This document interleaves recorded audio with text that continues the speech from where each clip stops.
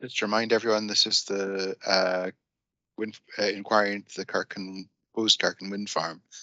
And we are dealing with landscape and visual matters carried over from yesterday. And Mr. Trinick has concluded his case in respect of landscape and visual matters for the applicant, and therefore it's Mr. Finlay to present his case for Highland Council. And Dr. Hedger, you will have a chance to go after Finlay. Okay, so Mr. Finlay. Thank you, sir. Good morning. If I can introduce Simon Heinsohn. We should have his report at CD 12.1, and where he sets out a full CV in Appendix 1. And you should have a precognition at CD 12.2. I wasn't going to ask him to deal with any of those matters or read out his precognition. I was simply going to pick up 3 points that arose from yesterday, in fact, possibly 4, but I'm going to deal with 2 together. So the background for the first point, which will be the longest point, is that you asked about, in respect to viewpoint 16, what one could take from the juxtaposition that there are turbines. And Mr. Trinick raised through Mr. Denny in evidence in chief some concern about availability of turbines. And I was going to ask Mr. Heinsohn to deal with both of those points together. Mr. Heinsohn, first of all, dealing specifically with Novar, perhaps you assist the reporter with the dimensions of the turbines, both their height, which I think he has, but also the blade lengths.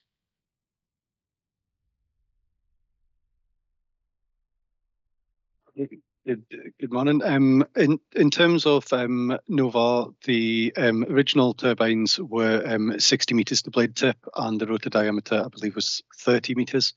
In relation to the Novar extension, they are 106 metres to tip, and I believe that the rotor diameter is close to 50 metres, I believe.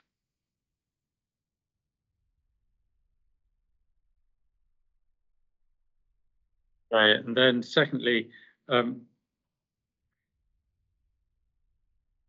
you judge much from whether Novar, from viewpoint 16, as to how well Novar sits with Novar extension, and indeed, and then moving it more broadly from that, how do Novar and Novar extension sit, and are they in any way comparable to Kirkan and the Quarry Moyley Loch Lukett cluster? So from viewpoint 16, you are effectively walking alongside and partially through the wind farm to get towards it. So you are in quite close proximity to those turbines, and I think it is quite difficult to see the difference in scale from that closer proximity. And they're also at different elevations, and the design of them can be, the different design expressions of the two wind farms can be seen from that location. But it's probably the difference in the turbine scales and difference in design is probably more better seen from the A9 coming over the top of the Black Isle, round about the Leonig, where you can see the difference with the original Novar turbines sitting on the plateau, and then the Novar extension turbines coming further down the hill, and the two wings that were expressed yesterday. And then just moving more broadly, in terms of Highland Council's approach to, and the discussion there was yesterday about the both an examination in chief and cross-examination about citing and design guidance for extensions. First of all, is Novar alone in being an extension with different sizes of turbines in the Highland region? And perhaps you could give the reporter some examples, picking up also the availability of other get sizes of turbines, that the point that Mr. Trinick raised yesterday. Okay, so Novar's not alone in terms of extensions, which are of different size. Just to the south of Inverness, you've got the Far Wind Farm with the turbines at 100 metres to blade tip, and the Glenkyllachy ones, I think, are around about 110 metres to blade tip. And then down Loch Ness, southeast Loch Ness, you've got the consented and operational Dunmaglass Wind Farm, and you've got the consented but not yet built wind farm, but it's shortly to be under construction. I am led to believe Aberarder Wind Farm, which is 130 metres to tip. So Dunmaglass is at 117.5 metres to tip. And then we've got other more recent schemes with the Limekiln Wind Farm, originally consented at 126 and 135 metres to blade tip. But with a variation that's currently under consideration by Scottish ministers of turbines at 149 metres to blade tip, and its extension, which was subject to a public inquiry, I believe, last year. Well, sorry, I know it's subject to a public inquiry. I was involved in it as a policy witness, but in terms of the timescales, I believe it was last year, and they're also proposed at 149 metres to blade tip. So with those ones, there are similarities in terms of scale. There are other proposals where there are differences in terms of scale. But I think, as Mr. Denny set out yesterday in his response to this question, it is very much different wind farms at different scales can coexist when appropriately sited and designed in relation to that underlying landform, and also in relation to where the receptors can view them from. In relation to availability of other turbines, we are aware that turbines of differing scales, particularly at the smaller end of the spectrum, are more challenging to purchase. However, there have been a number of schemes in recent times that have been brought forward and built in Highland, including ones under construction just now, which have been brought forward with smaller turbines. So, for example, we have the Gordon Bush Wind Farm. That's got turbines. I think one of the original Gordon Bush, I think, was round about 120 metres, I think it was, with the extension at 149 metres to tip. And then we've got the Halsbury Wind Farm, recently completed at 120 metres to blade tip, and the Craig Revick Wind Farm is currently under construction, and they are about to take a delivery of their turbines now. I think they're approximately 135 metres to tip, but I can't quite recall the dimensions of those. What we have seen, though, is that general trend to larger turbines coming through as applications, and we're treating those on a case-by-case basis. Again, looking at the appropriateness or otherwise of the impacts of those turbines. But we are also still seeing turbines coming forward at a smaller scale through applications.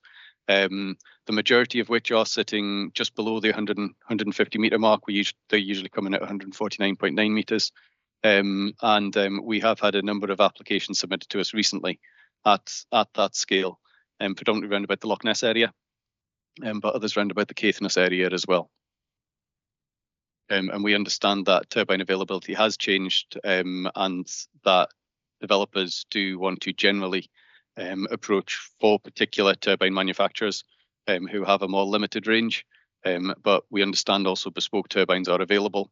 And given the way that turbines are now being repowered, particularly on the continent, that second-hand turbines are available for use in a reconditioned fashion. We haven't seen any of those brought forward in Highland to date, but we understand that there are one or two developers looking at that through their tendering process at this point. Can I just come back to siting and design? You mentioned the importance of siting and design wind turbines together, and taking into account the siting and design guidance. In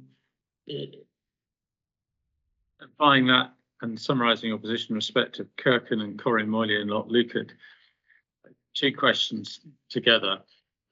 first, do you consider sufficient attention has been paid to siting and design of the Kirkan effectively as an extension? And secondly, do you think it, given the guidance and otherwise, do you think it produces an acceptable result in terms of siting and design? I think as set out in my evidence to the inquiry and also in my report on handling, I do have concerns with regard to the difference in scale between Loch Lookout and Corramoily in partnership with the Kirkan scheme. That is a result of those larger turbines and also in closer proximity to the road, or at least appearing in closer proximity to the road, as they are viewed by road users and also potentially hill walkers. The SNH siting and design guidance does look for them to be more comparable in scale through design, and what the Highland Council's onshore wind energy strategy, Highland Council's wind energy supplementary guidance, the criteria in that, it does encourage wind farms to be designed in relation to the mitigation and not undermining the mitigation of previous wind farm schemes. And in this case, for Loch Lookout and Corramoily, it was about retention of those wind farms within that shallow bowl within the landscape, of which Kirkan does spill out of from a number of different views.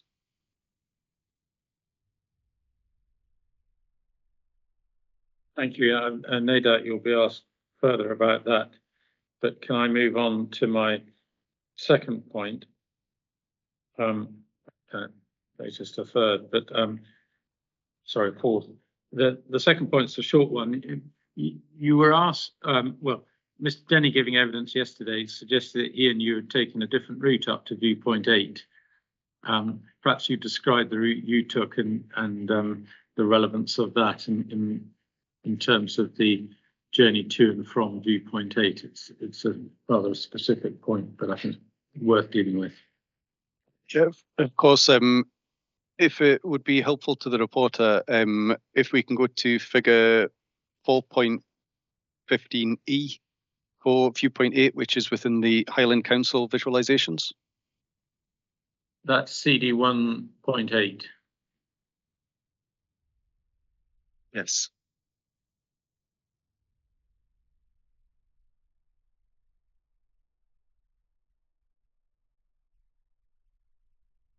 This may be one of the viewpoints of the view shed going the wrong direction, but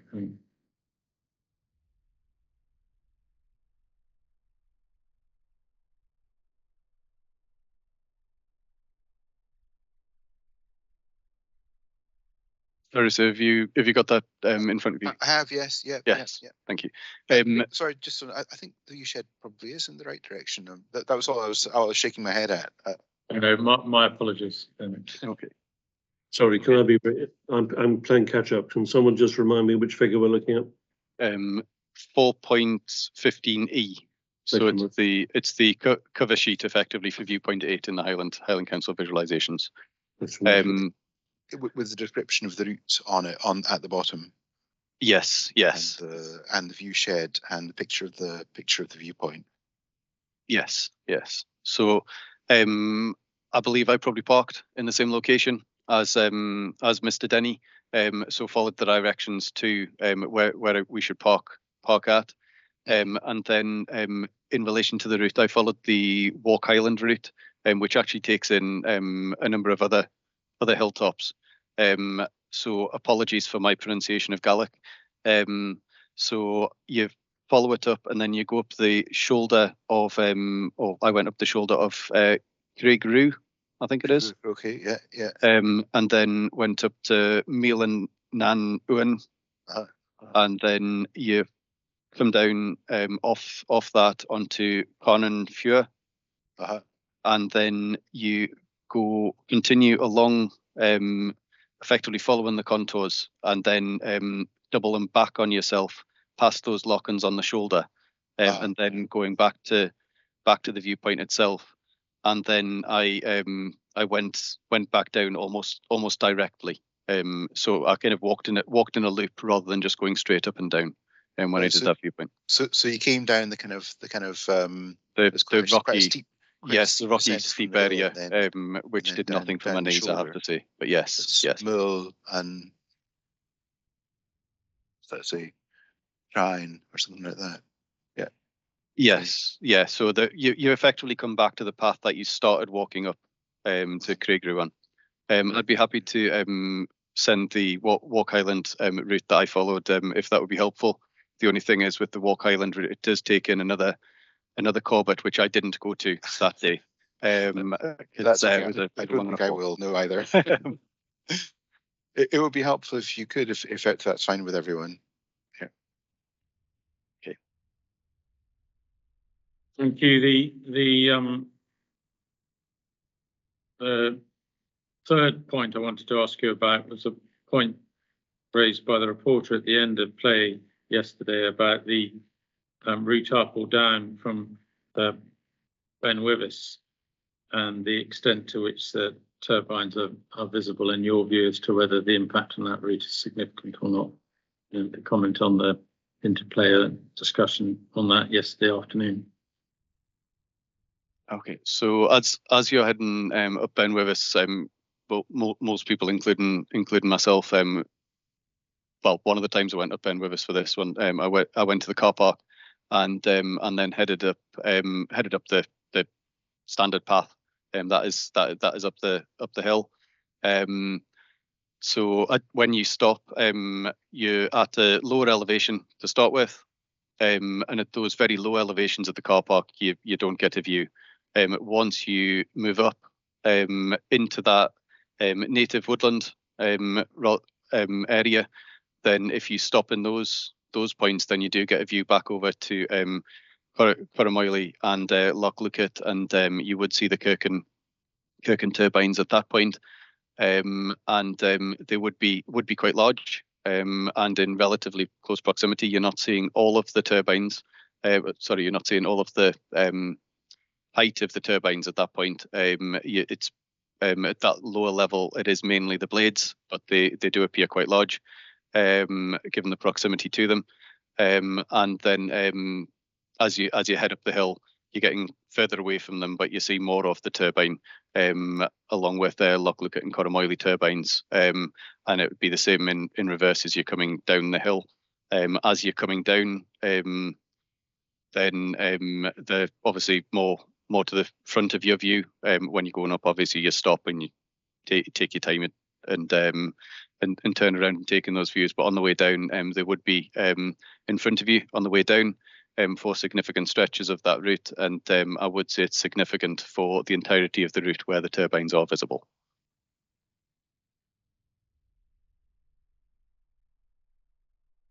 Thank you.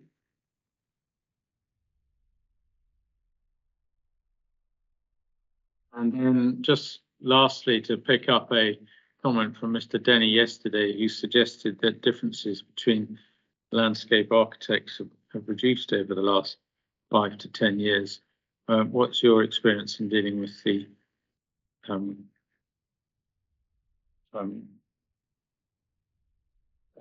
landscape assessments in terms of wind farms, as to whether there's been a noticeable narrowing of differences in the last few years? There has been a narrowing of differences to an extent. However, a number of different landscape architects use different methodologies. And as a result of those different methodologies, that does lead to differences in assessment. What we have seen with this one, it's a very clear definitions in relation to what are different magnitude of impacts and sensitivities, and then there's the matrix type approach, which is helpful. However, in other cases we don't have that. So as a result, they're more open to interpretation. Therefore, there can be greater differences between them as a result.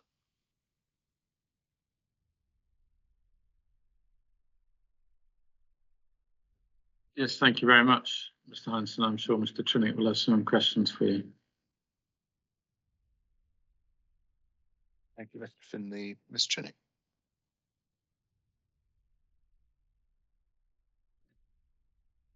Good morning, Mr. Hanson. Good morning, Mr. Trenick. Can you hear me clearly? I can, yes, yes. That's great. Just before going into cross-examination prepared earlier, just wanted to pick out 1 or 2 points from examination in chief. The Gordon Bush extension, from memory, and if you don't know, say so, I think that was about 2017 the permission was granted for the extension. Is that about right? I believe that was about right, yes. And Halsery, right up there by Thurso, I think that was May 2016 or thereabouts, the permission. I think it was probably around about that time. It certainly had a 2015 reference. There was the 2012 and a 2015 reference number that we've got as the Highland Council for that one, yeah. And Craig Reback by Altnahara, that was 2016 again, I think, or thereabouts. Yes, yeah, the application was submitted in 2014, and I think it was determined by ministers in 2016. Okay, so those dates clear. Thank you for that. I just want to look at some of the scope of the differences between us and this application, and take you first. Well, we know what it says, but I think we ought to go there to CD 15.1, which is the statement of agreed matters. CD 15.1, and the page numbers are the same as the electronic page numbers. It's page 6.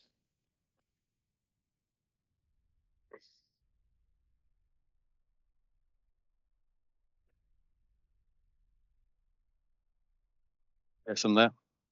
Great. In paragraph 616, it's already been rehearsed to the inquiry and examination of Mr. Denny. Parties agree the reasons for rejection did not specifically reference the impact of the proposed development on any particular landscape types. It's the matter of visual effects which led to the council's decision to object, not landscape effects, albeit the latter were taken into account in reaching the decision to object. So that's what's been agreed.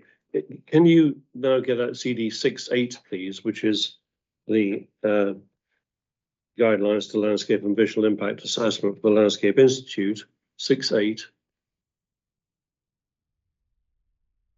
And when you get there, go to electronic page 19.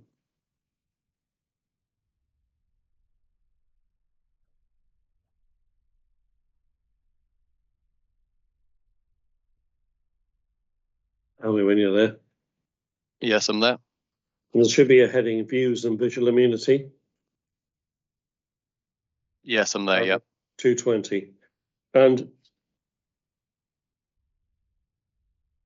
when it says when the interrelationship between people and the landscape is considered, this introduces related but very different considerations, notably the views that people have in their visual amenity, meaning the overall pleasantness of the views they enjoy of their surroundings. Reflecting this distinction, the two components of LBIA are a landscape assessment of landscape effects, assessing effects on landscape on the effects on the landscape as a resource in its own right, and assessment of visual effects, specific views, general visual amenity.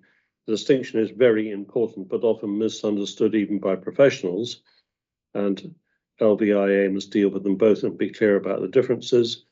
If a professional assessment does not properly define them or distinguish between them, then other professionals and members of the public are likely to be confused. I mean, I'm sure that's familiar territory for you, Mr. Heinsohn, and you knew that already, so I'm not teaching grandmothers here. But what I am concerned about is where we are on this inquiry in relation to this topic. You go to your inquiry report, paragraph 2.2, it's on electronic page 5. Yes, I'm there.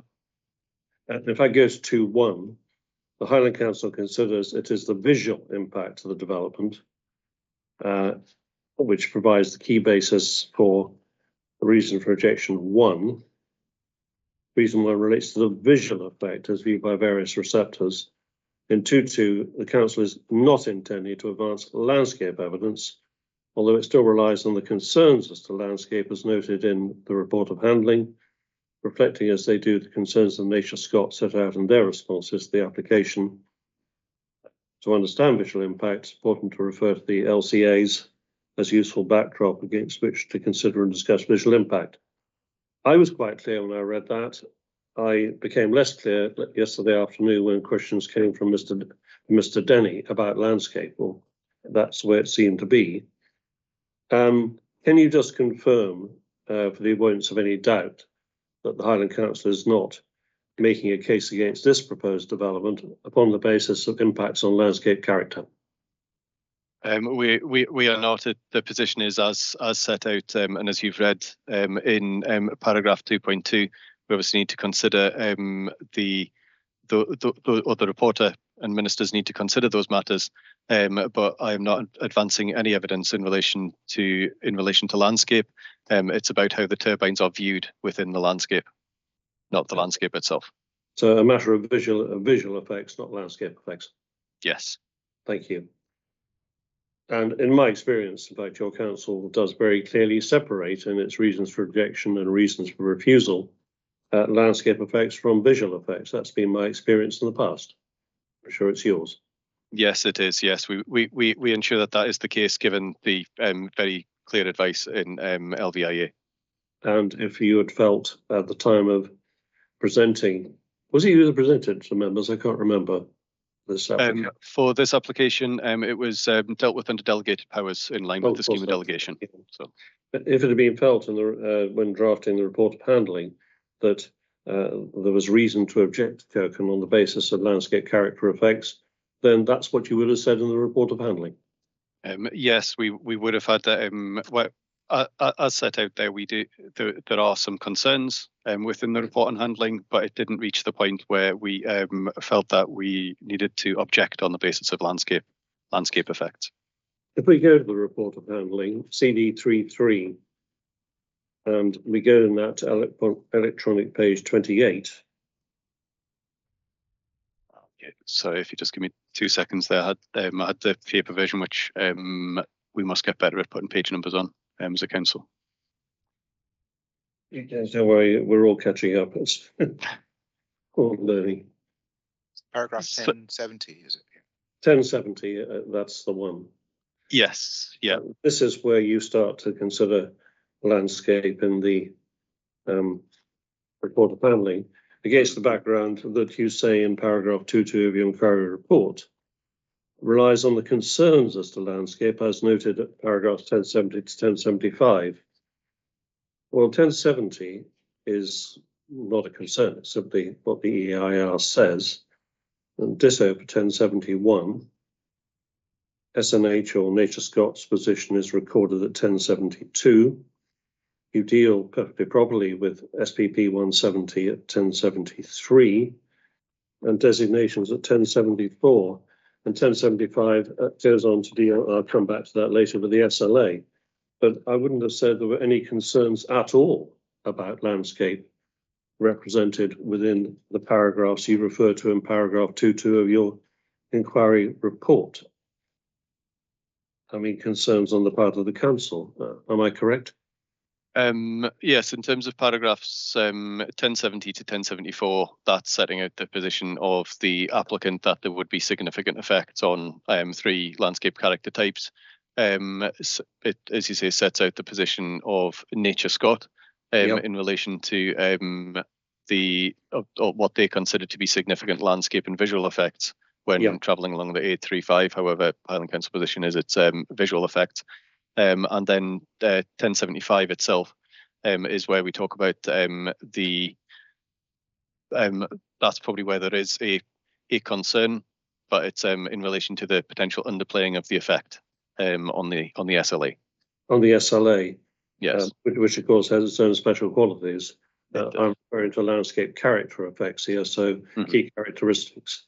And can we agree that Highland Council, as opposed to Nature Scott, expresses no concerns at all in its report about landscape character effects? No, we have effectively relied on Nature Scott and the applicant's assessment with regard to landscape effects. So let's look at Nature Scott's position. If you go to CD 215.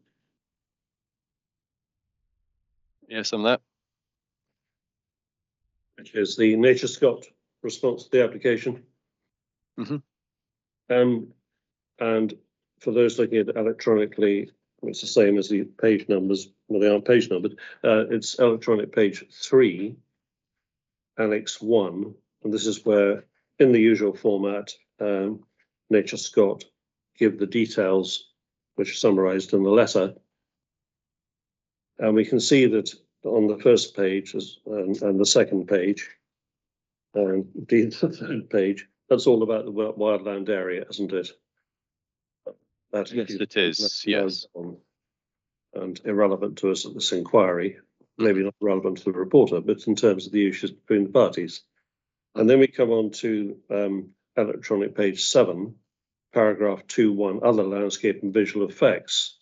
So when reading your inquiry report at 2.2, you say reflecting as they do the concerns of Nature Scott, I look here for such concerns as there may be about landscape from Nature Scott, don't I? There's nowhere else. That's correct. Yes, that's correct. Yes. But what I see, frankly, is a visual concern relating to the E835 and, well, the viewpoint 17 and general area experience. It's a visual concern which is expressed in the first part of 2.1, isn't it?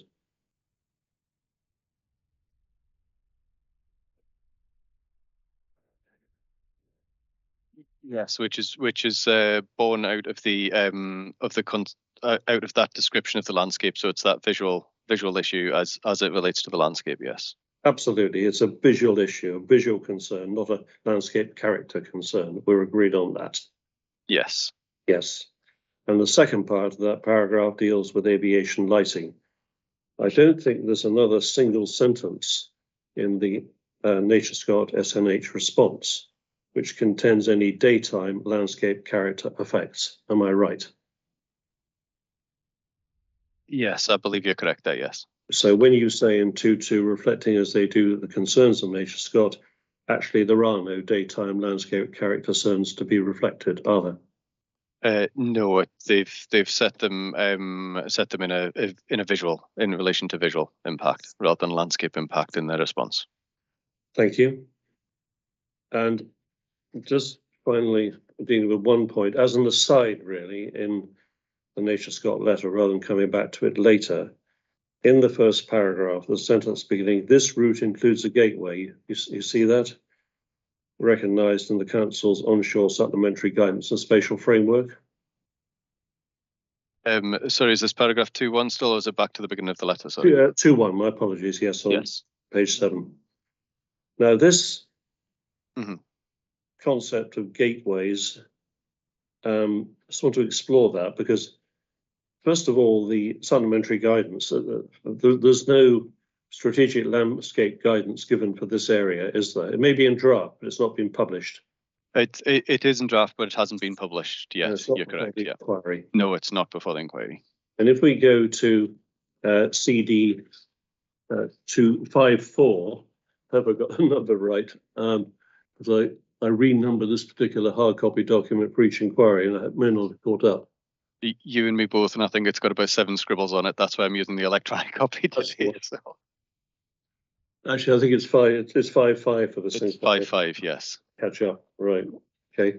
So we're in CD 5.5, and if the reporter were to look through all the sections up to the end of section 4, all those are applicable to this proposed development. Indeed, all proposed developments in Highland, aren't they? Yes, they are. But when we come on to section 5, it's the Highland strategic capacity. He can forget that because there is nothing for this area. There's no evidence before him on landscape sensitivity assessments. There's no landscape sensitivity assessment for this area. However, section 5 does set out a methodology for how we will undertake landscape sensitivity assessments. I agree with that, but there isn't one before him. So there's no evidence from Highland Council specific to the landscape sensitivity of this area. That is correct. The Black Isle, Moray Coast and Rossshire Hills landscape sensitivity appraisal is the one that is adjacent to it, which does include elements of the 835, but not the and identifies it as a gateway, but it is not. The landscape sensitivity appraisal does not cover the application site itself. Correct, and I'm not sure, I may be wrong, but I don't think that particular landscape sensitivity appraisal for the adjoining area, is it before this inquiry?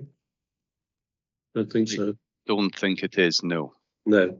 So in terms of, so we don't, the reporter doesn't get misled. If we go to page, oh gosh, it's page 19, I think, and it's real and electronic page 19 of CD55, criterion 2, because you looked at these criteria in, I think, Appendix 3 to the report of handling, and the planning statement for the applicant looks at these.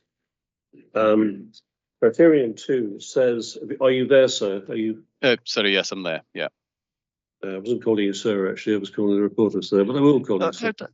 Thank you very much. That's very kind, but sorry about that. Yeah. It uses the phrase key gateway locations with capital letters, key gateway. So we take from that this term is defined for the purposes of the SG. Yep. It generally is, yes. However, the concept of a gateway in this area and whether it's affected or not is something that I believe the applicant has covered in the environmental statement as well. Correct. Yeah, you're correct. But here I am at an inquiry looking at matters with more of a legal eye and saying to myself, hang on a minute, that is a term of art, key gateway, and we don't have a landscape sensitivity analysis for this area, and therefore no key gateways, capital KG, have been defined for this area. That's correct, isn't it? In relation to it being a key gateway as set out in a landscape sensitivity appraisal, there is not one defined. However, we do consider it a gateway as the council and I believe the applicant has and Nature Scott has as well, but it's not defined in the way that it's not written down in a landscape sensitivity appraisal. I can agree that matter. All right, so I think it's important the reporter notes as a matter of Highland Council policy, there's no defined key gateway for his purposes. I mean, a small g gateway we can debate, but purely in terms of policy, that's where we are. In terms of small g gateway, well, that's in the eye of the beholder to some extent, but I think your evidence is that there is a gateway experience. Horrible phrase, a gateway experience as you drive west up the A835, as you pass the Alcuchin, and you then turn into that long straight, which includes viewpoint 17. I think we'd agree that's a gateway. Yes, it's a transitional gateway along that section of the A835. So going west, it's the movement from the settled east to the more rugged west, and then that gateway does work in reverse effectively. When traveling from west to east, you are moving from that wilder area of wilder, more rugged west coast to the more settled east coast. As you're moving towards as you come in, I suppose it starts probably round about Loch and ends just as you're going around the corner at the Black Bridge, I would say, in both directions. So the travelling east, I think we know where we agree and differ on this point. This is can you have a gateway leading somewhere? You're leaving the uplands and you're going through a gateway leading to the more settled area. I mean, is that really a gateway experience? I certainly believe it is as you're moving through, because it's the character of the area and the landscape that you're experiencing is changing as you're traveling through, and I believe that is a transitional gateway experience. Okay, that's fine. This whole section was about the scope of evidence, so we can park landscape character and gateways and all that stuff now. We know that there's no wildland evidence in play anymore. So narrowing the scope down further, the reporter can note there are no concerns in this case about residential amenity. Is that correct? That is correct, yes. Or indeed, although beyond the scope of this inquiry session, cultural heritage. That's correct. In fact, I don't think there are any concerns that residual concerns which warrant attention at this inquiry beyond landscape and visual effects, and with no national designations in play. That is the case. Yes, we're looking at visual effects certainly as part of this session, and that is the basis of the Highland Council's visual impact is the basis of the Highland Council's objection to the application. All other matters have been dealt with by either condition or by the mitigation proposed by the applicant. Okay, there is one little niggly matter still to clear up, and that's the SLA. If we go to your inquiry report, electronic page 6, paragraph 3.5, we can note, can't we, there's no RFO relating to a reason for objection relating to the SLA, is there? There is not a reason for objection related to the SLA, no. If we go to CD 15.1 at paragraph 623, sir, electronic page 8.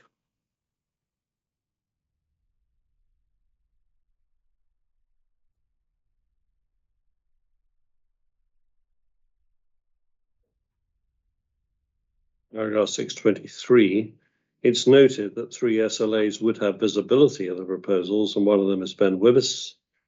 The last sentence is the parties agree that there would be no significant effects on the SLAs. You see that? Yes. Yeah, so although the reporter can note what you say in 3.5, the council makes no case against this development on the basis of impacts on the Ben Wibis SLA, correct? That is correct. What I've said in paragraph 3.5 is in relation to the effect from Little Withers, which sits within the SLA, is noting that this is an indirect effect. It does have an effect on the key landscape and visual characteristics of one's experience of the SLA. But I've not taken it any further than that. But not sufficient to found an objection based on the SLA. No, we don't consider that there is an effect on the integrity of the SLA as a whole. Very well.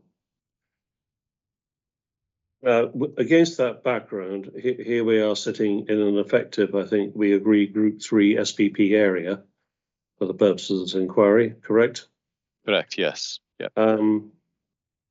If we go to your inquiry report at paragraph 8.1, which is on electronic page 16, and rather than me read out all the paragraphs, everyone's read them, but just scan through them if you would. So if you would just scan through those paragraphs.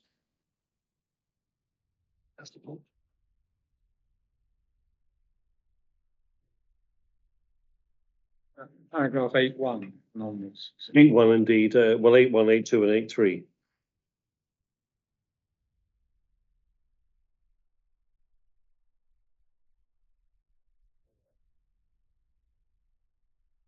If you scan through them, my point is that, to be very precise, the concerns of Highland Council relating to this application are twofold, both visual. One is the driving experience traveling along the A835, represented in terms of viewpoints by viewpoint 17. And secondly, the views of walkers on the hills and in particular summits, but also routes to summits. Have I summarised the scope of the Highland Council's case correctly?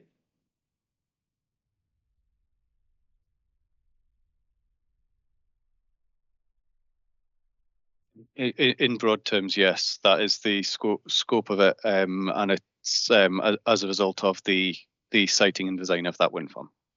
I understand.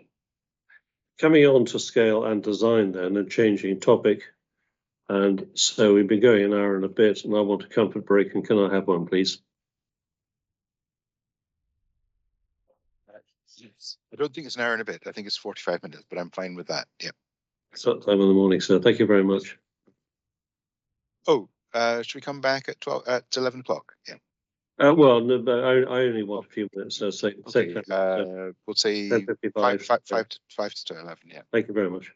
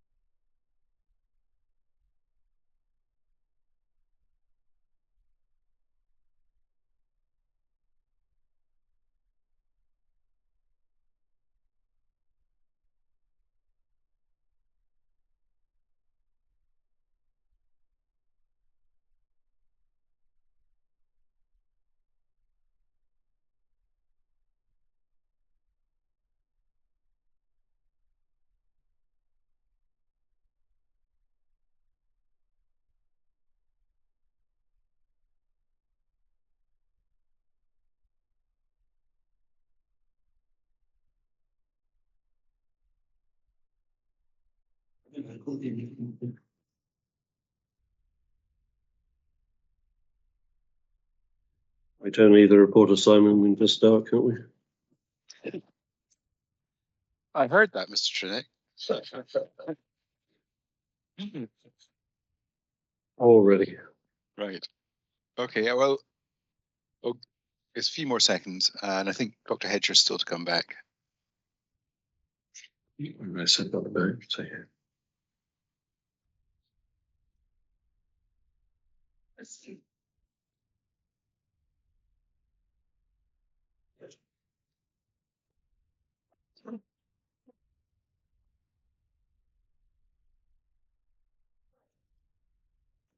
Okay. Good. Oh, I think we can start again. Thanks, sir.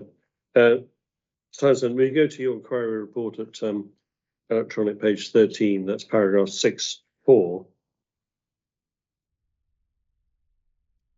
Here we're talking about location and design. Yes, on that. And you tell us what you do in your report, and then you say the site selection process is outlined in chapter 2 and appears to indicate the decision to progress the development in this location with this design, primarily based around the desire to generate a particular level of energy and landowner interest. Now, if you go to CD13, please, which is the EIAR,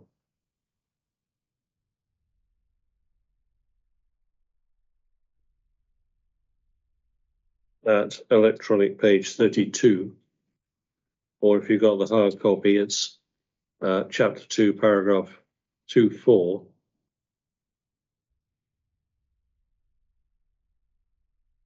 Are you there? I am there. Sir, are you there? Thank you. What we have here is site selection rationale. It's in 241. We can scroll down.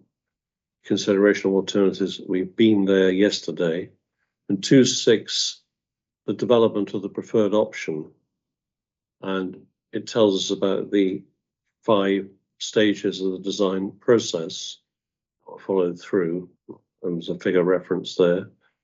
In 262, scrolling as quickly as you want, because we've been here already, 266. It tells us about the first design, second design, EIA scoping consultation, designer iteration ensured a 1.5 buffer, neighbouring properties, design 3 post-consultation responses, and then design stage. Well, it goes on for some way that that stage of matters. Reporter can read it. Design 4 refined and draft access tracks, and then in particular 2615 setback from the A835 increased, and so it goes, and then finalized design, which tells us rather more about what was done. My point being that whereas I think at paragraph 242, if you want to just track back there,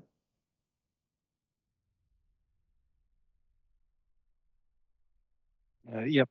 it does say, and notes the Kirkan initially became a viable proposition for Coriolis Energy following discussions with the landowner. That may be where you got your phrase in inquiry report 6.4 from. I think you have to agree the site selection and design process went a lot further than energy capture and landowner interest, as evidenced in the paragraphs we've just rehearsed. It's a little unfair, isn't it?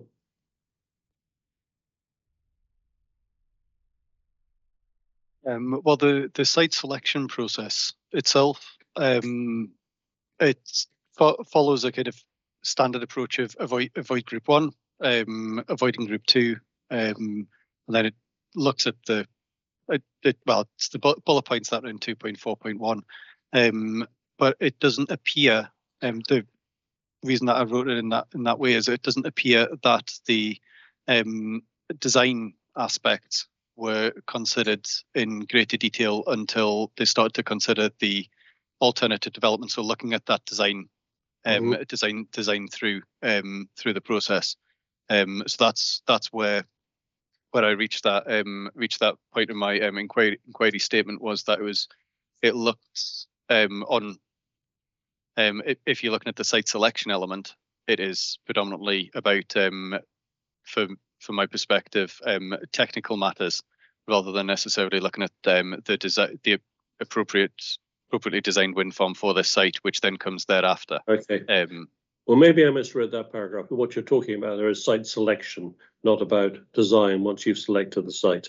Yes, yeah, because I fully appreciate that that's a two-stage process there. We may still disagree with you, but I don't need to follow that through in the same way. If that's what you're talking about, that's fine. Mm-hmm. There's been quite a lot of evidence. Well, you've given some, and in where are we? I think paragraphs. Bear with me just a moment.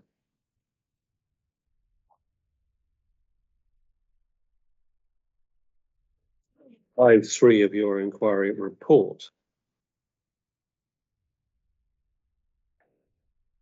And indeed 5.2 and 5.3, and there were lots of questions yesterday to Mr. Denny, rehearsing various previous reports of handling on Corrymoyley and Loch Leuchars, and we went through the history of matters at length.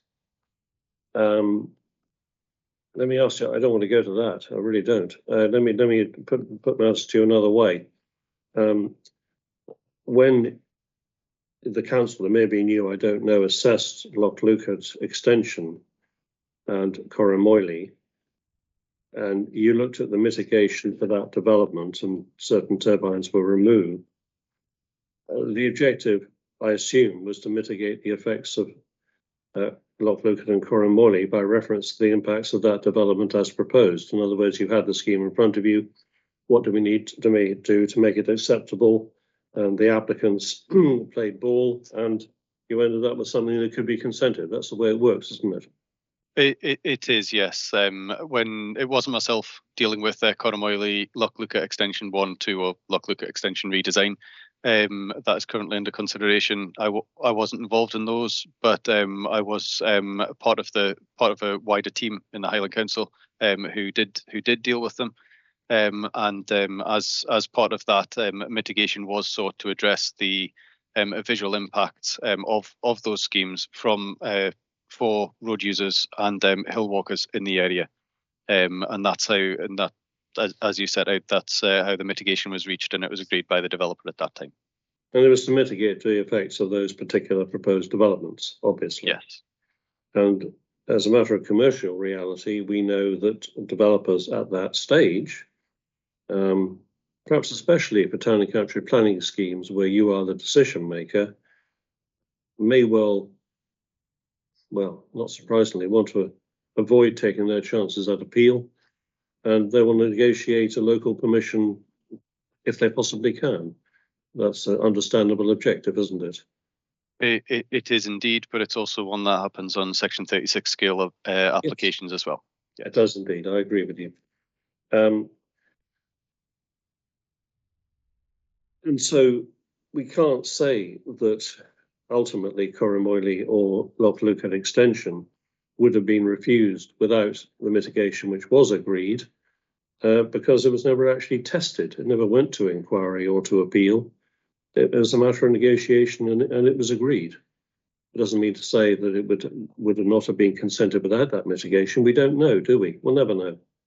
My understanding of the positions with Corrymoyley and Loch Leuchars is that if the mitigation wasn't taken forward, then the case officer may have recommended them for refusal.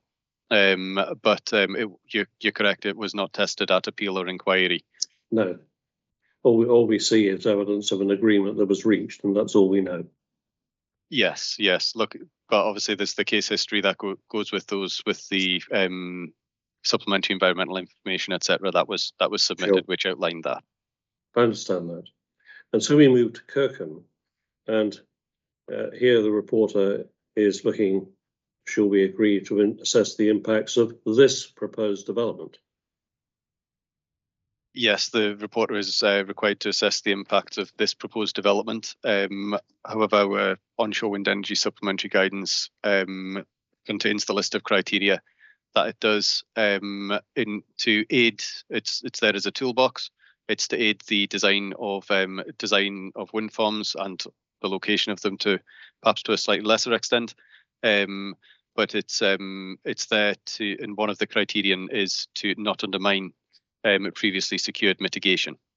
That's one of the things that we consider. The fact that it says that doesn't mean I agree with this, and I don't agree with it. And let me suggest to you why that's inappropriate. Because if turbines are proposed in a later development, Kirkan, on or near locations where they were deleted by negotiation, not imposed by condition, by negotiation, then the reporter in this case must judge the acceptability of the Kirkan turbines by reference to the effects of Kirkan, not by reference to the effects of Loch Lukut and Corrymoily. He's here to judge the project before him. He is here to judge the project before him, but it's important to take into consideration that planning history and why those schemes were acceptable in that form, and why the mitigation was secured at that time. And the reason that the mitigation was secured for Corrymoily and Loch Lukut was to ensure that turbines were largely contained within the shallow bowl within the landscape. And that was one of the reasons why it was found to be those wind farms were found to be acceptable in those areas. Well, acceptable, it wasn't, as we know, it wasn't ultimately tested. But my point is this, that when the reporter comes to address that question, and yes, of course, he must look and say, well, there's a landscape bowl there and turbines were deleted before and they're coming back now. That's fine. I agree that's relevant. But he must judge matters solely by reference to the overall impacts of Kirkan, not simply by saying, well, they weren't acceptable or they were agreed to be deleted for Loch Lukut and Corrymoily, and therefore they can't be acceptable for Kirkan. That's a different judgment. It is a different judgment, I agree. I believe in the recent Glen Sherrow decision, the reporter did tackle this in relation to those matters. Unfortunately, I've not got the reference to hand. But in relation to that, 1058 or something, it's before the inquiry. Yeah. Yeah. Yes, it is. Yeah. And I think what the reporter set out there was it was the level of mitigation. What the absolute detail of that mitigation is not necessarily a matter for the reporter or for ministers, but it was the effect that mitigation had on the acceptability or otherwise of the wind farm and the overall decision on that wind farm. I don't think we're in disagreement. Perhaps my questions to you this morning on this point arose out of cross-examination of Mr. Denny yesterday, when we did hear lengthy rehearsals of reports of handling of other applications which have nothing to do with the Kirkan application. Can we agree this, that there may well be a landscape objective which transcends applications, such as remaining within a particular bowl in the landscape, and we can debate whether or not we're in the bowl.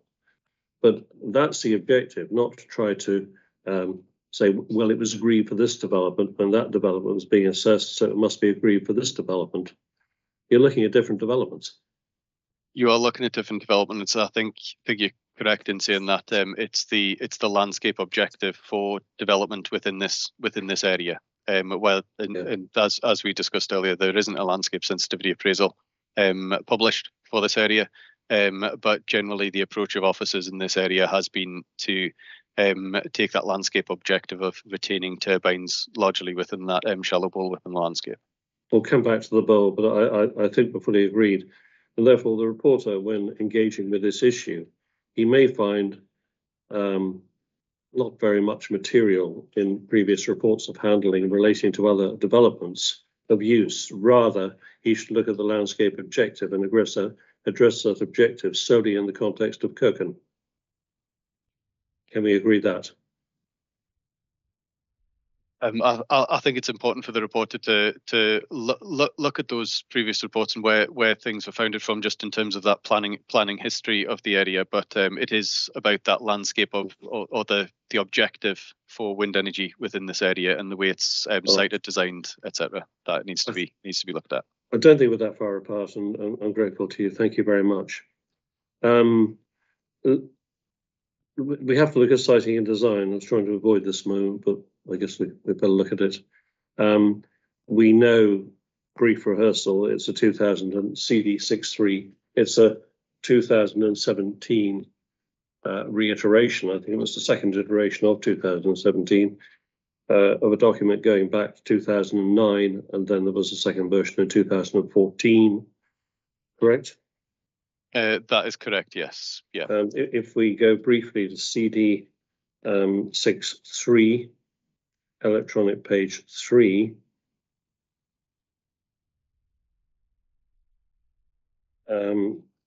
might ask the reporter to note the introduction, paragraph 1.1.1. I'm not going to read them out for his note. 1.3, and note, to be fair to your case, third sentence. However, the basic siting and design principles are the same as version 1, as these remain relevant and proven to be valuable in determining applications. So the principles are valid. We don't dispute that, by the way, principles. And then 1.7, this guidance is only on landscape and visual issues, and 1.7 is enough. And then we come to 2.14, which would, Mr. Finlay would take you to if I didn't take you to it, and the looking forward to as far as could be done then in 2017 to future turbine heights, 100 to 140, although larger turbines are available. And then perhaps the important advice on a site-specific basis for this inquiry, at paragraph 416 on, well, it's page 32, electronic page 33. So we're familiar with all that text. I'm not going to do more than draw a passing reference to it. But you, in section 6 of your evidence, 6.2 and 6.3, you canvass parts of siting and design. Nothing wrong with that. Yes. Can we be clear about some points arising from that? You told us this morning.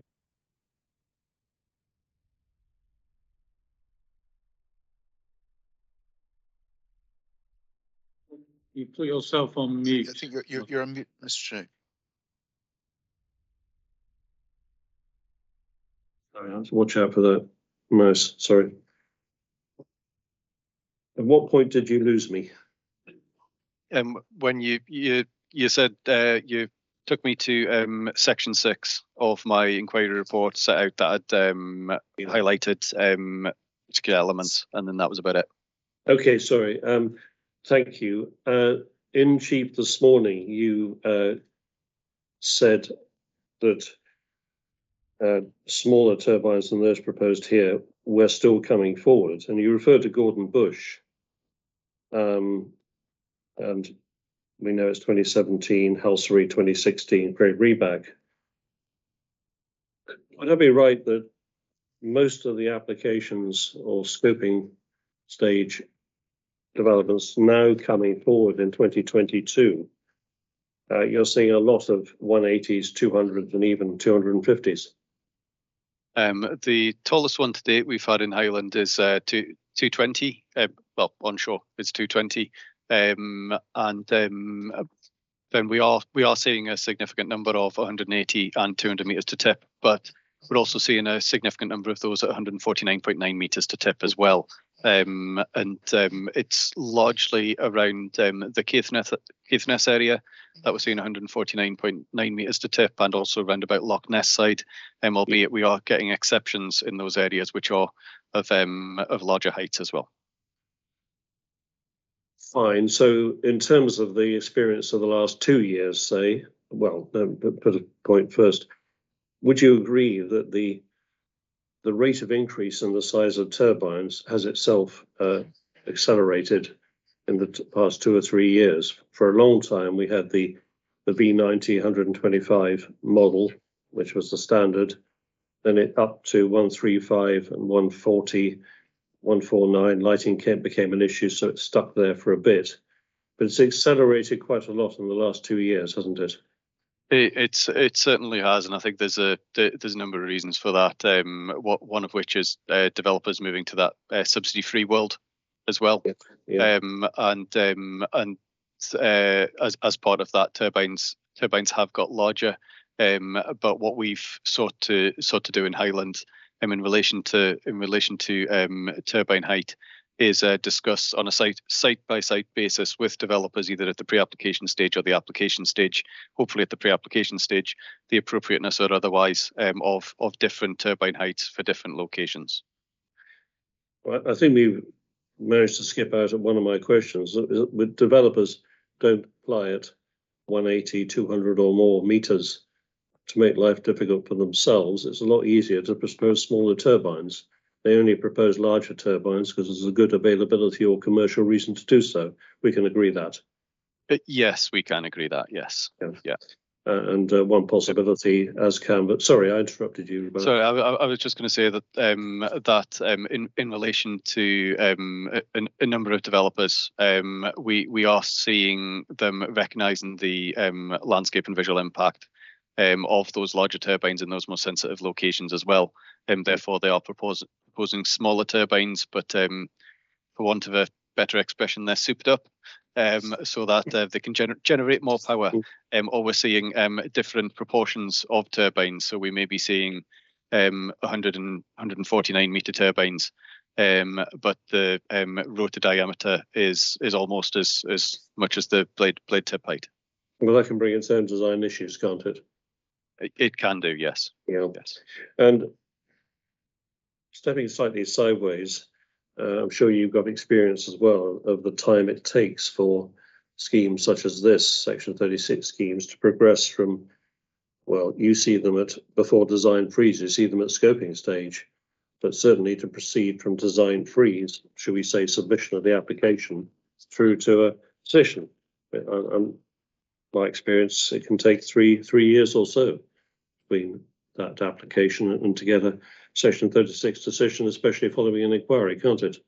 It can do. It can take a significant length of time to first of all develop the scheme and then bring that forward through the planning or Section 36 process, and then there can be delays once it comes to construction as well, or post consent delays, depending on a range of factors usually. So the developers, I was going to say poor old developers, I don't get much sympathy there. Developers, when they are reaching design freeze, crystallizing what they're going to apply for, have got to make a very difficult judgment about turbine availability in 3 or even more years, haven't they? Yeah, yes, it is a decision that they do need to make fairly early on. They've got to effectively do a bit of crystal ball gazing as to what is or isn't available, or likely to be available. And I understand that they do speak from my experience, they do speak regularly with the industry, and they keep an eye on trends going forward as well. Indeed, and of course they don't always get it right. And when they don't get it right, we see another feature of your business, which is lots of tip height increase applications. You've seen lots of those come forward, haven't you? We have seen quite a few, not as many as we would have anticipated in the area, but we have seen a number come forward within the last 2 years, certainly. They're largely on consents that were granted or applications that were originally proposed, around about 2014-15, yeah. So prior to subsidies being removed, effectively. Yeah, so for commercial reasons, perhaps for turbine availability reasons, developers aren't always getting it right and have to come back for tip height increases. All right. Indeed, and as part of that, some developers have came to us with tip height increases.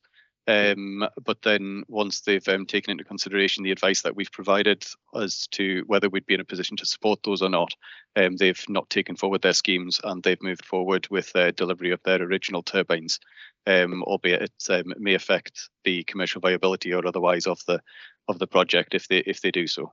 And it comes down to the funding mechanisms. Indeed, it does, and indeed who's developing the site and what their discount requirements are, and lots of other things. Yes. One thing I think we do have to accept, though, is that as time progresses and we see, perhaps regrettably, no signs of turbine heights coming down, or indeed they're still going up. I don't know where it's going to end, but there are going to be, aren't there, inevitably, a lot of older developments at 100, 125, sitting alongside much larger turbines. That's an inevitability for years to come, isn't it? I wouldn't say it's quite an inevitability, but it is something that we have already seen coming forward in a number of different areas, and it's about how those turbines, those larger turbines, relate to the smaller turbines and where they're viewed from, in particular, as to whether they'd be acceptable or not in landscape terms. In visual terms. Sorry. I'm glad you added that word, because obviously we're going into a separate session this afternoon on policy and the need case.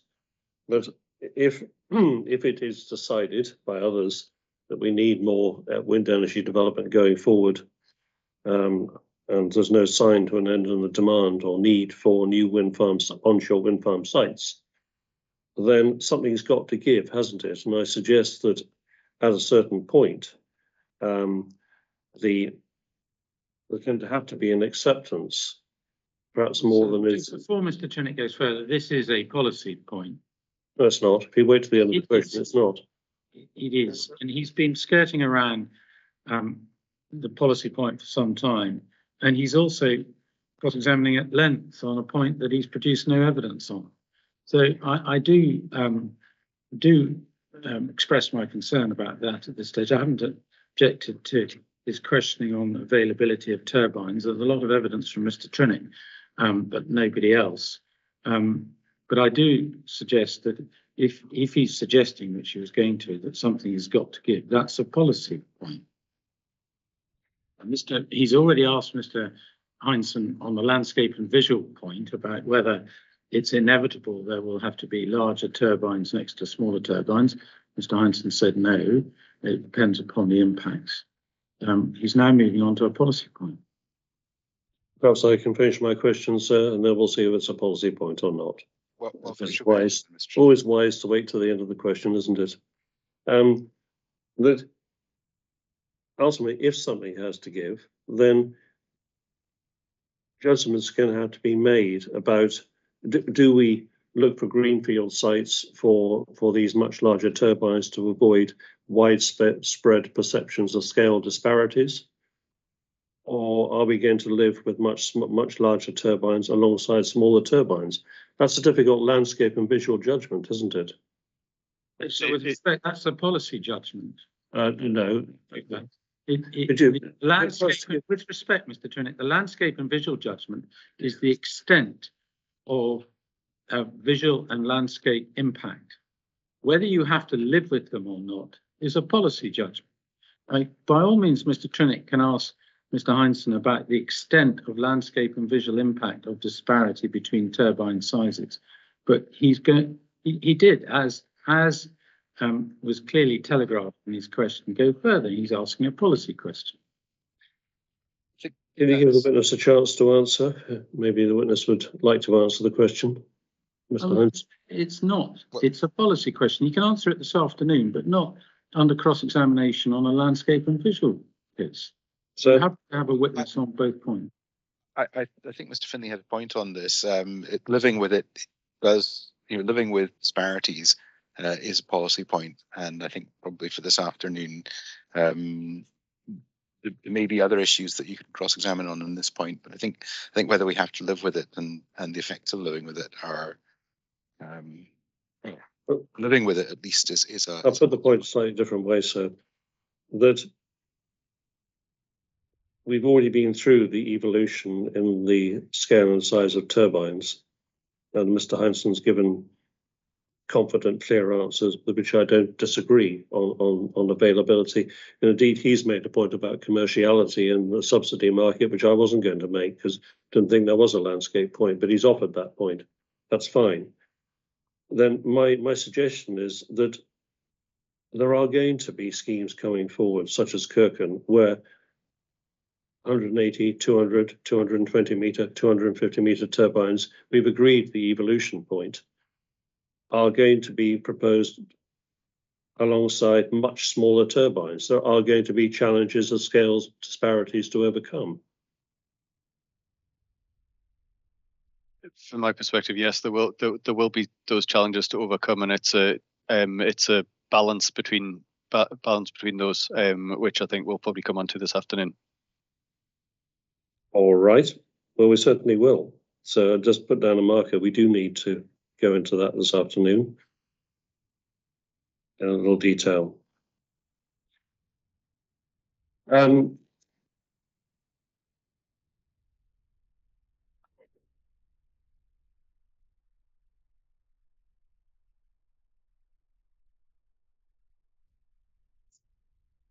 on to another point on design. Looking at your inquiry reports at 5.2 and 5.3. 5.2, you draw attention to a pattern of onshore wind development as well established. Turbines set back from the road, sitting in a bowl in the landscape, no more than 125 metres to tip. If we go to viewpoint 1, so that's CD17, if you would.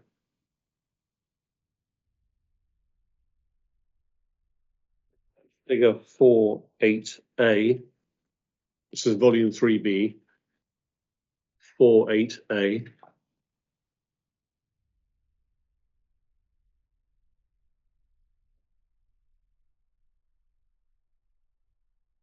I'll tell you the 3 viewpoints on this issue. Okay, I'm there. In terms of being set back from the road, clearly the Kirkan turbines are, whether they're perceived as larger or not, I leave to others, but there they are in red. They are set back behind the landform, aren't they, to a substantial extent, in the sense that for some you can only see tips. For most, a proportion of the hubs are obscured. I think only one turbine you can see more or less to full height. That's correct, isn't it? That is correct, yes. Yeah. So although Kirkan is maybe less set back from the road than Corrymoily, it is in landform terms set back from that road, isn't it? By the Alp Gauchin. There's no question of that. From this viewpoint, yes. From other viewpoints, it appears closer to the road, but it is set in physical terms. There is a setback from the road. Right. And in terms of being in a bowl in the landscape, this is probably not an appropriate viewpoint to go to. But if you went to viewpoint 6, and let me just get the reference for that for you. It's the Ben Wibis viewpoint. We'll look at the wire line. There's no question that it's in a different part of the landscape, recalling that discussion between Mr. Denny and Mr. Finley yesterday. But my suggestion is that you can clearly perceive there a bowl in the landscape within which Kirkan sits. It is within, I would say, probably a shallower bowl than the Corrymoily and Lochlucat one, and it's definitely in a different shallow bowl within the landscape. Yes, nevertheless, within a bowl in the landscape and maybe shallower. If you go to viewpoint, sorry, that was a commentary by me. I shouldn't do that. Do you want to comment? Do you want to come back on me on that before I move on to my next question? That was a bad advocacy, commenting after an answer. No, I would just reiterate my point before. Well, yes, it is in a shallow bowl in the landscape. It's not in the same bowl as Corrymoily and Lochlucat. Okay. And if we go to viewpoint 8, which is figure 415A, same point really. Of course, it's a different bowl in the landscape, but we can see there that Kirkan sits within a bowl, topographically similar in type to Lochlucat and Corrymoily? I would say that the bowl is very shallow bowl there. I would probably say it's more like a soup plate, to be honest, rather than a bowl. I would say it is a much more open bowl, whereas the bowl that Corrymoily and Lochlucat sits in, it's almost contained on four sides, whereas the area that Kirkan is within is probably just contained on 2 to 2.5 sides there. Well, we're not going to agree on the detail of that, and it would take an enervatingly long time to go through each viewpoint. I'm not going to do it. So you have the general point about the bowl point I want to make, and you can view that for yourself. We've covered the height issue already. I'm not going to go on to that again. But you've chosen 3 features set back from the road, sitting at the bowl, and not more than 125 metres to tip. You could equally have said that it's a feature of all 3 developments, Lochlucat, Corrymoily and Kirkan, that they're all in upland locations, aren't they? That's a common feature of them. They are all within an upland location, yes. And they're all well away from settlements and houses, except for Alcushin, correct? That is correct, yes. So they're all outside designated areas. That is correct, yes. So my point being, you've selected 3 factors which enable you to build on the case for the council, but they're not 3 exclusive factors. There are other factors where there is commonality between the 3 developments, which I suggest matters just as much.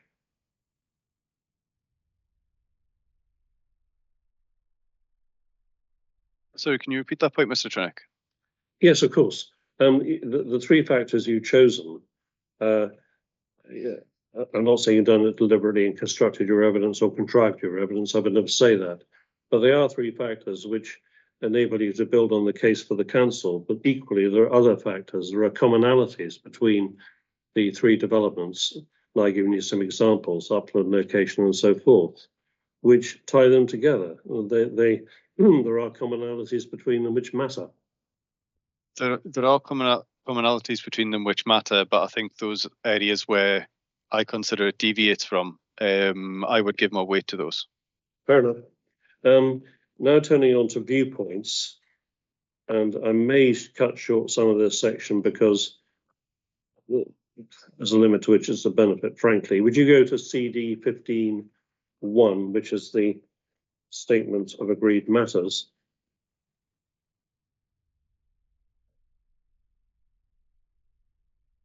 Yes, I'm there. Now, first of all, I understand you use the LVIA terminology and the descriptors of sensitivity and magnitude. You haven't devised your own. Yes, that's correct. I used the ones in the LVIA in undertaking my appraisal of the assessment undertaken by the applicant. So when we come on to, that's useful, coming on to the table after 617 on page 6. Yes. Where there's a useful comparison between your view and the view of the applicant. It seemed to me in this case, when I first looked at this, and I want to just go through it, that while different conclusions about significance are often reached because the witnesses attribute different levels of sensitivity to the viewpoint, you and I have been here before further north. Yes, a few times, yeah. A few times. In this case, it's all about magnitude, isn't it? It's rather different. It is more about the magnitude of impact rather than the sensitivity of the receptor, for the most part, yes. And if we just go into that table, therefore, and go to where there are differences, and if you'll trust me, I'll take you to those points rather than go through all of them. The first one where we see a difference is a viewpoint 6. Yes. And there we have difference in magnitude, slight moderate, agreement on sensitivity. And viewpoint 8, same again, at magnitude. Viewpoint 13 is the next one. And then viewpoint 14, again, it's all about magnitude, but you agree on sensitivity. And viewpoint 16 and 17 and 19, it's all about whether they're shades of difference or major differences. I'm not going to comment, but the differences of magnitude. Yep. Yes. With just briefly on viewpoint 17, I've considered that all road users are of high sensitivity on that particular stretch of the A35, whereas it's been split between high and medium by the applicant on that one. And in very broad terms, and there are always going to be exceptions here, it seems to me that where you part company with Mr. Denny is at larger distances around sort of 14 kilometres. He doesn't find any significant effects beyond about 14 kilometres. You do out, although it's an outlier, I would call it, at 23 kilometres.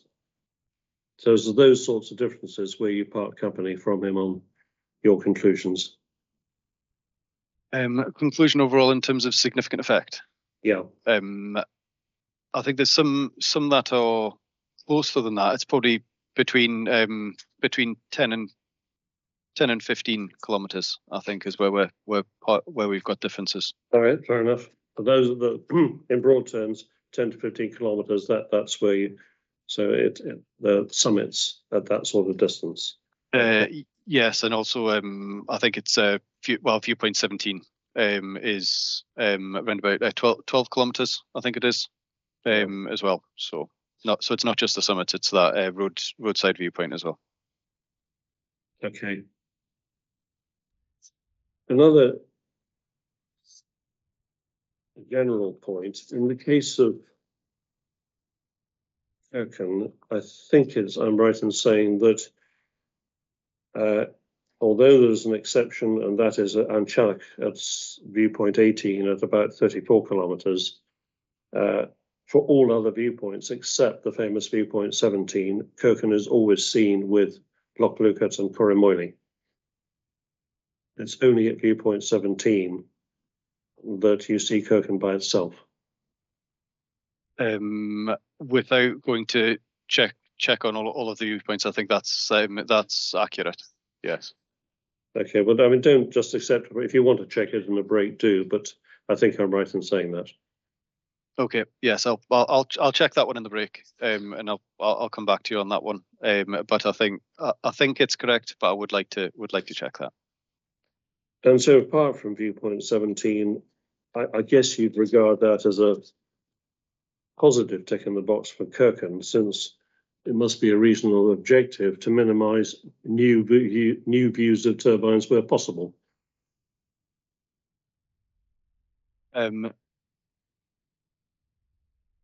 Broadly, yes, but if once you start looking at those cumulative issues between them, between the two schemes, that's when it can start to have a discordant effect as a result of the different sizes of the turbines or the area of the view that is taken up by those turbines.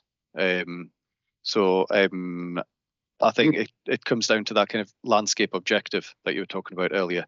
It's about and probably coming on to the point that was put to me in relation to turbines being, is it better for turbines to be or existing wind farms to be extended or greenfield sites to be taken forward, which I believe we'll probably come on to this afternoon as part of a policy matter. Yeah, I think we will. Okay, well, let's go direct to some of the viewpoints to see how far we can reach agreement. You'll need your CD33 at Appendix 2. Mm-hmm. That's the landscape format. Yes. Appendix. So you'll also usefully have in front of you, no, only for one viewpoint actually, CD17 you certainly need, which is the SNH visualizations.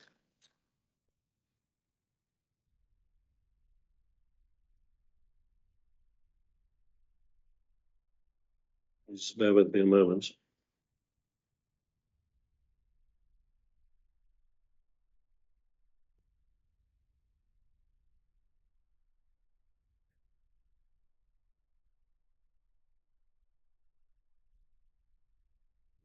So before we start looking at viewpoint 14, I want to look at descriptors first. If we go to, my apologies for taking you there, having taken you somewhere else, CD13, electronic page 71,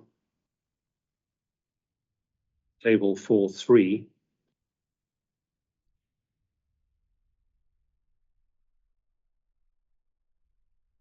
We can see the descriptors of magnitude, can't we?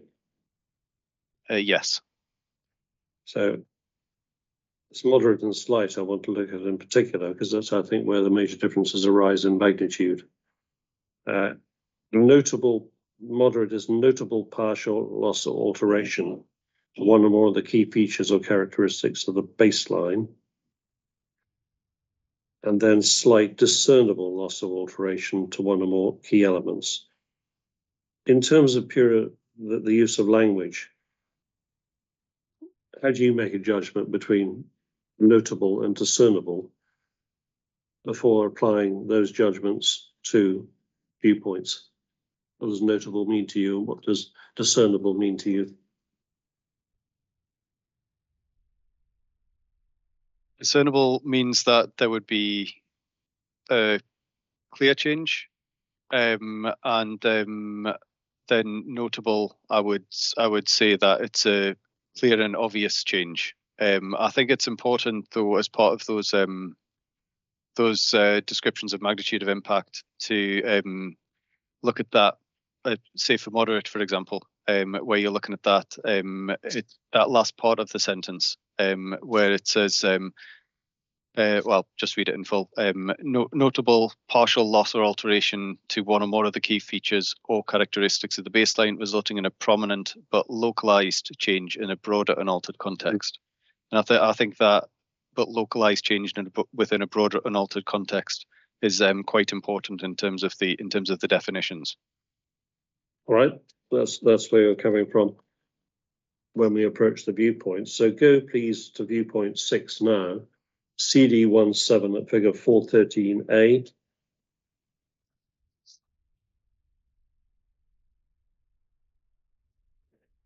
And CD33 at electronic page 42, with viewpoint 6, in other words. Now, for the reporter's note, or you may not need to make a note, here we are at 9 kilometers or thereabouts. And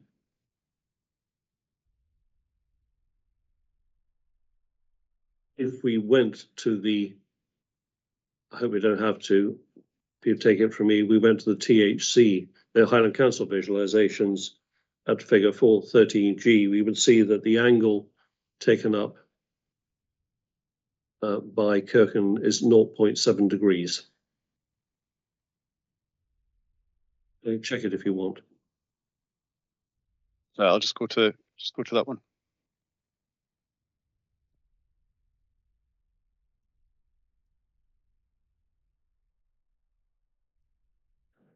I'm informed anyway. Is that where it is? Right, I'm not sure it is. 360 from data that you had. Yeah. I don't believe it's set out specifically on the visual itself, but yeah. Okay. Looking at the composition of Kirkan, obviously it's an increase in the lateral extent, but we can agree it's roughly the same elevation in the landscape. I think slightly higher. Slightly higher, yes. Behind an enclosing ridge, we've already been to that point, whether it's a shallow bowl or an enclosing ridge, we can agree that. Yes, there is a ridge between that and Corramoily and Lochluca, and there are some landforms in front of it. I wouldn't say that they were necessarily ridges that are formed, but there are landforms to the front of it. Okay. And we can also agree that from this viewpoint, as so many of the high viewpoints, what we're looking at is a very small part of a very large 360-degree panorama. It is a part of a panorama. But I wouldn't like to devalue this view by saying it's a very small part of the panorama. Factually, it's part of that panorama. But it's a contributing part to the experience that you have at the top of Ben Wyvis. I completely agree, but you're looking at a direction where there are already turbines. It's not a new experience of turbines. It is not a new experience of turbines, no, but it is a new experience of larger turbines to the front, appearing closer to the viewer. Go to viewpoint 7, please. Which is at figure 414 and also CD33 electronic page 42.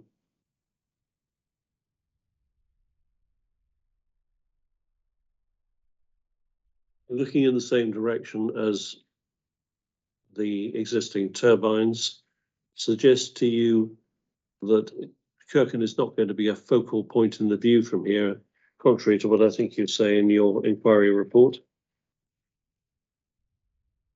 I should preface everything I say, by the way. I'm seeking to draw the reporter's attention through this exercise to the key differences between us, not to seek total agreement. But in terms of viewpoint 7, suggests it's not a focal point in the view.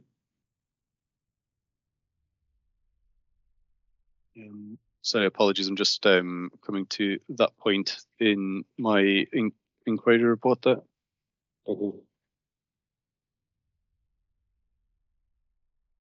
So in my inquiry report, I've set out that I found this significant moderate effect largely due to the lack of integration with existing wind energy development. And then in terms of what I've set out in the viewpoint analysis in my report on handling,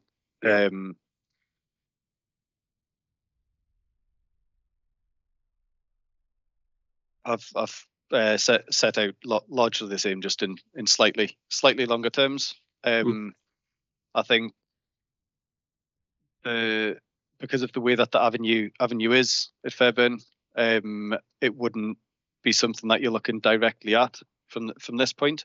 But it would, from my perspective, draw the eye, just because of the movement of the turbines, which would be perceptible at that distance, I would consider.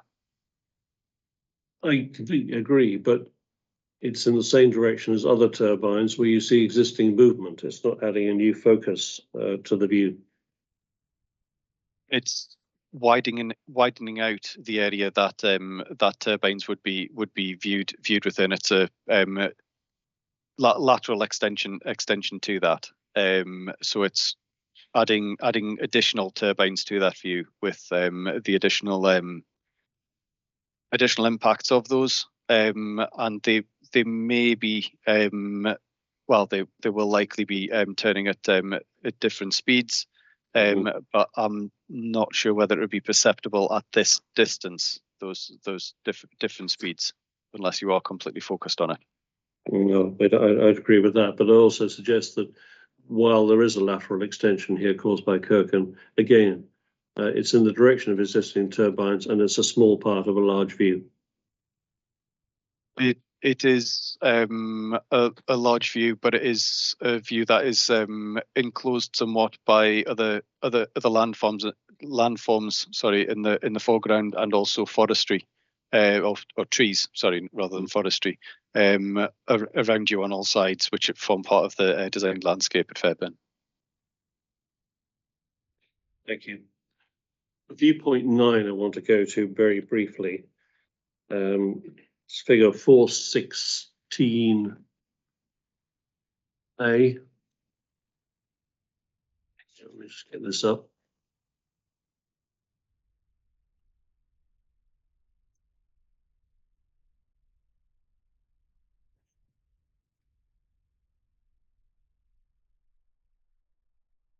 Yes, so I called the outlier in terms of different distance, if we see what you say about it in CD33,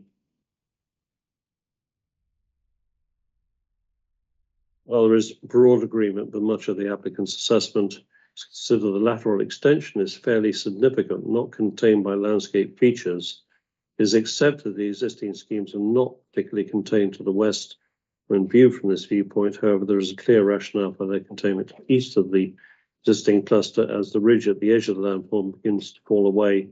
Consider the effect is moderate and significant. A suggestion I put to you for the reporter's note is that it is a pretty harsh judgment, frankly, to reach at a distance of 23 kilometres. I think we have difficulty with any finding of a significant effect at that distance, whatever the perception of the wind farm. Considering other recent decisions and the Glen decision, for example, those similar distances, the reporter found significant effects of the Glen wind farm, and they were turbines at 133 meters tip, I believe, 135. I can't quite recall. And these are obviously much taller than those. I don't believe I'm completely out of kilter with considerations of significance of effect. What it is, though, it's a moderate significant effect, not a major significant effect that I've identified at this viewpoint. You referred to Glen Sherrow, but the Glen Sherrow decision came after your judgment. It did. So I'm more interested not in someone's judgment after the event, which happens to agree with your judgment, but your judgment at the time on this viewpoint in relation to this development. And I guess we're not going to take it any further, but I'll leave with the reporter our suggestion that at 23 kilometres, this particular view, not significant because of the distance factor. We're going to disagree. That's where we are. Yeah, so I could give other examples. The Drumholliston wind farm, for example, that was involved in, where the reporter found significant effects on, again, smaller turbines at similar distances in relation to Dunnet Head. But yes, I don't believe we're going to agree on this one. Well, not. The second last one is viewpoint 16.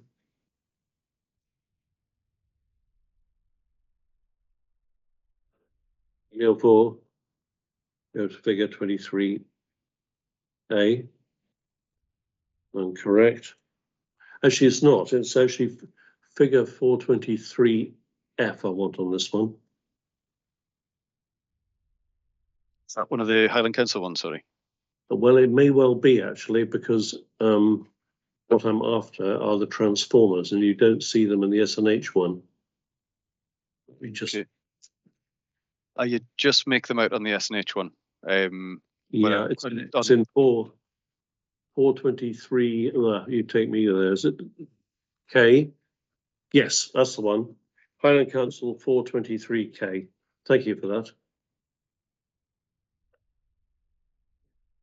And when you talk about this viewpoint at electronic page 46 of CD33,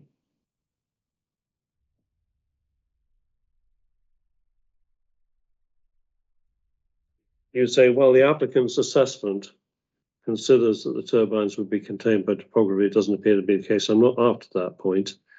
You say, as one would experience views of turbines and ancillary infrastructure beyond the distinct opening, etc. Now, that ancillary infrastructure, I assume you're referring to the transformers.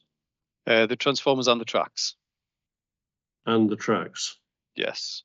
No. Yeah, because you can clearly make out some of the tracks on that visualization. Can I suggest that, and this is not your fault, it's the fault of those who produce the photo montage, that those white transformers, their appearance is rather exaggerated by the way that the images are produced. I suggest that in practice, A, they wouldn't be white necessarily, and B, that at that distance you really wouldn't see the transformers as shown here. I think it depends on the final design and scale of the transformers. Highland Council's preference is that we don't have external transformers generally, and that they are within the turbine towers, but sometimes they are required to be external for health and safety reasons, and we do accept that.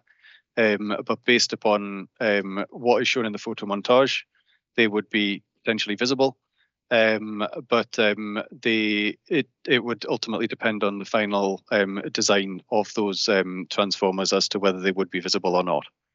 So if they are shown in white, as they are in those photo montages, I think they may be discernible, but possibly not a focus. The turbines would remain the main focus of that view. Yeah, I mean, it may seem a very small point to raise, but you make it. That's why I come back to you on Yes. it. My suggestion is that is a matter that can be covered by either by a specific condition, if that was thought worthwhile, to ensure they're not white, that they are a colour which enables them to be more recessive in the landscape. They could be addressed in that way. Obviously, you would the tracks would still be seen from this viewpoint, as shown on the montage, though. Okay, that's fine. Just before you move on, can I just ask, the transformers are the two white dots that can be seen in the middle of the proposed development, or more or less just at the central gap? Is that right, or am I wrong about that? Yes, they're those two little white dots. They're Right. transformers related to the two turbines that are in the middle, and you can make out another one in fact, another couple adjacent to some of the other turbines as well. Right. Okay. Right. Well, the last viewpoint I want to go to is viewpoint, believe it or not, 17. Now, you're going to bear with me while I get out the right figure here, because I'm going to get it wrong. Hold on.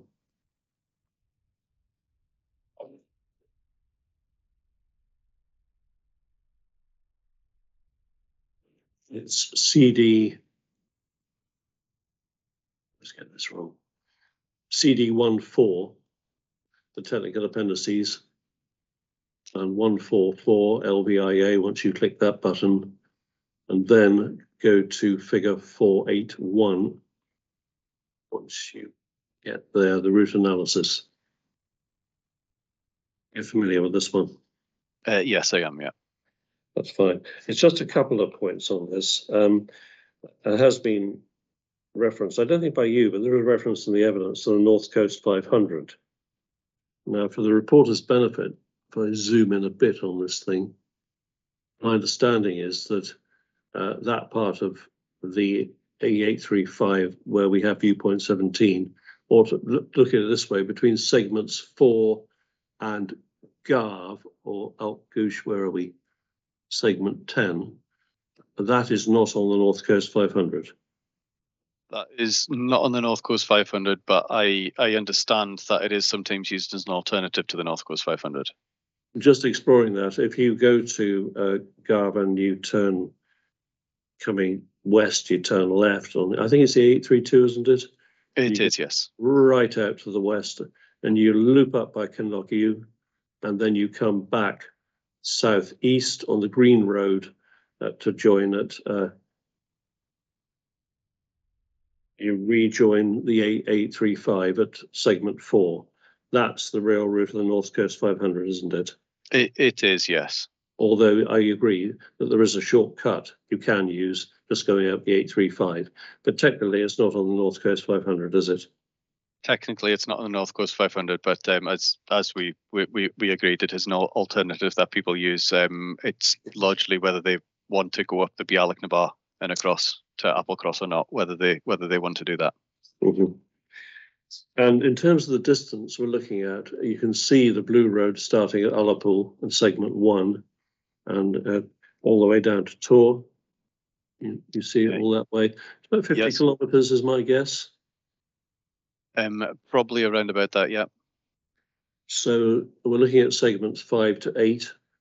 It's although the effects are there, we've acknowledged they're significant. It's a very short part travelling east of that route, isn't it? I wouldn't say it's a very short part. No, I would say it's a section of the route. For us, as outlined earlier today, it's a transitional gateway between the east and the west. Mm-hmm. But I wouldn't say it's a very short section of Route No. Well, we can agree on disagree on that point. Mr. Heinsohn, thank you very much for your answers. That's the end of my cross-examination. Thank you. Thank you, Mr. Trinick. Should we take a short break and then Mr. Finlay can commence his re-examination? Or do you want to do if you have nothing or very little, maybe we could just finish it off? I may have 10 to 15 minutes, but it's a matter for you whether you'd like a break now or later. Okay, we'll finish it off and then that's that done. Yep. Do you have, before I cut across you, sir, do you have any? No. So you should have said no. I don't have questions. No. Thank you.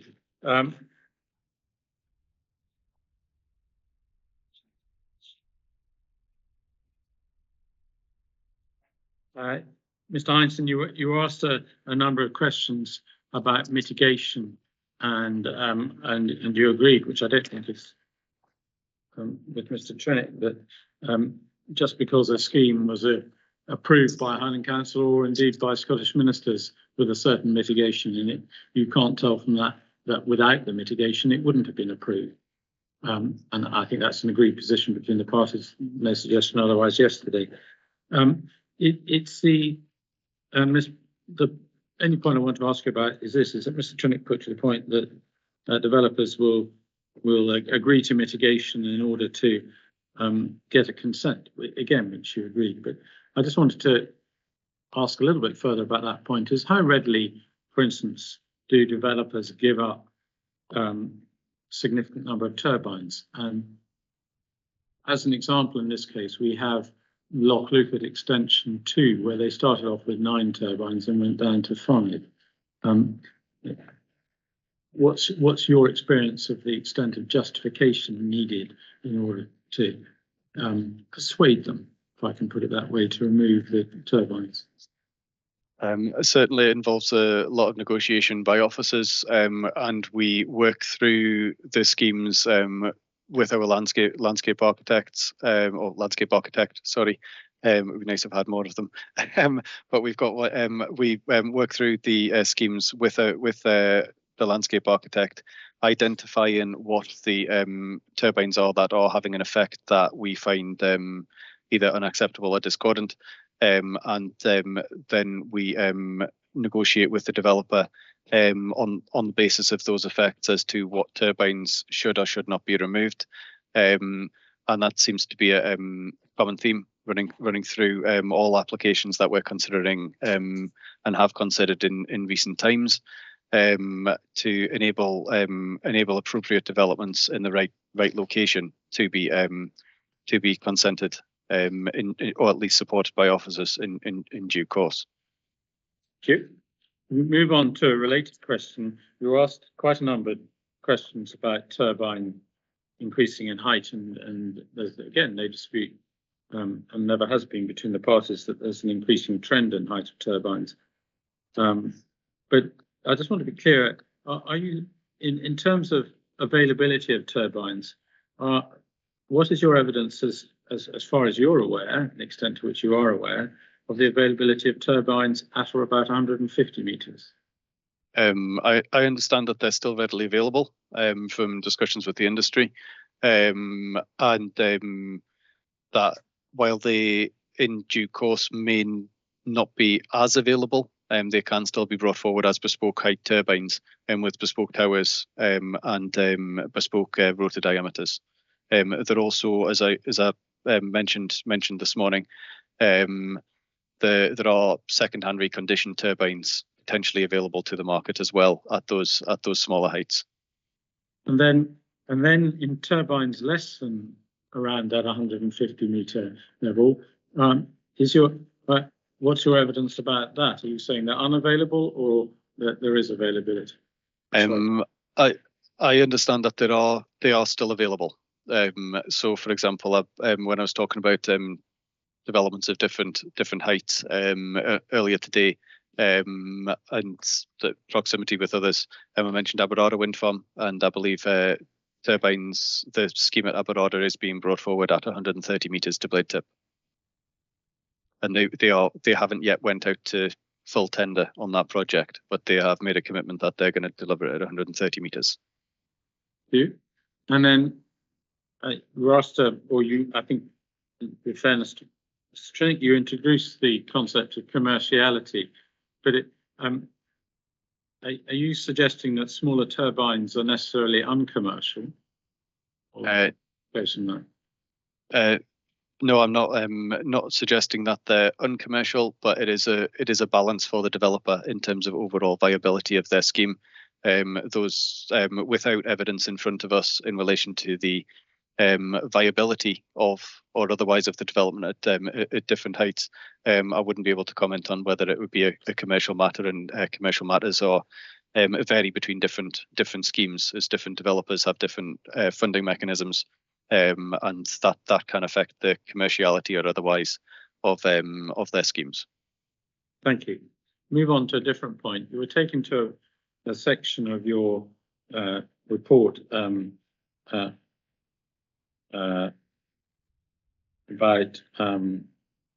you made 3 points about the difference between Kirkan and Corimoili and Lochluca turbines.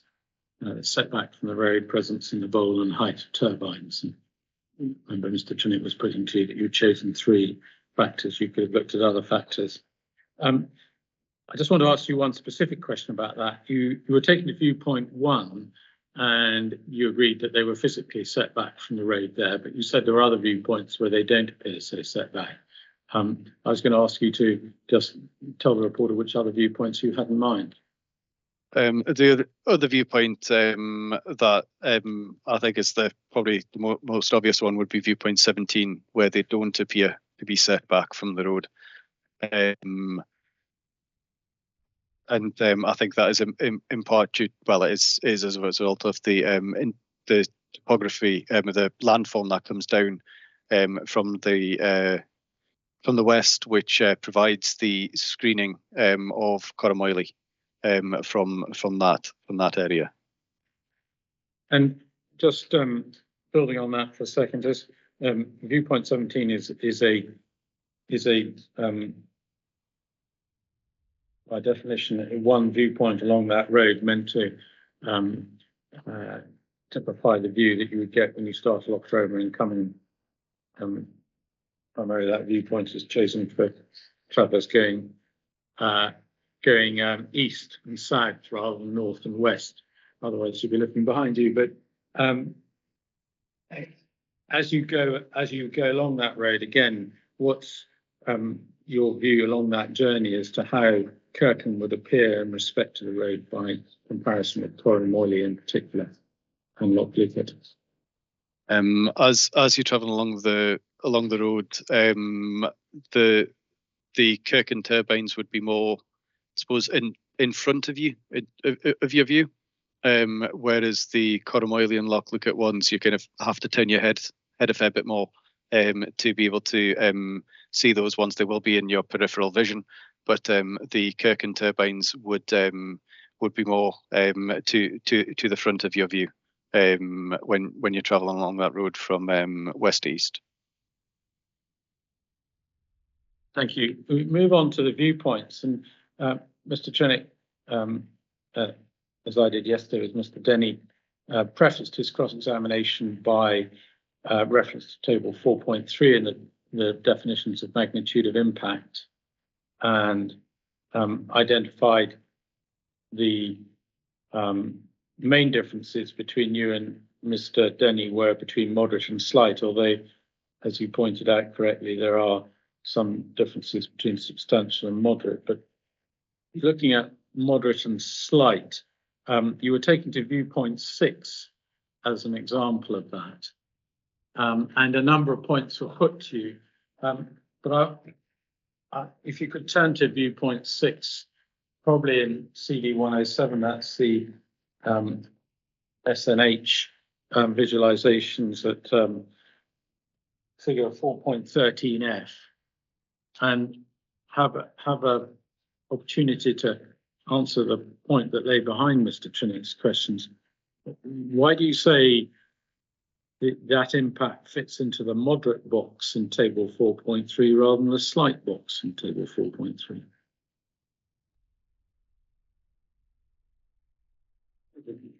Reminding the audience that moderate is notable partial loss or alteration leaving short resulting in a prominent but localized change, whereas slight is the discernible loss. Change would be discernible, but underlying landscape character view composition would be broadly consistent with baseline. Sorry, 2 seconds. I'm just getting my inquiry report and report on handling as well, just for reference.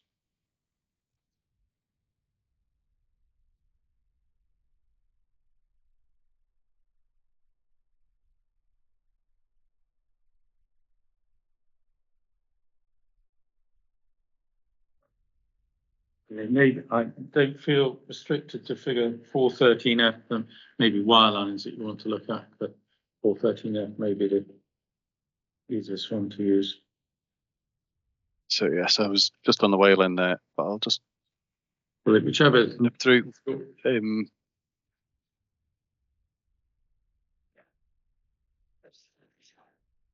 Okay, so I considered this one to be moderate because of the turbines appearing much larger in scale than the existing turbines, and the notable alteration to the characteristics of the baseline. So it was the notable alterations being that the turbines were brought closer to the viewer from this viewpoint, and resulting in, and I considered that to be quite a prominent change or prominent impact. I have, however, noted that, and as I mentioned in cross-examination by Mr. Trinick, that last part of the sentence is important, where it sets out resulting prominent but localized change within a broader unaltered context, the broader unaltered context being a view with turbines in it. So it is that notable alteration as to why I considered it to be moderate. We're looking at the slight element, slight definition, where it set out discernible loss or alteration to one or more of the key features of the baseline conditions. I felt it went further than that.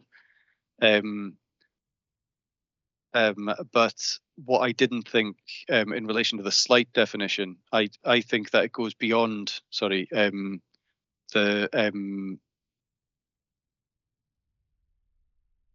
loss or alteration being discernible, but underlying landscape character view composition. So it's the view composition that I feel is it's a greater impact than slight as a result of that view composition, because the turbines are larger and closer to you.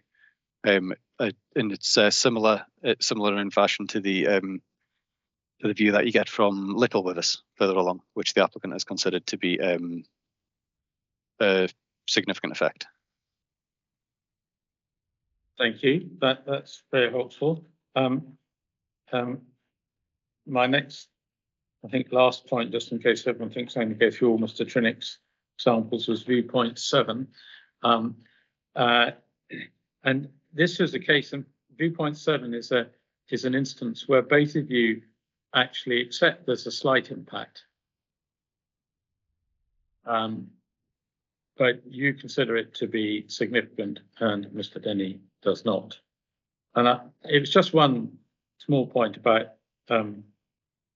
viewpoint 7. If you go to 414F in the SNH visualizations,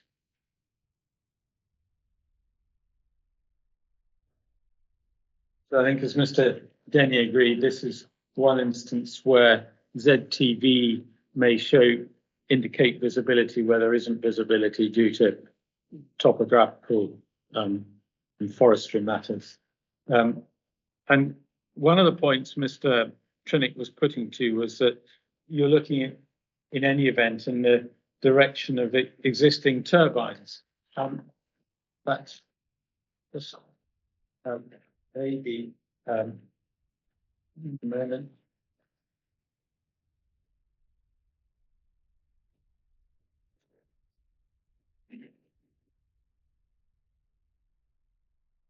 If one goes back to figure 414A,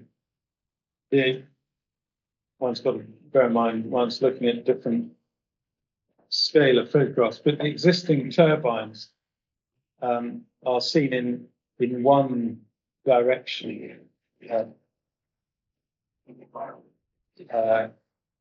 over the calf feeder that's in front of the viewer. It was the easiest way to identify them. Yes. Whereas if you go on to the photo montage, the existing turbines are over the calf feeder, but the Kirkan turbines will appear over the just to the left-hand end of the cattle crush. Yes, they would. Yes. And Mr. Jennick was making the point that as to significance or lack of significance, because you're looking in the direction of existing turbines in any event. But how would Kirkan appear in terms of the existing turbines at Corrie, Moyley, Lochluca that you can see there? The turbines would appear distinctly separate from the cluster of the existing turbines that are there. They would appear within your view if you're standing at that bit. So I'm looking at my viewpoint. So if you're standing just facing across, they would appear in your view, but they would appear distinctly separate from them.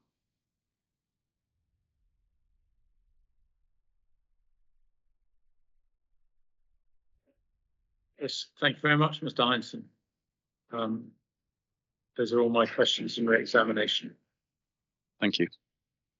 Good. Well, it's 12:16 now. Perhaps the thing to do is to Dr. Hedgers to give her evidence next. I propose that we take a short break, perhaps to 12:30, and then we can have Dr. Hedgers' evidence. Does that make sense? Because then we start perhaps it would be an idea to.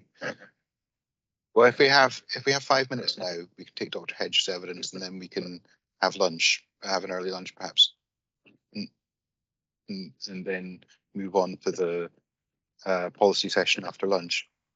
Does that, Dr. Hedger?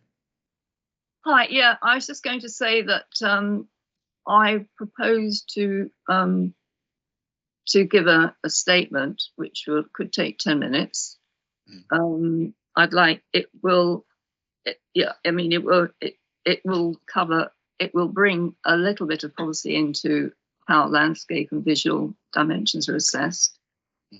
So as I'll only be about 10 minutes in 16 hours of public inquiry, I hope you'll be fairly tolerant about that and flexible. I personally would like more than 5 minutes because I would just like to go and get some sunshine. Right, no, that's fair enough. In tantalizing out there for 4 days, too much of it. So if we could just have a little bit longer than 5 minutes. Well, I'm happy to break for an early lunch now if everyone else is, and we can. Keep on pointing me going now before the policy assessment, so I'm quite happy to go now, basically. Unless I'm subjected to a very long cross-examination, we could manage it all before lunch, couldn't we? Okay. So if I have a break, and then yeah, we'll just carry on then. It's fine. Great. No, I'd like to have a 10-minute break. Oh, 10-minute break. Okay, right. And then I'll finish before lunch. Is that all right? That's absolutely fine. Yeah, yeah.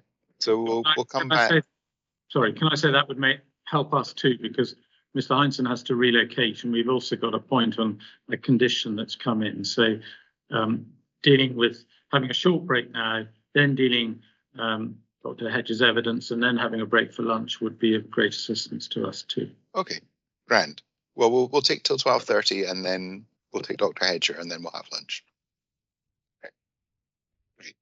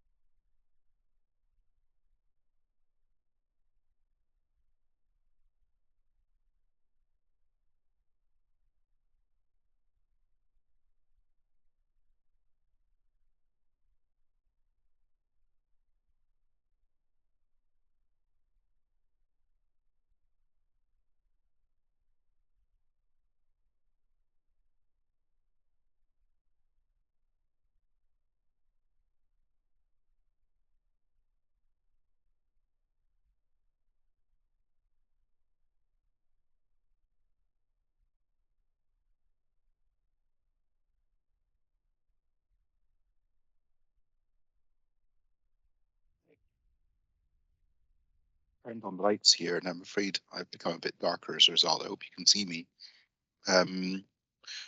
Right, we'll just wait for. I'm not sure if Mr. Trinick's there or not, so we'll just wait to check that he is there. He is there, right? Good. So, Dr. Hedger, you may read out. I think it would make sense to read out the whole of your recognition if you wish to, but you don't have to. And if you want to make some comments as well, that's fine. In respect to the evidence you've heard and the written evidence. Okay. That would take. That would, including the more direct pieces on policy. You're suggesting. I'm not saying you have to read out what you consider relevant to landscape and visual effects. Okay. Well, I had kind of cut off the policy bits, most of them. Okay, right. Well, I'm quite old, so I've had quite an interesting career, which I won't go into. My submission is on, I think it's CD 14. My name is Marilyn Mackenzie Hedger, and I live in Little Lochbroom Council area. I'm just going to say a little bit how I got involved in the whole application, as I'm the only person around on this inquiry, and then I'll give some perspectives on my views on the landscape and visual impacts. Basically, I became aware of it because I was a former member of the Community Council of Lochbroom. There weren't any public meetings in Oliver. That's how I became aware of it. But I objected as an individual. So I've known the area and walked in the area for many years. So I haven't reached many of the peaks in the approaches to some of them. I think the point I really want to make here is that I do travel the A835 in both directions very frequently en route to Inverness and Dingwall. In fact, my next trip's to the dentist on Thursday in Dingwall. So I consider that this additional and very tall wind farm at this sensitive corridor location will fundamentally alter the character of the approach gateway to the northwest, where there are many communities dependent on tourism. And I'll come back to the North Coast 500 in a bit. Ullapool's tourist advertising states it is in one of the least spoilt natural environments in the UK. And I think this proposal would provide a very unwelcome entry sign. The Blackbridge Altgirl stretch is a perceptible gateway. It feels like a gateway. It looks like a gateway. It's a gateway with a big G or a little g. And I think it effectively marks the split between East and West Scotland, in my view. Incidentally, the weather often changes significantly at this point, and the temperature from Inch Bay in is always lower if you're travelling towards the east, and then when you come back later on in the day, it's higher. The site is also close to designated areas, and were this application to be approved, there would be considerable concern, in my view, both in the sub-region and nationally.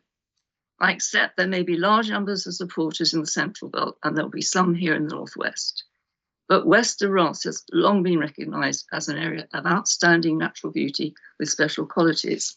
In fact, when I was doing my research to emphasise this point, I came across a 1947 published book on the Western Highlands by Arthur Gardner, and I'll just read the opening sentence of the chapter on the wilds of Ross and Sutherland. The stretch of country between Loch Torridon and Loch Assynt contains the wildest scenery and grandest mountains on the mainland of Scotland.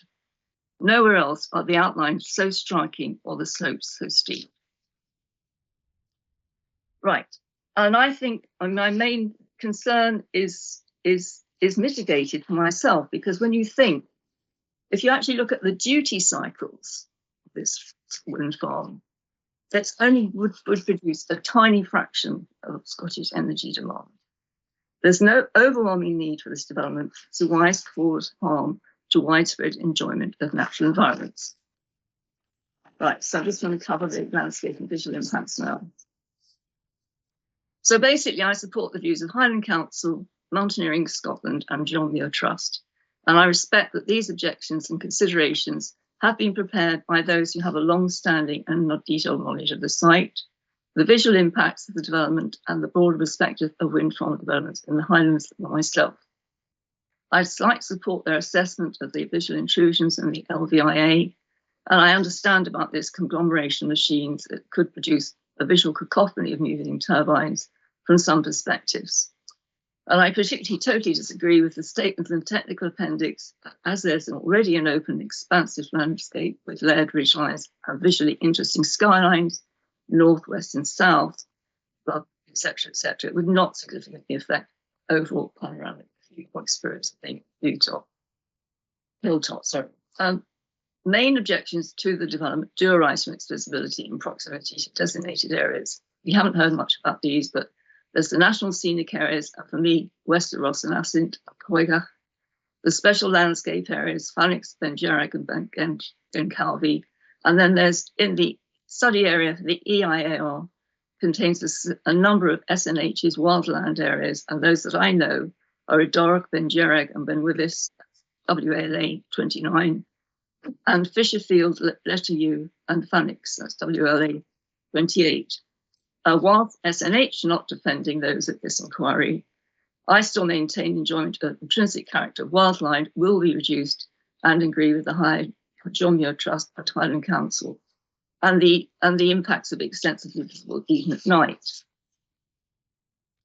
While the site may lie in a narrow ribbon where wind farm development has potential according to the spatial framework policy of West Highlands Islands LDP, 2016, I contend it's so close to very sensitive areas that development here should not be considered.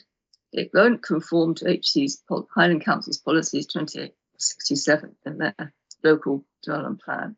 And I don't think you have a real job hiding wind farms, hiding turbines at 175 metre height when they're sited at 350 metres. And then I did additional site visits here last week. We walked up the Coffin, the Drovers Road, well into the site, which is definitely a shallow soup bowl in my view. And then we looked out. We walked very high up into where the turbines would be sited. And it's very clear the site's visible to a very wide area at low levels of altitude. And that would disturb enjoyment. And I think if you look at the figures 4.6S, 4.6B, 4.6C, and 4.6G, showing zones of theoretical visibility, that would demonstrate it. The other interesting thing it seemed was that we also walked up the road into the Lochluit wind farm.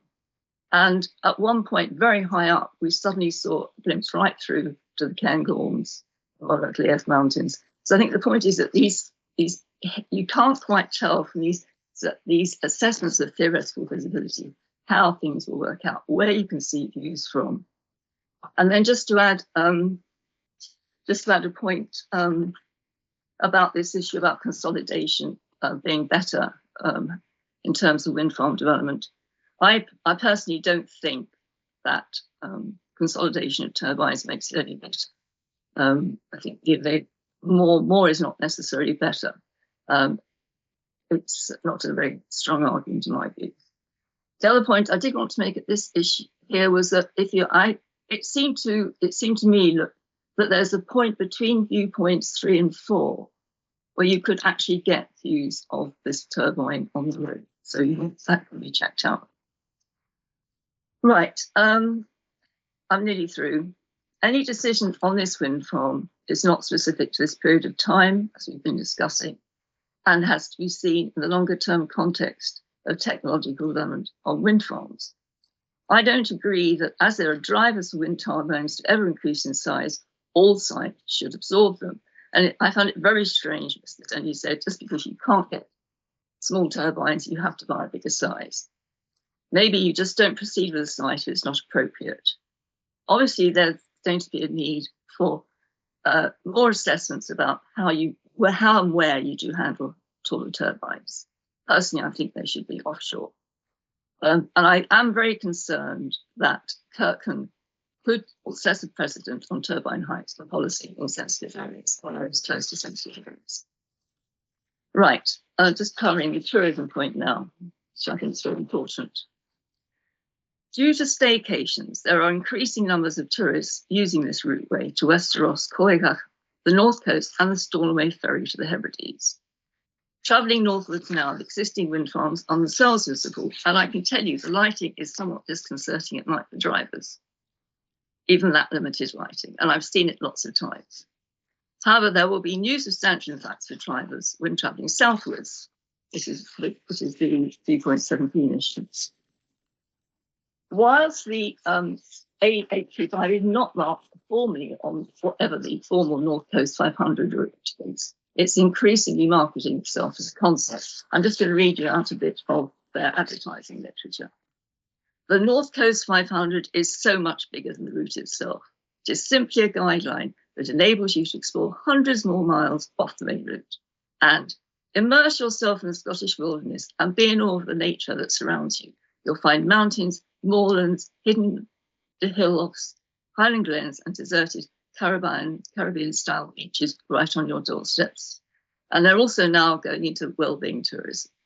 New research aimed at helping the industry capitalise on global trends has predicted soaring demand for sensory tourism experiences, such as staying in roofless hotels open to the elements, bathing in wild rivers, eco-yoga holidays, and wildlife watching to cope with illness. I think we're all aware right now, that we do need these special places to help us all manage stress. Actually, Loch Carnock and the dam itself are billed as attractions in some suggested North Coast itineraries. And I'm a regular driver on those, and I can tell you that between the Braymore Junction and the A832 Dawson Junction, the A835 is well used by North Coast 500 drivers.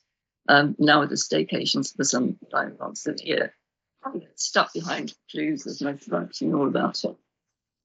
So, and the final point I want to make on this part of my evidence right now is that I think you've got to also acknowledge that apart from increasing numbers of tourists, the quality of the area has value for permanent residents and does add to their social and environmental well-being.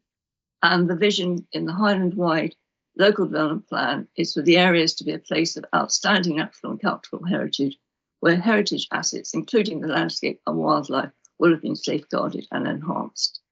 The high quality of life and economic opportunities associated with these assets is expected to help increase and maintain population levels.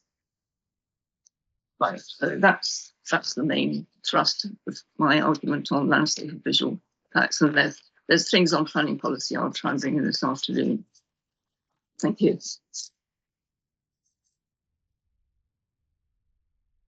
Ms. Trinick, do you have questions? No, thanks, sir. No questions. Very much respect Dr. Hedges' views, and also the fact she committed herself to sit through 1.5 days of landscape and visual evidence. That's quite a commitment, and many thanks to her for doing that. Thank you. I do have a couple of questions. One on, you'd mentioned being able to see the proposed development between viewpoint 3 and 4. I understand that's on the A835. Yes. Was there any bit in particular you were thinking about? Well, I would like it checked out, but it seemed, in terms of I now understand the landform of the whole site, having walked up into it and then having looked at it from the high up on the Lochart Road, as I explained. Mm-hmm. It's quite difficult to see how it all will configure, but I think there's a couple of places you can draw in, but there's one by the river we'd stopped at, and it's between 3 and 4, and I think you could probably see it from up there. Mm-hmm. I might have got the wrong ordnance survey map. Hold on.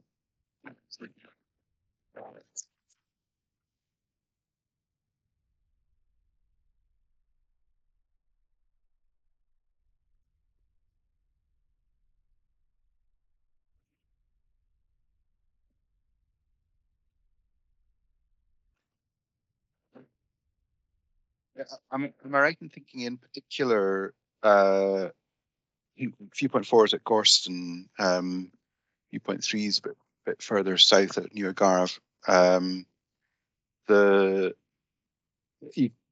reviews. A magnifying glass. Hold on. Right.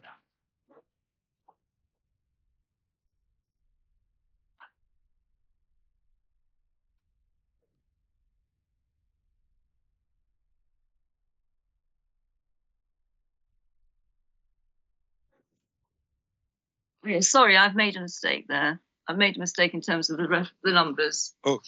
Okay, sorry. Yes, I mean it's between. It's basically. I was looking at this very small. Yes. No, I understand. Yeah. Yes, basically, it's after Blackbridge, basically. After Blackbridge. Right. And it's on the way. I think I've got somewhere called Lubthern marked on this map. Yeah. Yeah. No, I know it. Yeah. Basically. Uh-huh. South of the Blackbridge. Yes. Yeah. Yes. Sorry, when I was looking at Ben's on the map of the 8835, I got the wrong point. Sorry. No, that's fine. No, I just wanted to. That's why I wanted to check it. There was just in terms of when you went up the road, the Drove Road. How did you find the quality of the going? I'm well, my husband's an ecologist, so he loved the blanket bog. Yes, indeed. It got extremely wet. Yeah. So yes, so it was very tricky going up into it. Yes, so we followed the Drovers Road, and then we actually crossed over a little. We crossed over into the wider bottom of that soup plate, whatever it's called, and then walked up more gradually than the steep bit. But I did find, actually, I don't know if you've done it, but I did find it's a very easy walk. Well, where we could leave the car up the Loch Luychart Road. Then we walk very high up to about the 400-meter contour very quickly, and that's when you get very, very wide perspectives of the whole area. And that's when we suddenly saw this view right down to snowy Cairngorms. It was quite a shock. Yeah. So you just can't tell how all this is going to work out, in my view. I'll go and have a look at it from that side. My walk up the Drove Road was from the other end, from the Alt Guish Inn, and I went back there. So I'll maybe take it from the Loch Luychart side. Yes, have a look at it. Well, if you get a very good. The forestry is pathetic, so it's not a block. I thought it would be a block to visibility, but it's not. The trees are very, very stunted, obviously forestry. So you get a very good view over to the whole area, and also obviously you can see out from there as well. Mm-hmm. Yeah, I mean, I think we were yes, we were very impressed at the large areas you can see from the application site, from the site, not to the site. I think that's the other interesting thing about what we did. Right. Yes, looking out from the site. Yes, I see what you mean. Yeah, looking out from the site. I think the point about the North Coast 500 is covered. I did have a question also about the national scenic areas. You mentioned the. I'm just sorry. Yeah. Is your concern? I mean, to make it short, is your concern mainly about the effect on Anchellach? I understand you're in Dundonald, so. Well, I think it's just I've got a sense of empathy for the whole area, and it's I mean it's quite intuitive, I suppose. I mean I although I was a development planner, I wasn't trained in landscape assessment, and I didn't do that. Most of my career has been on climate change, and we'll come to that. I think it's the feeling that all this area is going to be impacted by these turbines. So no, obviously I've seen the Ben Jerrig photographs across, which we won't go into now, whether it's part of the other scheme or not. But personally, I find turbines quite disruptive as a landscape feature. So that's where I'm coming from. I was thinking, particularly about the National Scenic Area, the Wester Ross National Scenic Area. and the visibility of the turbines and that. And what I see, and I can show you an image of the area of the National Scenic Area, but there's basically two areas in the Wester Ross National Scenic Area where there's visibility. One is around Kinlochew, two larger areas. One's around Kinlochew. Well, perhaps I'm slightly mischaracterizing that, but certainly there's an area around Danchella. There's an area of lesser visibility around Kinlochew, and then around Sgurr and the Coolin Forest, which I think is still in that National Scenic Area. Yes. I have to be quite honest. I mean, I'm reflecting quite directly the concerns of the the Scottish mountaineering people and the John Muir Trust. Right. Okay. I think I haven't been able to assess it all personally in any detail myself, apart from knowing the area very well. I have been knowing it for a long time. I don't think you can go any further than that. You'll make your judgments yourself on that. Okay.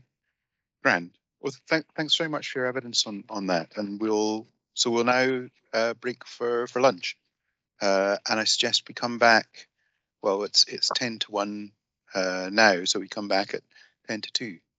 Is that sufficient for everyone? Do you want to come back earlier, or I think maybe a bit longer, but just to prepare for the next session. Yeah. So 10 to 2. Okay. Thank you very much.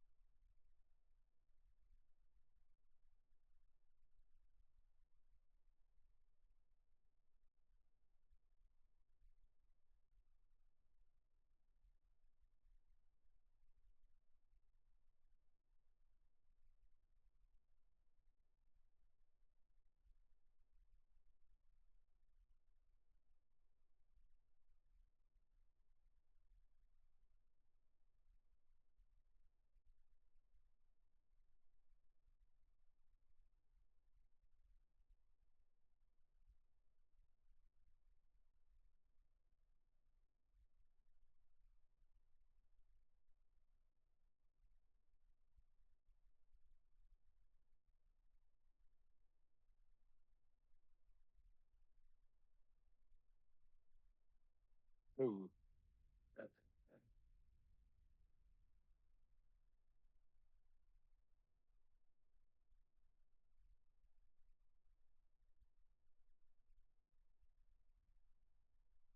Right. I think we're all back. And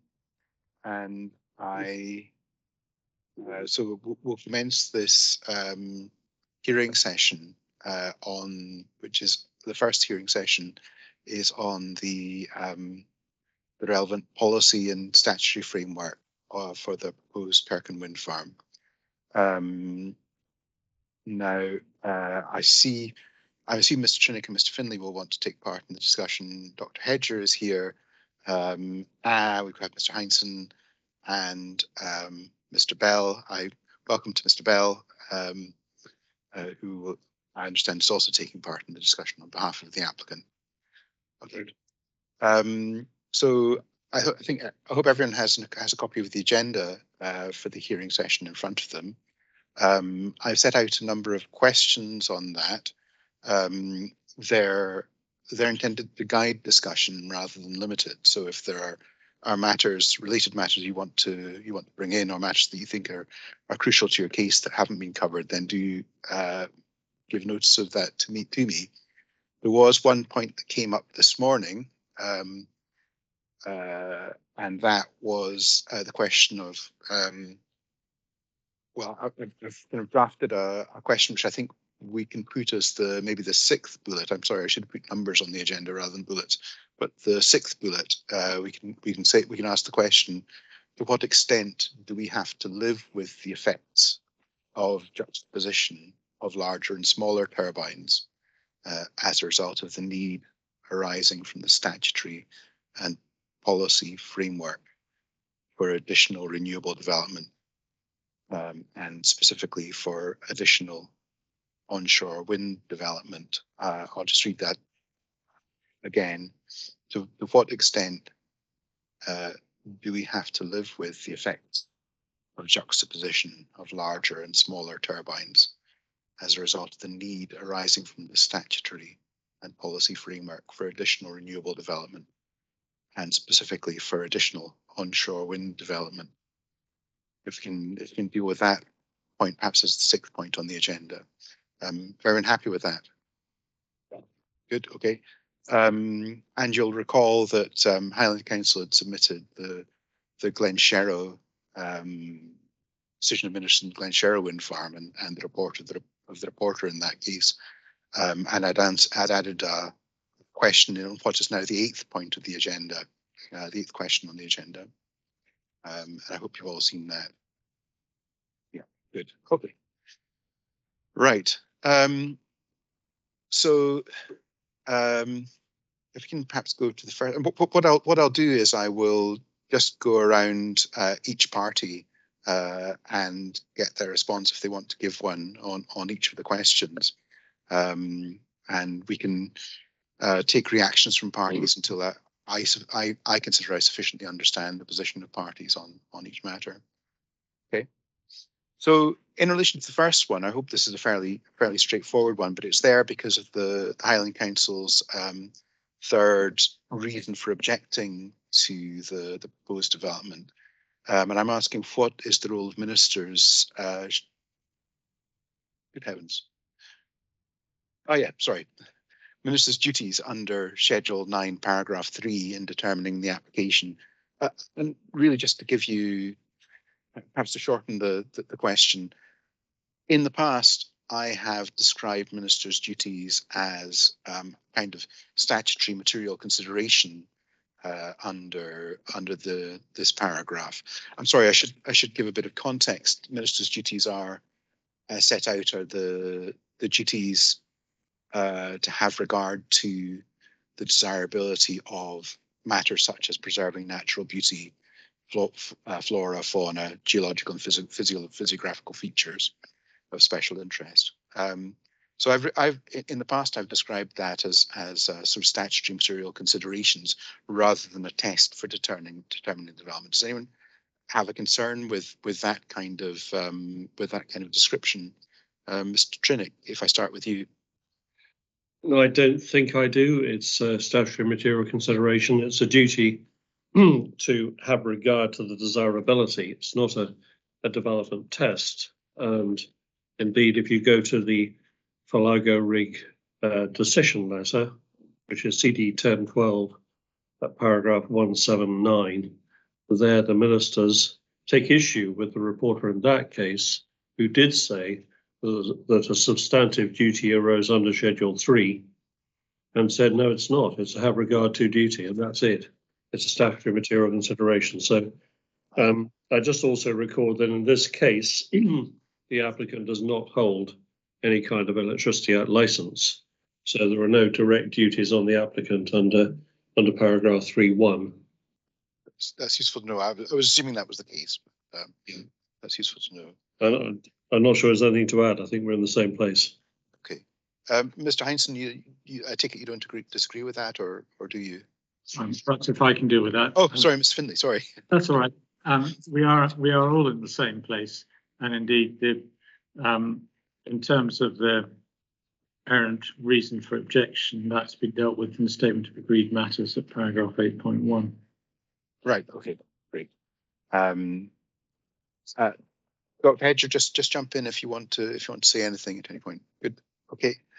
The next set of questions, because of the parties consider that there's a degree of importance about the new statutory emissions targets introduced by the 2019 climate change emissions reduction target, Scotland Act. I thought I would drill a bit further into what the duties to implement those targets, or the degree to which the duties in the 2009 Act direct ministers in this case and in other cases generally. So of the four bullets under that, in that question, or in that overall question, the last is really meant to be a catch-all, just to allow parties to give a broader view.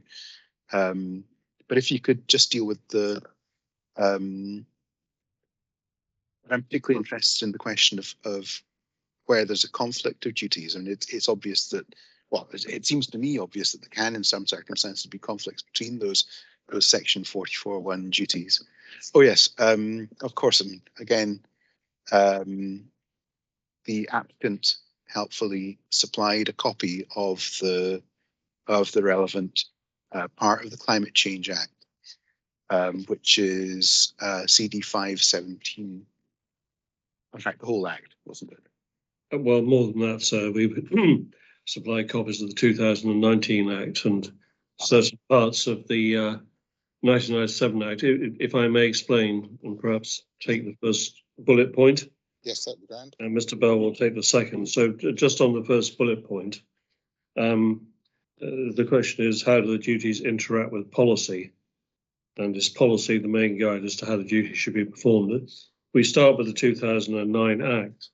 It's the public body, and that includes the ministers, must act in the way best calculated to contribute to the delivery of the targets set or under Part 1 of the Act. Well, that's now been replaced by the emissions reduction target Scotland Act 2019, which I'll come on to.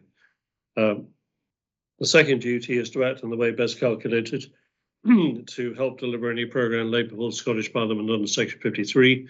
There is indeed a climate change adaptation programme adopted by Parliament, but I don't think it added any particular value to what we're discussing here, so I've left it to one side.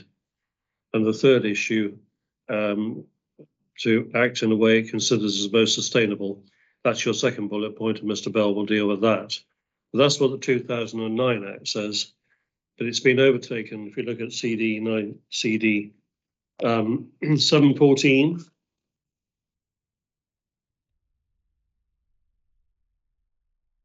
which is the Climate Change Emission Reduction Target Scotland Act 2019.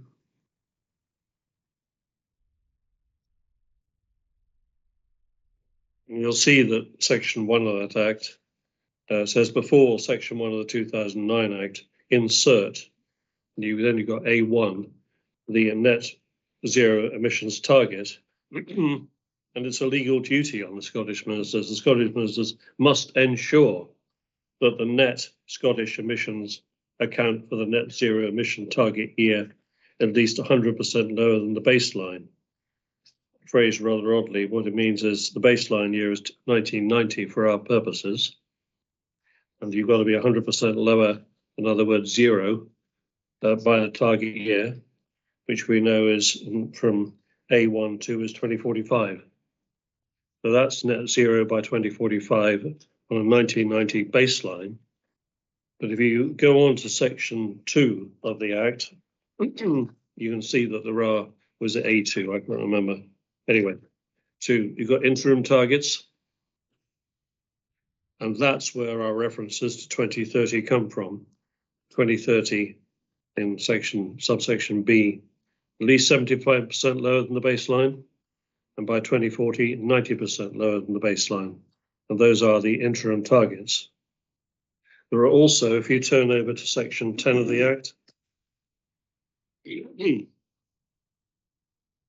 you go to Section 10, you'll see that there are, it says annual targets. It's set out in a rather convoluted fashion, this Act, but the interim targets are set at Section 2, and then you've got annual targets, a target setting mechanism in Section 10, and Section 10 4 tells you how to set the target. There's a calculation to be made. Thankfully, we don't have to do it because in Mr. Bell's hearing statement, I can't remember the number of that document, but in his hearing statement at page 49, he sets out all the annual emission reduction targets all the way to net zero. So you've got those figures in front of you. So those are the figures. How does that all matter to planning? Well, if you go to CD 519, I'm sorry I'm taking time here, but I think it's absolutely critical, this question. We can see Section 3ZA, the purpose of planning is to manage the development and use of land in the long-term public interest. And then 3ZA2, without limiting generality, anything which contributes to sustainable development or achieves the national outcomes within the meaning of the Community Empowerment Scotland Act 2015 is considered to be in the long-term public interest. And that begs the question of what are the national outcomes? Well, the 2015 Act did no more than create a pathway for the definition of national outcomes. And those national outcomes can now be found in CD 518, which is Section 3A of the Town and Country Planning Act, Scotland 97. And what we see there is Section 3A is the National Planning Framework, and this is where it comes directly into the planning context. There is to be a spatial plan, we know that.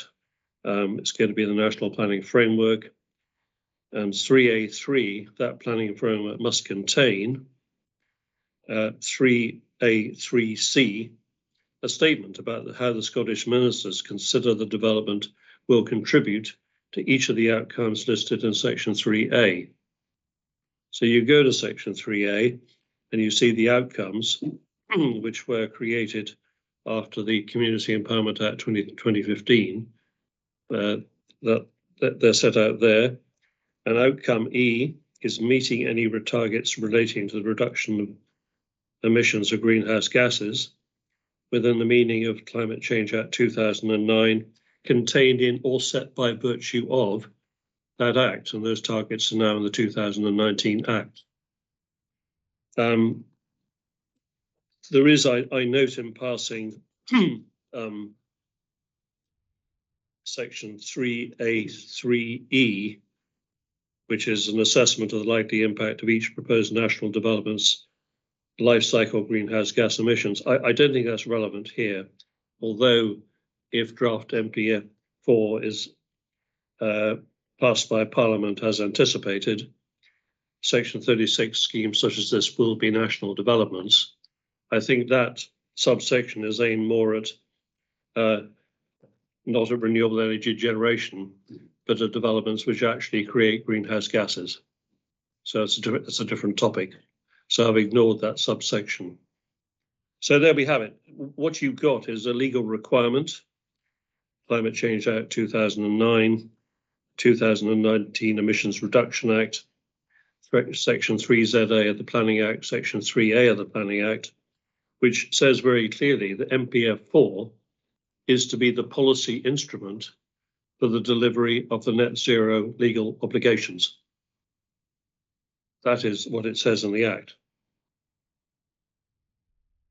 And I say, without being prompted, of course, it doesn't mean you get permission for everything, but what it does mean is that there is a duty to achieve net zero.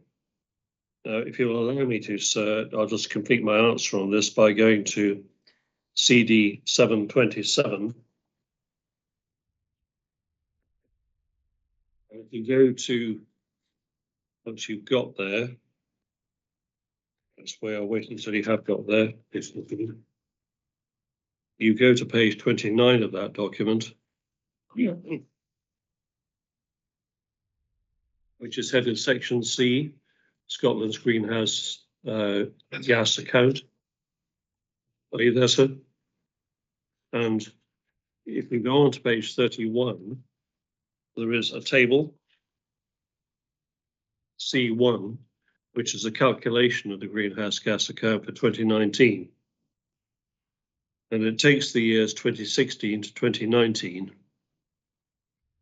And the baseline period with note 1 below the table is, we're not an F gas, so it's 1990 for all other greenhouse gases. That's our baseline year repeated there.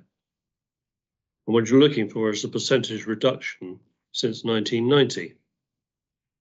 And if we look at 2016, it's a 49% reduction, you can see on the bottom line. And then it reduces, or the increase in reduction takes us to 51.5% by 2019. Now, if you then look at Mr. Bell's, so before I go there, that's a 2.5% reduction since 2016 in 4 years. Put it another way, that's 0.6% per year. That's the calculation. That's the rate we are achieving at the moment, 0.6% per year. If that rate is maintained until, well, first of all, let's look at 2022 and look at page 49, or I'll take you there, of Mr. Bell's hearing statement. The percentage reduction target there is 59.8%. That's where we should be this year, 59.8%. Where we actually at is 51.5%. Therefore, this year we are looking at a shortfall of 8.3% against the annual target set under Section 10 of the 2019 Act. That's where we are. Now, if that 0. Sorry, sir. Are you on mute, sir? I can't hear you, I'm afraid. Can't hear you, sir.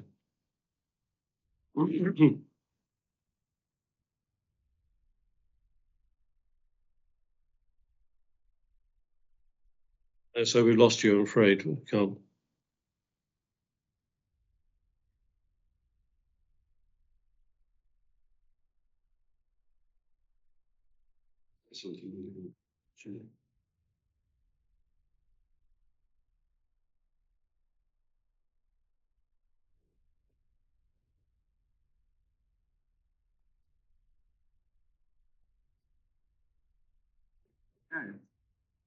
Yes, we can hear you. Can you hear me now? Yeah. Yeah, we can indeed. Okay. Well, something's gone wrong with my headset, obviously.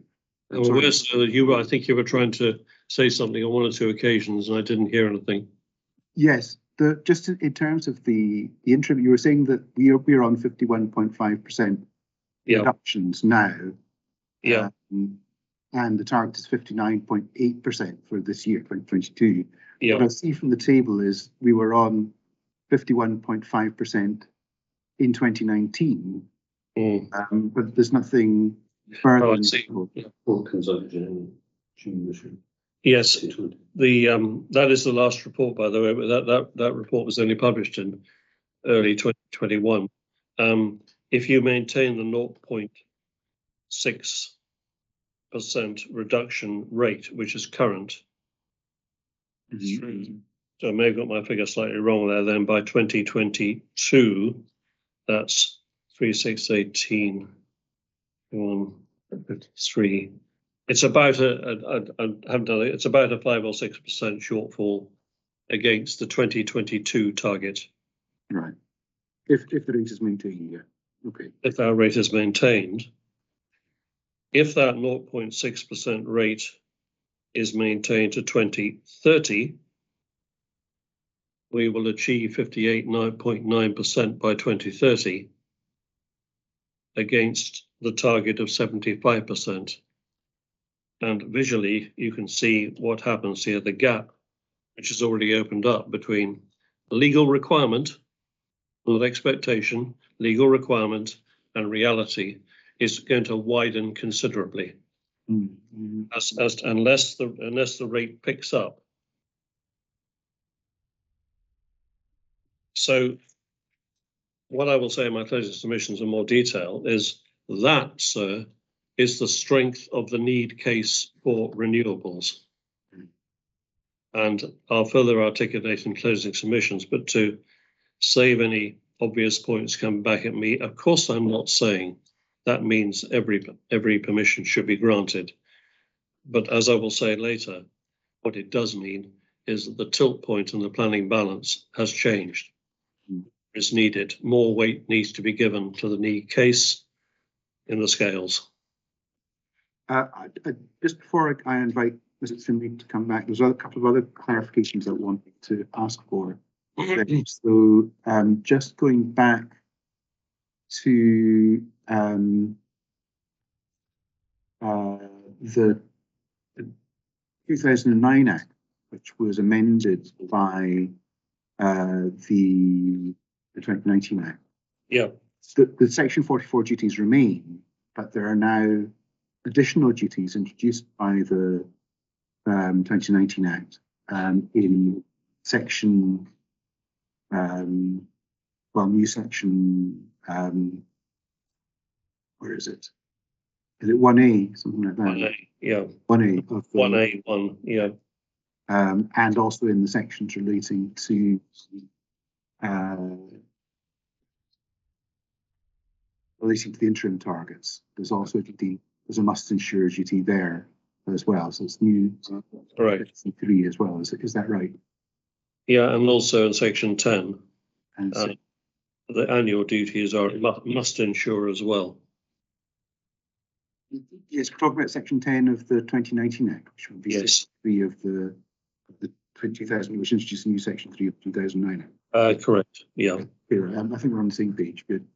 And the point you were making about the national planning framework was about its statutory status and the requirement within that to the reference in.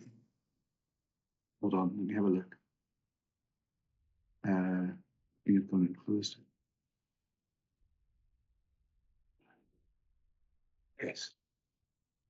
There are statutory outcomes to be achieved, and that's broadly speaking what the national planning framework is by law required to aim at. And the national planning framework would apply to not just the town and country planning decisions, but also to this decision as well. Is that you're saying that? Yes, I am saying that. I mean, I've got to be careful. It says section 3A3C does say a statement about the MPF must contain a statement about how the Scottish ministers consider that development will contribute. Right. Okay. That's the duty. Right. But it's clear to me that MPF4 is the policy instrument, it's the policy pathway to net zero. Okay, but we don't have an NPF for it. We have a proposal. No, but what we do have are the legal obligations. So that doesn't need MPF4 to implement them. They are there. And they are a material consideration, as I will be saying, a very significant weight, whether you have MPF4 or not. Okay. I don't think you can, as some reporters have been tempted in the past, to say, well, let's wait for MPF4 and we'll just deal with matters purely under SPP.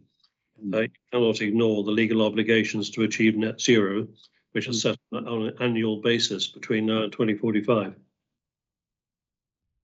Yes, that's going back to the Climate Change Act. Yes. Well, yes. Well, not quite. No. The 2009 Act and the 2019 Act between them do set these legal obligations, and they are a material consideration regardless of MPF4. MPF4 simply provides the eventual policy pathway to deliver the outcomes.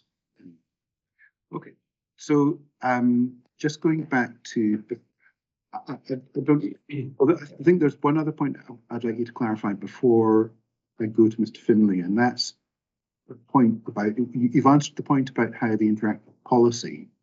Well, perhaps if we just go to Mr. Finlay on that, and then we can deal with the other points.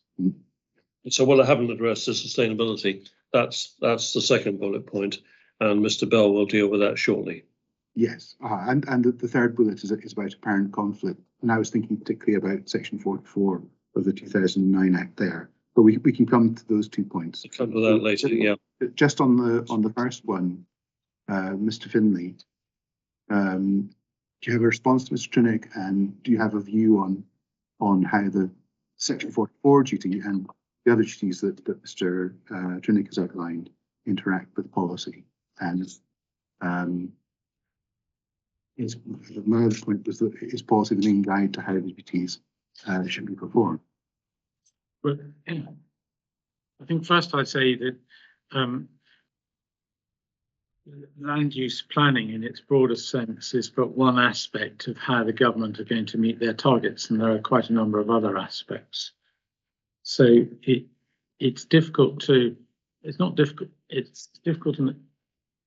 no direct correlation between the particular targets that Mr. Trinick has been correctly referring to under the 2009 Act, amended and brought into force, and how there's no direct correlation between that and land use planning decisions.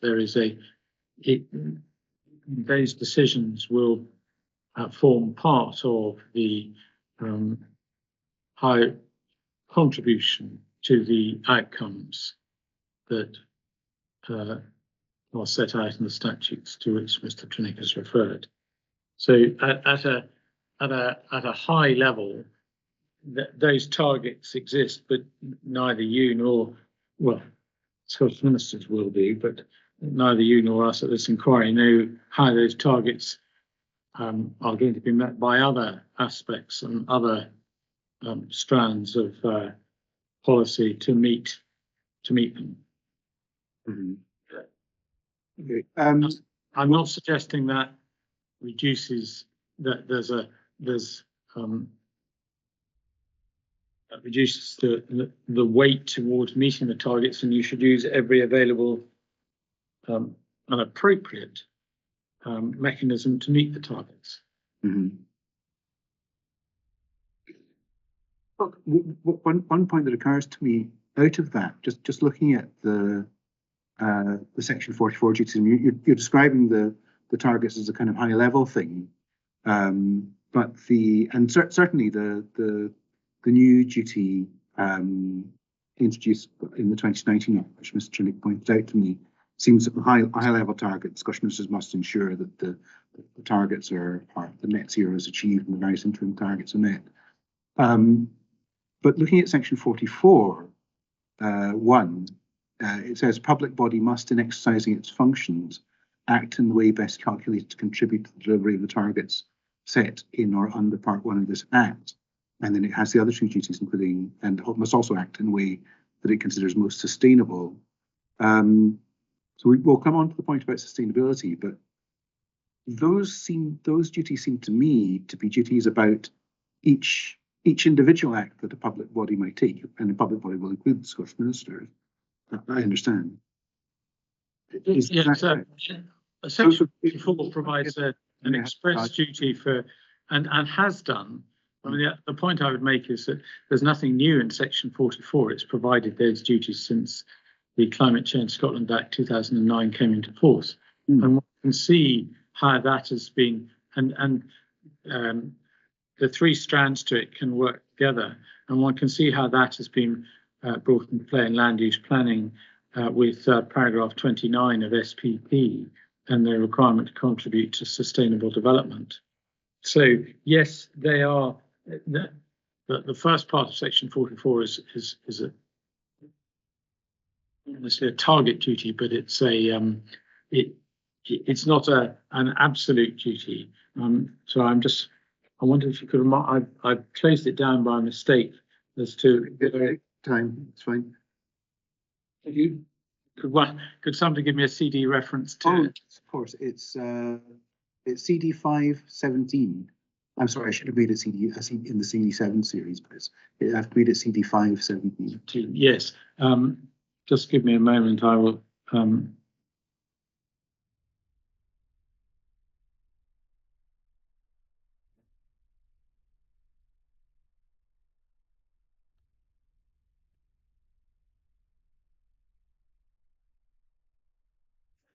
Yes, the particular wording of public body must exercise its functions, act in the way best calculated to contribute to the delivery of the targets, in a way best calculated to help delivery of any programme, in a way that it considers it most sustainable. Certainly in our view, there's nothing that the use of the words way best calculated and most sustainable. Those three sub-duties don't pull in separate directions. They can all pull in the same direction, because if something was unsustainable, then it wouldn't be best calculated to contribute to the delivery of the targets. Well, I suppose broadly speaking,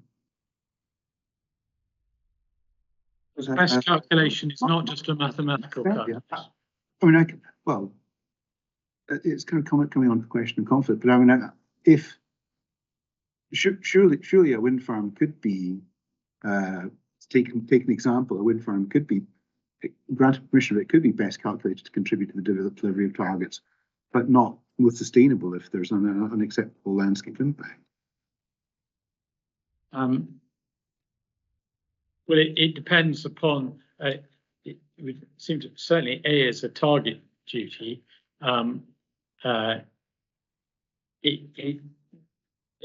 Certainly in my submission, the phrase "in the way best calculated to contribute," it must mean that there is a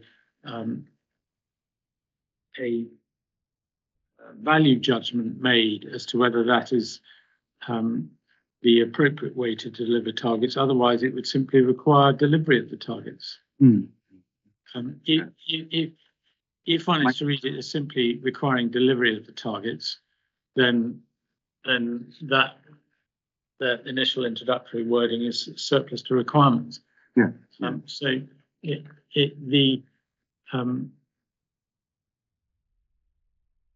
is also, I think, whilst can apply to individual decisions, one shouldn't ignore the opening words of a public body must, in exercising its functions. Its functions, for instance, the Scottish ministers via the ECDU will include taking a number of decisions on wind farms, and it's got to act in a way in exercising functions, whether to approve or otherwise wind farms, and as well as a particular wind farm, as in the way best calculated to contribute to deliver its targets. It may well consider it's not the way best calculated to contribute to deliver its targets if it provides for wind farms in unacceptable locations. Mm-hmm. So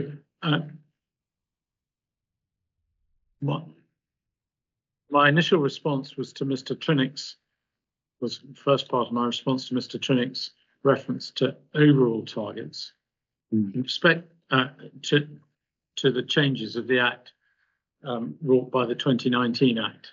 In respect to the Climate Act duties in Section 44, they are target duties in part, and they are to be applied in when taking decisions, but in the policy interface that's been in place for some time to apply them in certainly planning is primarily SPP, but also local. The development plan have policies that certainly cover A and C. Almost every development plan will. So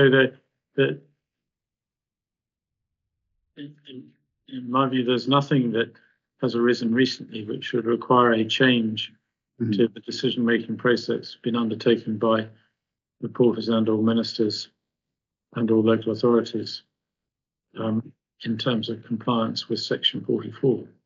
Other than obviously the change in targets. Yeah, in terms of Section 44 duties, yes. In terms of the targets, yes, there is. First of all, there's the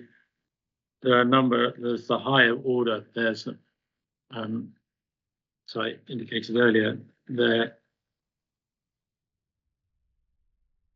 will be a number of routes to reach the target of which land use planning, onshore land use or land use planning policy is but one, and how that is to be put into place.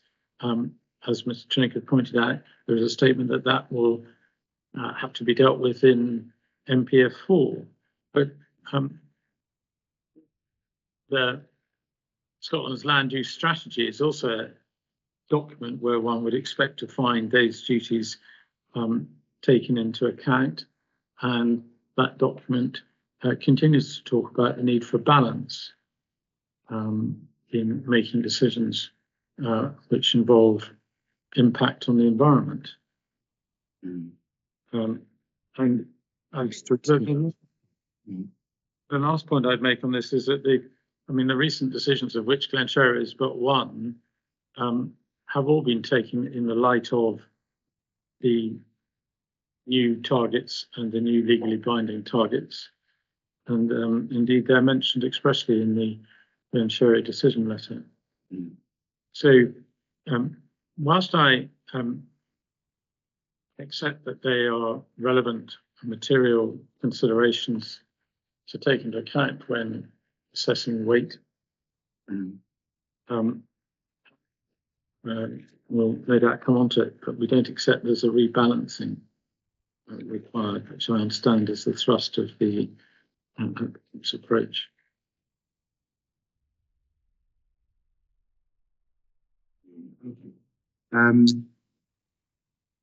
Dr. Hedger, you don't have to jump in. You're still muted, Dr. Hedger. If I make these points now, I won't have to make them again. Okay. Yes. I think we've got to not forget what we're actually considering here, which is one wind farm, and there is a much broader context, as Mr. Finlay's explained, and I would just make 2 or 3 points. One, specifically on the Climate Change Scotland Act.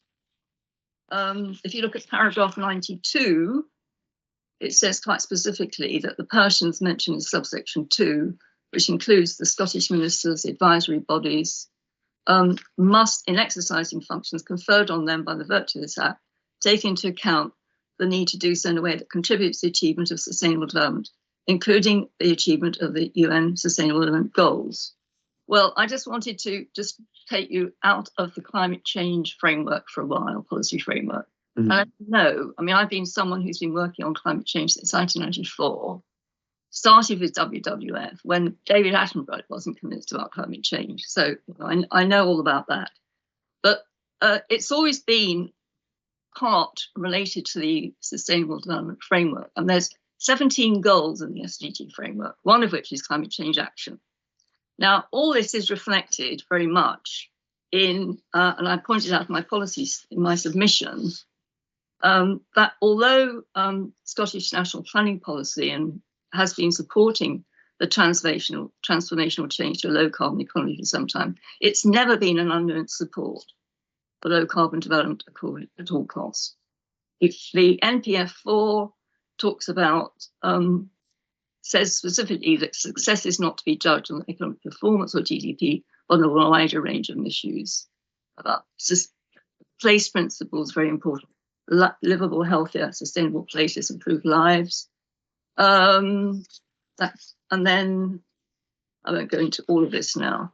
But the point is that there's a very wide range of measures to get to net zero.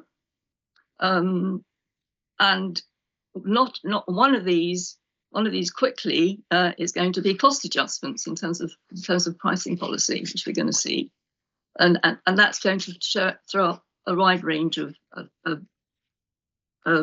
variables that are going to change the whole situation, and it's very unclear exactly how things are going to pan out after this Ukraine-Russia world crisis. Apparently, I've just heard Shell are going to rethink Cambo.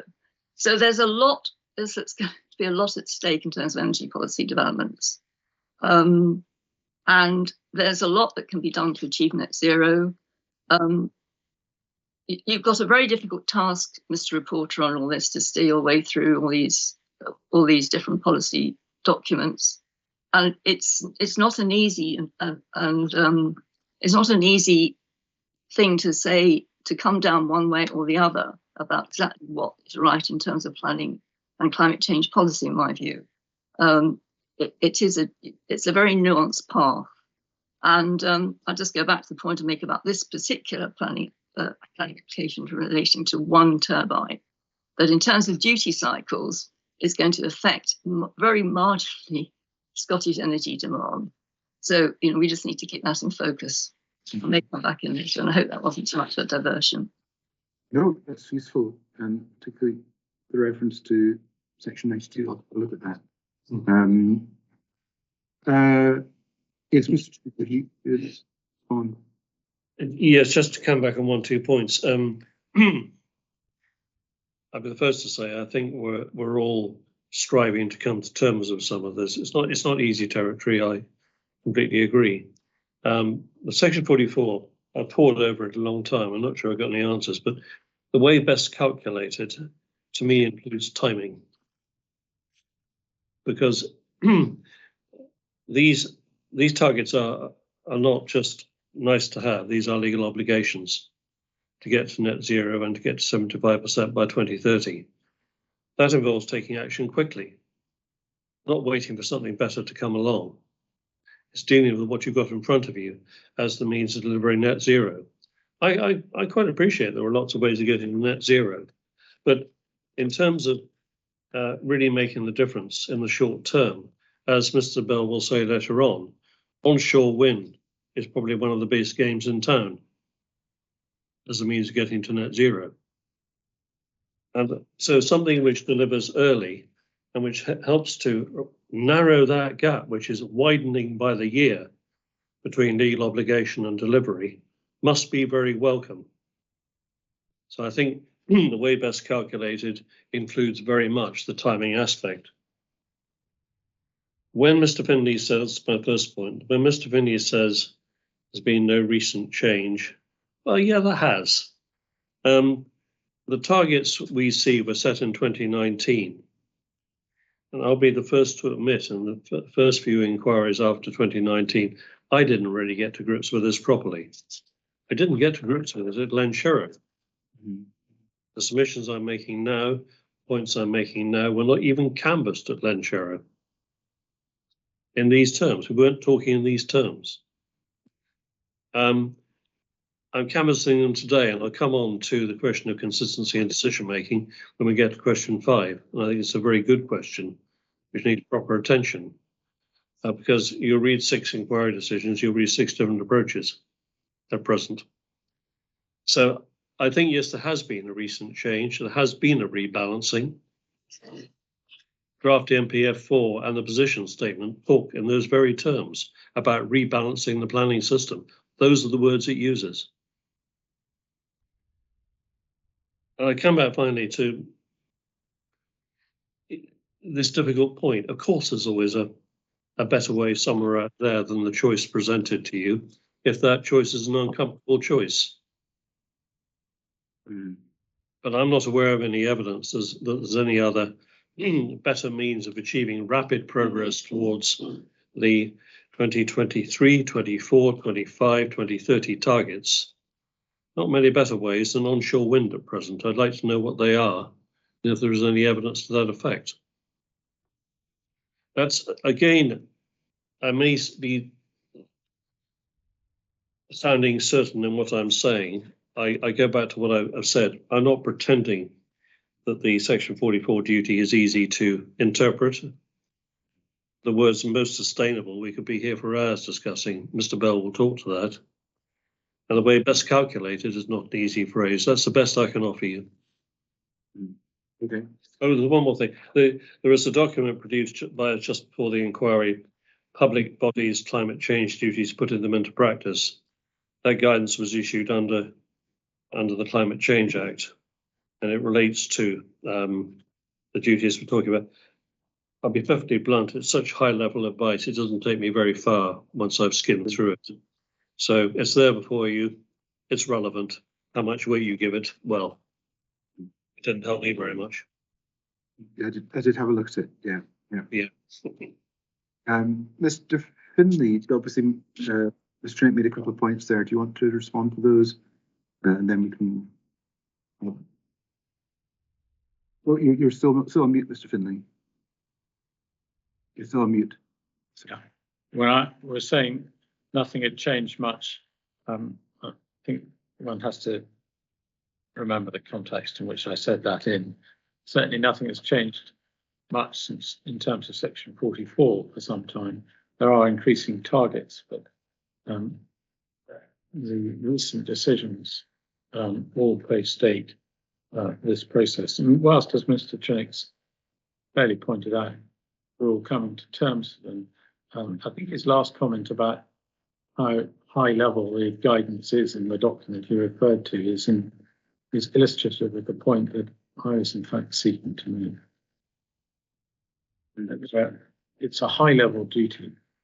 How you translate it into a decision, a hands-on specific decision is more difficult because it's not saying it's the only consideration or even the overriding consideration.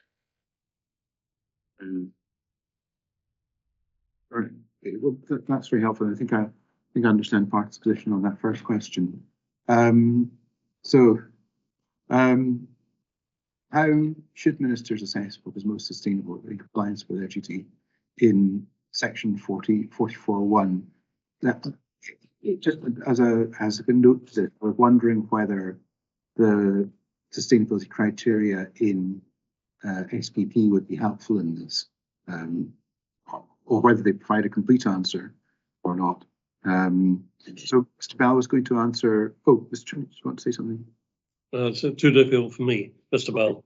Mr. Bell, I understand you're going to answer that. And I'll go to Mr. Yes.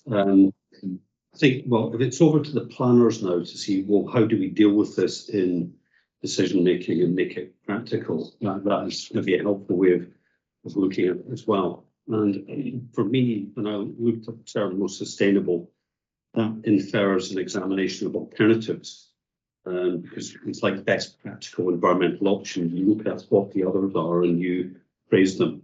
But planning policy, certainly for wind farm developments, does not support any sequential analysis or comparative appraisal and decision making. It's each scheme on its merits. It might be different if it was for a major new airport for the Central Belt or something like that, but we're not dealing with that.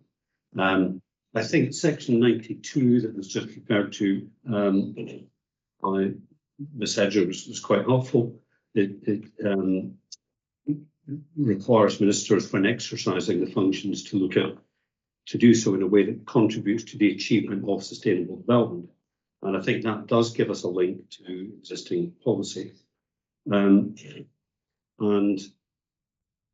for that, we've got SPP, and that is our planning framework, essentially, with NPF3 at the present time. That's the focus of it. And in there is reference to the Sustainable Development Principles, paragraph 28, and we will come on to that in terms of the presumption in favour and how that is engaged in this case with regard to the tilted balance, which was applied in Glen Sherrill, and that's a specific question. So that gives us a framework to examine particular developments, and it gives a development management test which would be applied in this case. I think also we have the insight into NPF4, and just the very first sentence of draft NPF4, if I could just read that, it says, this is our fourth NPF, sets out our approach to planning and development, how we will achieve a net zero sustainable Scotland by 2045. And just 5 paragraphs in, on page 3, it states we have set a target of net zero emissions by 2045 and must make significant progress towards this by 2030. So it doesn't say, it's a desire to achieve, it says we must make significant progress. So when you look more closely, and I know we're going to come to NPF4, but I think this helps answer the point. When you look at policy 19, which is the key new policy, and effectively will supersede policy 67, it will be the guiding policy in the development plan for renewable developments. It does say in that Scotland's energy sector has a significant role to play in reducing carbon emissions. It says a wide range of renewable technologies are capable of delivering these benefits, although it's likely onshore wind will play the greatest role in the coming years. So I think there's 2 points to pick up on. We can see that onshore wind gets the attention, as Mr. Trinick says. There's also the timing point in terms of we must make progress by 2030. And in a related document we'll come on to in terms of the onshore wind policy statement, for the very first time, we are going to be getting a technology-specific target. The only technology that will be for is in terrestrial renewables will be onshore wind. And I think that's a major differentiator with past policy. So just before we go on, sorry, but where's the text specific target coming in? We missed that point. In the onshore wind policy statement. Right. Yes, of course. Yes. The agenda. But just to tie in the references to statute in NPF4, I think it's helpful to note that in the annex to NPF4, Annex 5, there is reference to the outcome statements that tie back to Section 3A of the 97 Act. And there is outcome E, and it states in summary that this is page 116 of draft NPF4. It says the Scottish ministers consider that development of land supported by the policies in the NPF will contribute to this outcome. So we talked earlier about the land use planning system. So the development of land will contribute to the outcome. And it goes on to talk about things like sustainable travel, infrastructure first, reusing existing buildings, but also electricity generation from renewable sources. So I think Mr. Finlay was right that there are a number of aspects that will contribute to the outcome, but we know from looking at the main body of NPF4 that it will be onshore wind in the early years. That's also made explicitly clear in the draft onshore wind policy statement. So I would say that, if public bodies are looking at their decision making, so if it was, say, Transport Scotland, and they were looking at, do we build a new road or do we encourage modal shift to other forms of transport, there would be a clear choice there that would be best calculated to reduce emissions. It wouldn't be necessarily building a new road, but for the energy system and what NPF4 is saying about renewable energy, onshore wind is under the spotlight and is picked up in other documents. So I would just conclude by saying that I think the pathway is there from the statute that we've rehearsed through to NPF4, which is the policy instrument. So I think that word interaction is good that's used in the agenda. And I think the most sustainable way, I would say, is through the striking of the planning balance, where one is looking at the SPP principles, is also looking at the draft policy position that's coming down the track. And when you drill into that, and we'll maybe come on to it later in the agenda, what the government's really saying is that if you're not affecting NSAs, if you're not affecting national parks, you are supported in principle. And then you're looking at the very detailed points that arise. And I think the very final thing I would say is that there's also a benefit of early consent, because of the timing point.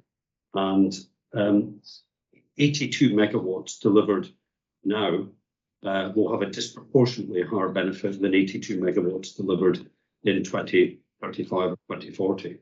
So if the scheme comes online by 2025, it provides 20 years of emissions reduction from that capacity compared to it being provided later. So that's another by 2045. By 2045. Yeah. So sorry, was that Sorry. Had you completed your answer, Mr. Bell? Yes, I have. Yes. Okay. Sorry, there's quite a lot there to take in, Mr. Hindson. Do you want to give a response to the question and to Mr. Bell? First to the question and then to Mr. Bell. Yeah, sorry, we've got a little bit of feedback in here. 2 seconds. If I Sorry, no, it's our side, the feedback, but that's fine. We've sorted it now. Sorry. So in terms of the in terms of the question, how should ministers assess what is most sustainable in compliance with the duty? I think what Mr. Bell set out was a reasonable approach. You look at the approach set out in paragraph 28 of SPP in the first instance. I think that sets out a reasoned way to consider whether it is truly sustainable development, because you are looking at those each one of those issues which contribute towards sustainable development. I think then, as Mr. Bell alluded to, National Planning Framework 4 is trying to change the way that these matters are considered in the planning balance. There is the aspiration of National Planning Framework 4 for the rebalancing of the planning system. I think that's probably set out most clearly in the climate change policy itself, rather than necessarily in policy 19. And then it would be looking at the provisions of policy 19, if indeed they stay in that same form, which are very similar to para 169 of SPP, and very, very similar again to policy 67 of the Highland Wide Local Development Plan as it currently stands. Considering those matters and the implications for this scheme in due course. I think the point that Mr. Bell raises in terms of onshore wind being, I suppose, the quick win in relation to in relation to matters of reduction in net zero, I think that's generally where we are. Overall, the national, or if you look at the UK government's net zero strategy, there is a much greater emphasis on offshore wind than there is onshore wind, but that process in Scotland is just kind of rolling out with the ScotWind schemes, so there is some time to go. And as Mr. Trinick took me to in cross-examination this morning, the schemes do take a wee while to come forward. So onshore wind will make a contribution, or greater contribution in the short term, most likely. But it's whether it can be considered, or this particular scheme can be considered sustainable development. And I would suggest that you look to paragraph 28 of SPP, 29 of SPP in relation to that matter.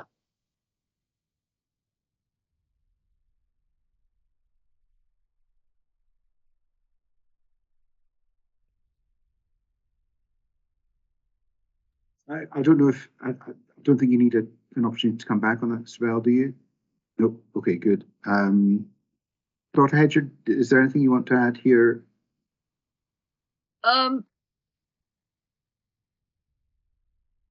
Sorry. I think only quickly the point just occurred to me then is there are these considerable backlog of existing consents on onshore wind.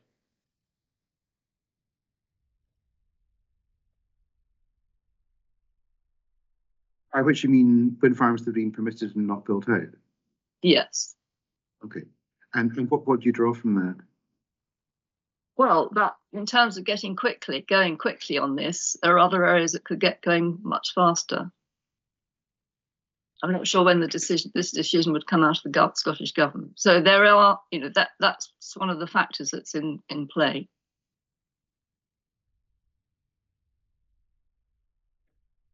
Sorry, if I could make a brief response just on that. Of course, yes. I was just going to ask. I think it's a point that's sometimes raised that, look, there's a lot of capacity that's being consented, and that will all come forward, and we don't need to worry about new consents being granted, really, and there's not really a timing issue. I think whilst I can see some people can take that view, the government has always taken the view that not every consent will come forward because of whether it's commercial viability reasons or constrained by other considerations such as aviation matters and so on. So whilst some will, the other factor is that a lot of the consents are low tip height, and we'll be facing some of the issues that were talked about earlier in terms of whether that's manufacturing availability or other reasons to withhold them. So while some will come forward, the expectation is not all of them will. Hence, the government has set out the aspiration for getting to 20.4 gigawatts to ensure that there is a lot more new capacity coming forward to make that point. Okay. So, Dr. Hedge, do you want to respond to that? Or you intend to leave it for it? No, I think just leave it. I mean, they are all there existing, and they've all got permission ready to go, and presumably they've thought about how they're going to actually construct them.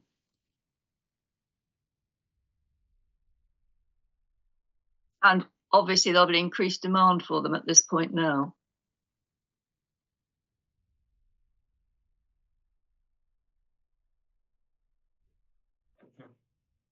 Why is that? Oh.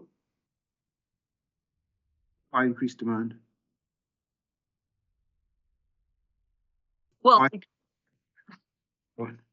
just in terms of the current situation where government will be pushing along the onshore wind and offshore wind agenda. That's what I meant there.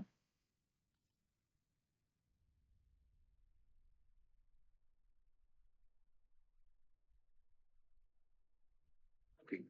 Well, I think I understand party positions on that. On the third question, I think I've outlined what my view, what my initial thought was. I think I've had some response to that, but I think if we can formally answer the question, if Mr. Bell or Mr. Trinick will go first. Yeah. Yeah, I looked at your question for a long time. What on earth am I going to say? I suspect that my answer is as good as it gets is this, is that if you deliver emissions reductions, then you are necessarily acting sustainably under the Brundtland definition of sustainability. And we all know what the definition is, meeting the needs of the present without compromising, etc. We know what that says. And why I'm able to say that is that sustainability is emphatically not, and I don't think anyone would pretend, wholly or even mainly about landscape and visual effects. Sustainability goes far wider than that. And I would agree with what people have said, that SPP 29 principles give you a pretty good guide to what is sustainable in the round when making a planning decision. It's got everything in there that I think you need to have regard to. And so to endorse what Mr. Bell said, by striking the planning balance under SPP 29 principles, you will probably achieve a sustainable development. And that will involve certain compromises in terms of landscape and visual effects, but not many others in this case. In terms of every other factor, there's no issue between us and the other parties. So I think that in this case, if you deliver emissions reductions through this scheme, you will be acting sustainably under the Brundtland definition.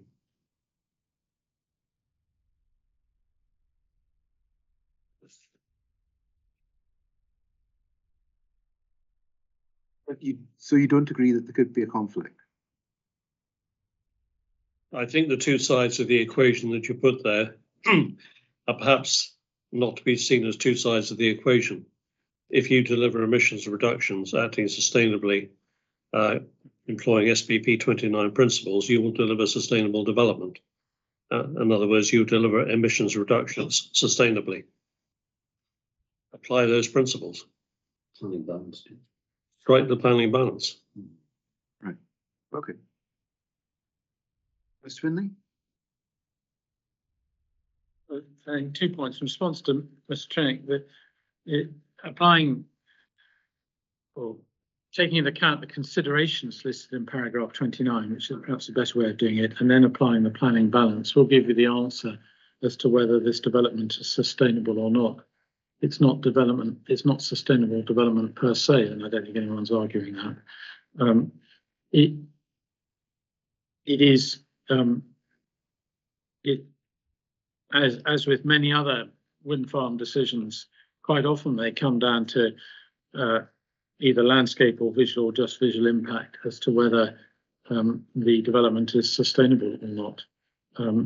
It's a matter for your judgment and your judgment in advising Scottish ministers and their ultimate judgment as to which side of the line it comes down on.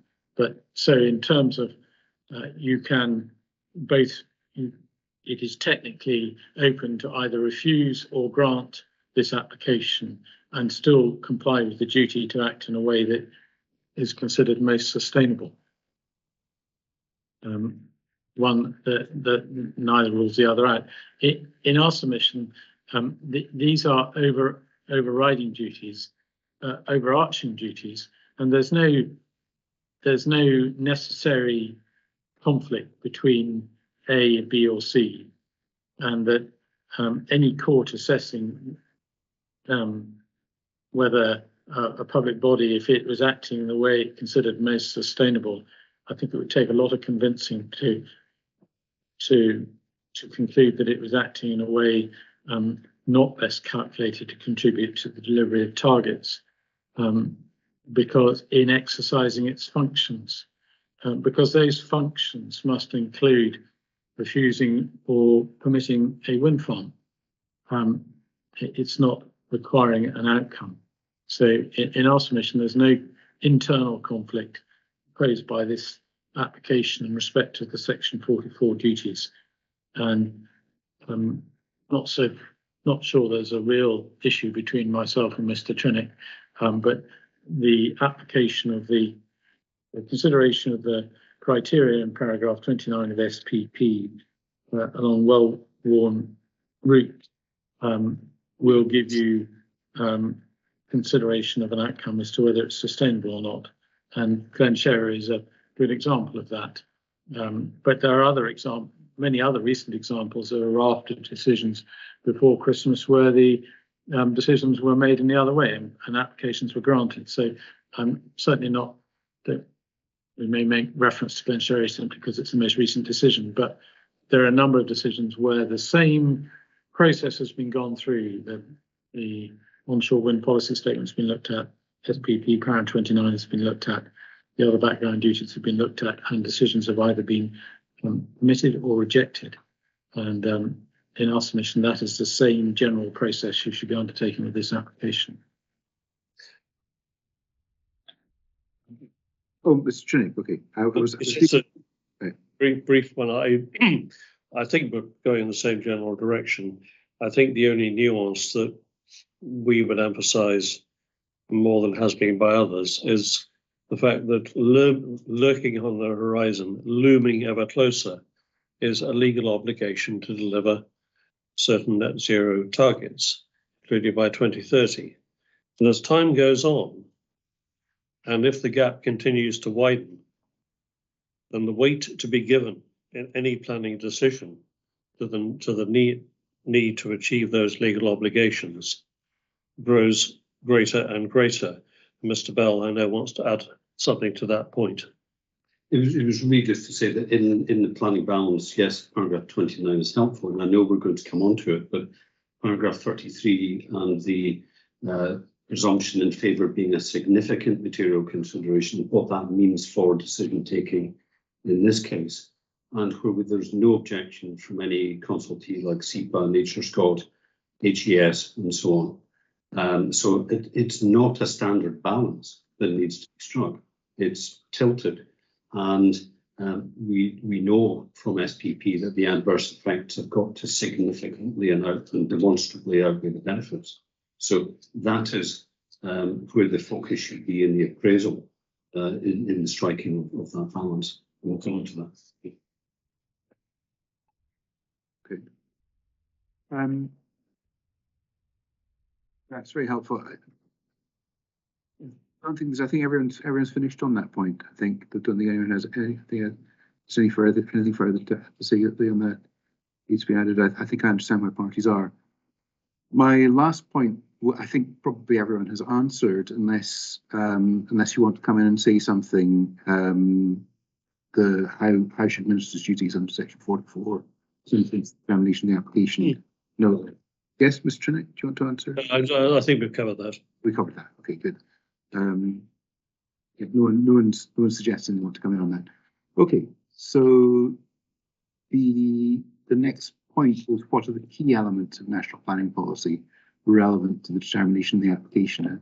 This was intended just as a question to ease us into the discussion of the policy, so you could summarise your positions. Had a kind of a headache to start off with, but we can maybe ease ourselves in the discussion policy. So, I assume it's Mr. Bell who will go first for the applicant. Yes, I'll hopefully take it fairly briefly, but it's a lot of the details in the hearing statement, obviously, but you say the key elements, NPF3 and SPP. And for SPP, we've covered the principles and the presumption. There is, of course, the spatial framework approach, and there's agreement that the site can be regarded as Group 3, having overcome Group 2 carbon-rich soil and peatland habitat matters.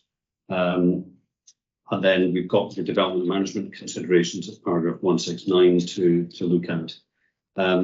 The other aspect that is important, I would say, to note on SPP, it talks about a move to a low carbon society, but of course that is now superseded by the net zero move. That's a fundamental difference that makes it out of date in that respect.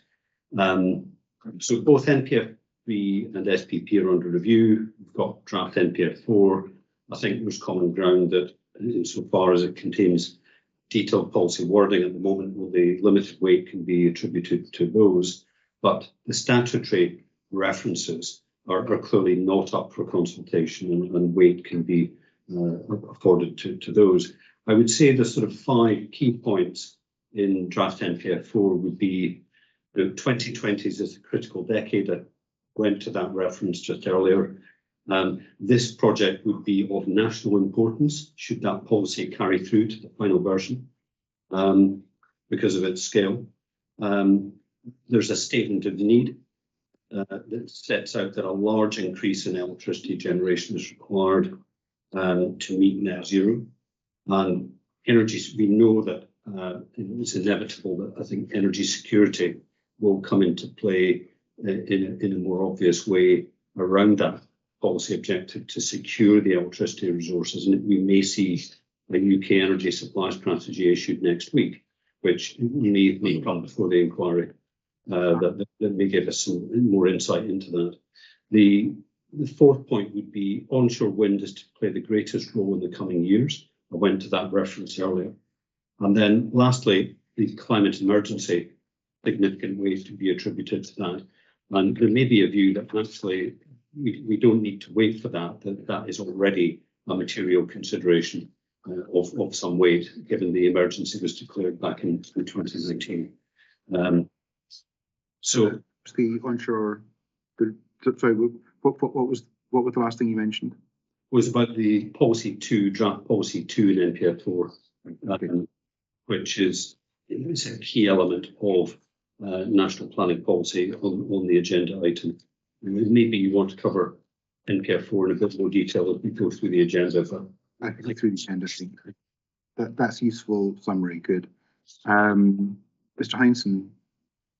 I could probably take this very shortly. I think we've got the agreed matters or agreed key elements of national policy set out in the statement of agreed matters in paragraph 8.20 to 8.37, and that covers national policy, the draft national planning framework, as Mr. Bell's just alluded to, and also the development plan, the relevant policies of the development plan. In any case, that should be taken into consideration. And then maybe just in addition to that, there's the land use strategy as well, which sets out the need for balance in these types of decisions. Okay. All right.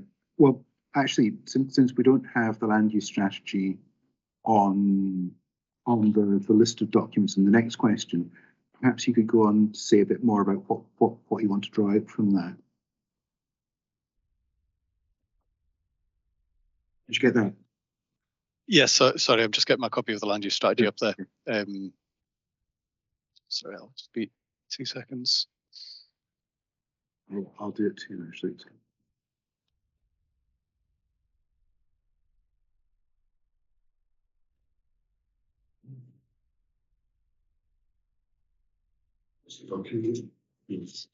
It's 5:20. I put it down as. It's the 2021, March 2021 version. I think there's 2 versions. It came in fairly recently, so do you have it, Mr. Bell? Just look it up online. Yes, it's probably. Just wait a moment.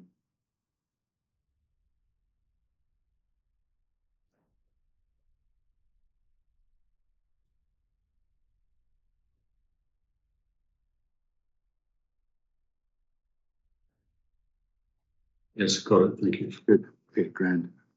Mr. Heinsohn. Okay, yeah. So I think one of the key elements of the national land use strategy is in relation to the balancing of demands that we make, and it's on electronic page 11 on the right hand side of the page, and the 3rd block of text down where it starts with all of these demands. That sets out that we effectively need to balance matters, and that there will be difficult choices and difficult trade-offs to enable us to achieve a just transition to sustainable land use. And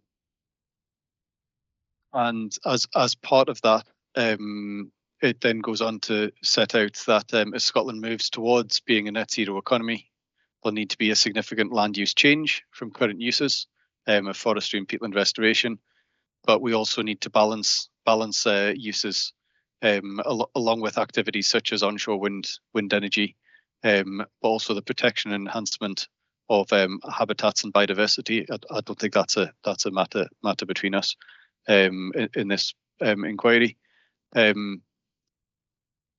But moving on to electronic page 27. It's there's a title that says helping our land support, and then and it goes climate change mitigation and adaptation. And in that section there, again, it continues on about the need for a balance, and it refers back to the onshore wind policy statement as well. And it sets out that we need to continue to develop wind farms in the right places, and also look to the extension and replacement of our existing sites. And then it, as references to the onshore wind policy statement, it sets out that developers and communities need to work together to ensure that projects strike the right balance between environmental effects, local support benefit, and where possible economic benefits as well. And I think they're probably the key messages that stand out from the land use strategy to me, certainly, that it is still a matter of balance between climate change and land use. Grand. Dr. Hedger, do you want to come in at this point? Well, thank you. Okay. Mr. Bell. Do you want to respond to anything Mr. Heinsohn said? Trinnick waving too. Should we take Mr. Trinnick first or Mr. Bell? Mr. Bell. Sorry, sir, I'm having real trouble with my mouse trying to get it across to switch the microphone. Mr. Trinnick's controlling the mute, so I've got no opportunity to touch the phone. Just briefly, I think we don't disagree that balance isn't important. Of course it is, and that's part of planning function in SPP, applying that. But I think what helps us get to that is in looking at documents such as this that talks about designations and habitat importance and so on. If this is a project that is in a Group 3 location, it's the optimum location effectively in terms of the spatial framework in SPP. And we know from NPF4 this land use strategy talks about on page 14 in particular, talks about where the infrastructure we need has got to go. NPF4 gives us that guide. And we know that the sensitivities are where there's national park effects, where there's NSA effects, in all other areas supported in principle. So subject to the detailed development management considerations, I don't see any conflict with the land use strategy.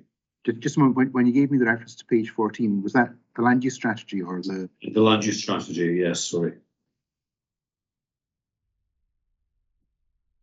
It's electronic and actual page 14. That's the reference to the national planning framework. Yes. Yeah. Okay. Sorry. Right. I see.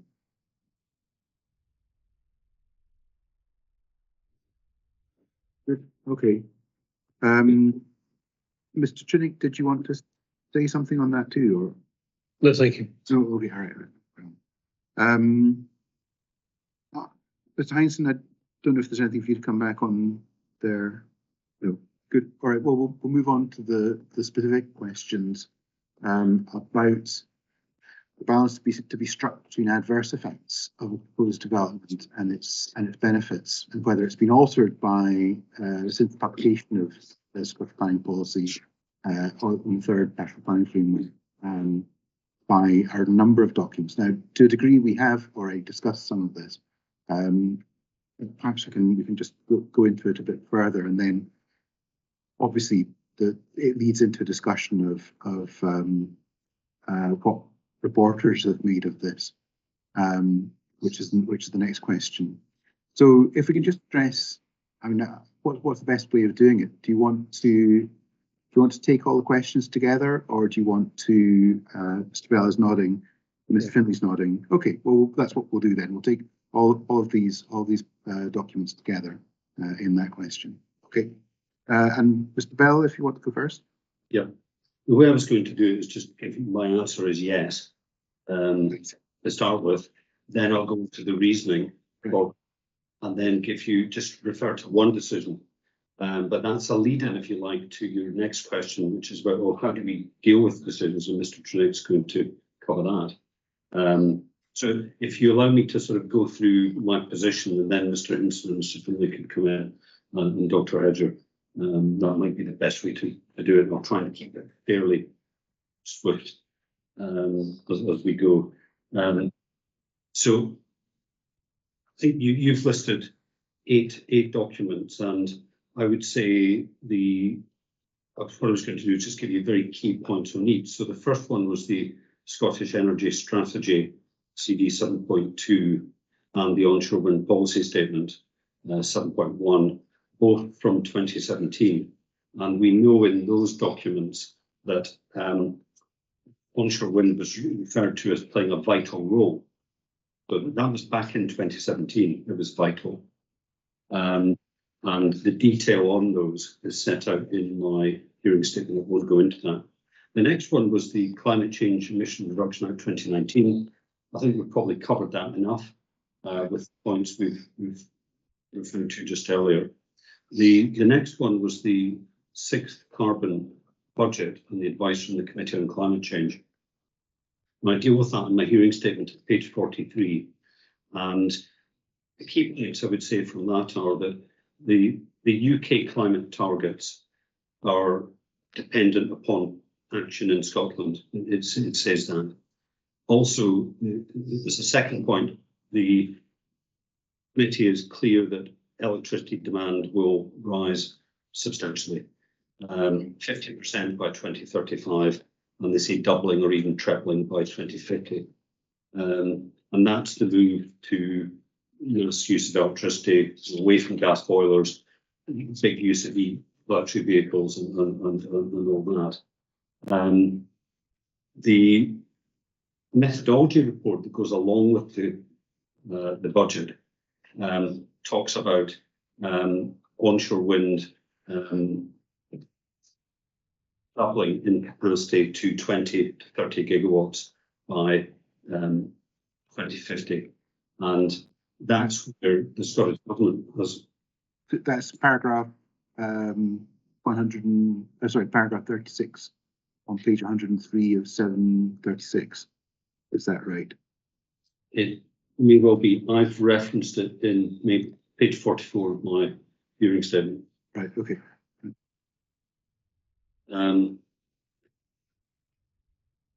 And that's the reference that the Scottish Government pick up in the draft onshore wind policy statement in terms of looking ahead to set Scotland's target for onshore wind. The next document was the reference to the net zero strategy. And what I refer to that on my page 45. And in my paragraph 8319, I refer to a quote on page 94, which talks about accelerating deployment of low-cost renewable generation, such as wind and solar, through the Contracts for Difference scheme, and also reference on page 103 to driving rapid deployment of renewables. Sorry, I think I gave you the wrong. That was that part net zero strategy one to refer to. Yeah, sorry, that was my mistake. The next document you reference is the white paper, CD 7.25. It's the UK white paper of December 2020. And that, again, like the Committee on Climate Change, talks about electricity being the key enabler for the transition to net zero. And the graphic that I put in my hearing statement shows, I think, pretty well the move from electricity, from a small amount of electricity compared to oil and gas in the UK to a substantial, the biggest contributor to energy use, with oil and gas going down. And I think we will see probably in the paper coming out from the UK government next week that the need to accelerate that. And there has been, I don't want to speculate about the press, but there was reference to the damage for nuclear, but also quotations that the UK government wants to double down on wind and solar, including references to opening up onshore wind in England. Now, I don't want to go any further than that, but we may see something more substantive come through next week. The white paper, I think, makes the point very well about this move to electricity that has to be from renewable sources.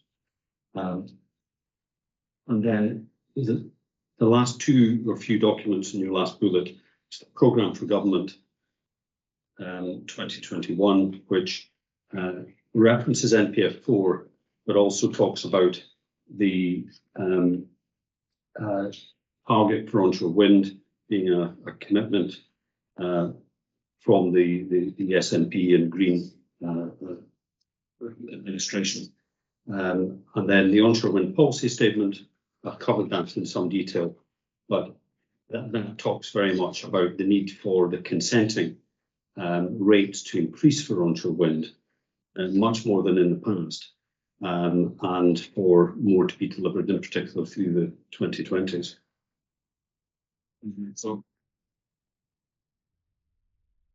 my position was that taking all that together and going back to your question at the start of the list of bullets, so has balance to be struck between any of the adverse effects and the benefits being altered since SPP and NPF3 came in 2014? I would say yes, it has. We know NPF4 is talking about a rebalancing. You can see very clearly the role of onshore wind being in the spotlight for the 2020s. And I think planning decisions need to respond to that. Now, that was broadly the position that I advanced at the Strathy Wood inquiry.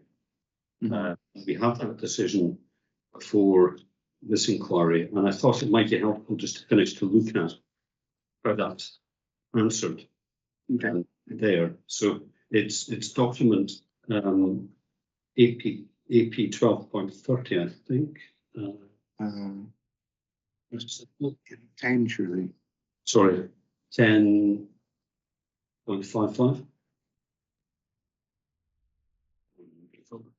Strathy Wood inquiry report 35, yeah. And it's paragraph 11.92 and 11.93. Just let people get there. Could I have this? Could I have the CD number again, please? Yes, I've got CD 010.055.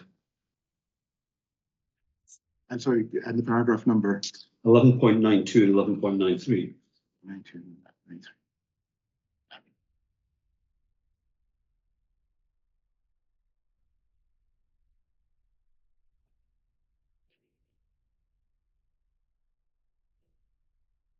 So if everybody has that, what it's saying there, I think 11.92 I thought was quite useful, where in the second line there's a reference to, in this case, the significant effects are found not to be of a scale, nature or extent to indicate a particularly dominant, adverse or overriding consideration when considered in the current planning policy context applied to wind energy developments.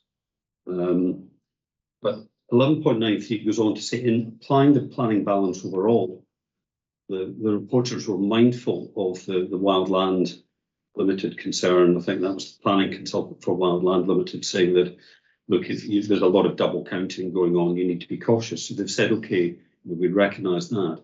But they say at the same time, we recognise that these current planning policy documents, that's SPP and NPF3, state the recent changes to energy and climate change position, in particular declaration of a climate emergency.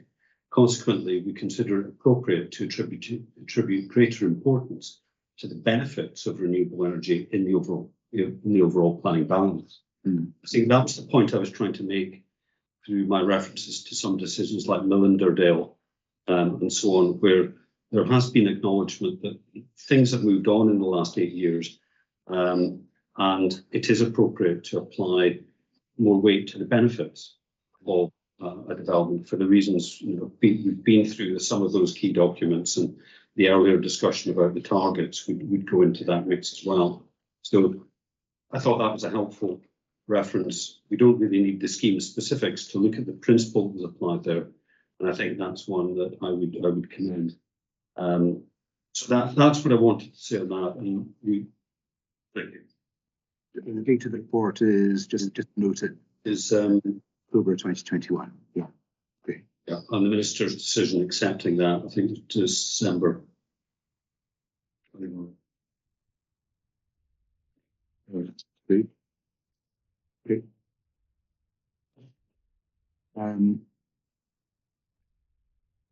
Mr. Gleeson, respond to that, or if you Yes. ask the question and respond to Mr. Bell also.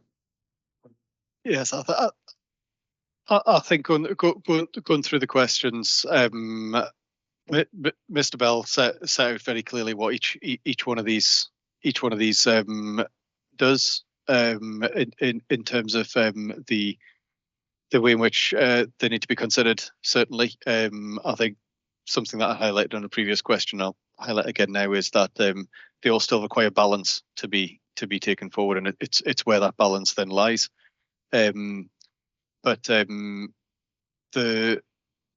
point that Mr. Bell set out in relation to Strathy Wood there, in relation to paragraph 11.92 in particular, I think that is a useful paragraph, definitely, as is paragraph 11.93. But it then comes down to the level of impact of this proposed scheme, and what weight then you give to that in being able to apply the balance in your recommendation to Scottish ministers, and then Scottish ministers obviously making the decision. I think as just running through the other elements of the question there, or maybe going into a little bit more on some of them in relation to the sixth carbon budget and the committee on climate change. I think the approach that Mr. Bell is summarised in his hearing statement is fair. And as mentioned earlier, it is recognised that onshore wind has a role to play. Appropriately cited and designed, onshore wind has a role to play in this, and again that comes into the balance. And you have my evidence in relation to that from earlier today. But the focus certainly has been on offshore wind and remains in relation to offshore wind. Not to be given evidence almost on behalf of the applicant here, but the project does contain an element of battery energy storage system as well, which can be used in relation to balancing the benefits of the proposal. But there's a number of other battery energy storage systems that are being brought forward in Highland, which could facilitate in meeting the demand for cleaner electricity. Obviously, battery energy storage systems are dependent very much on the mix that's in the grid at that point in time as well. But there's other storage facilities such as pumped storage hydro schemes that are coming forward, which help to address the matters in relation to availability of clean energy, to help phase out fossil fuel generation in time, and help to match that increased demand for energy. And then finally, the last part of your question here in relation to the adoption of the programme for government, or its publication of the onshore wind energy policy refresh, and the draft MPF4, while they are useful matters going forward and things to be considered, obviously they're not adopted at this point. So I would recommend to you the approach that's been taken by other reporters, that they hold limited weight at this point in time. Is adopted. Sorry, yes, the programme for government is adopted. Sorry, but it's I suppose the provisions of that and how it's articulated in planning and energy policy that aren't adopted yet. But it is very clear that there is the drive for onshore wind, and as Mr. Bell set out, the first, I suppose, sector-specific target has been set out in the programme for government, and it comes down to then how it will actually be delivered in time. I think the onshore wind energy statement refresh consultation draft sets out the opportunities, but also the constraints to delivery of the additional 8 to 12 gigawatts, not megawatts. That might be a bit easier to achieve. Yes, the 8 to 12 gigawatts. So it sets that out, but there are challenges to that, certainly.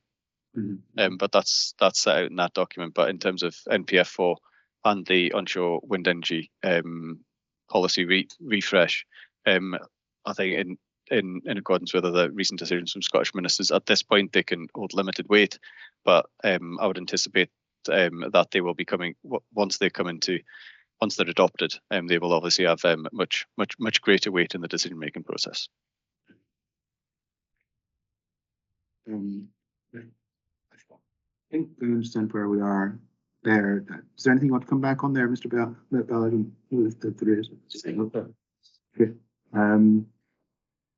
I wonder if the next question is partly answered, but perhaps go to it anyway.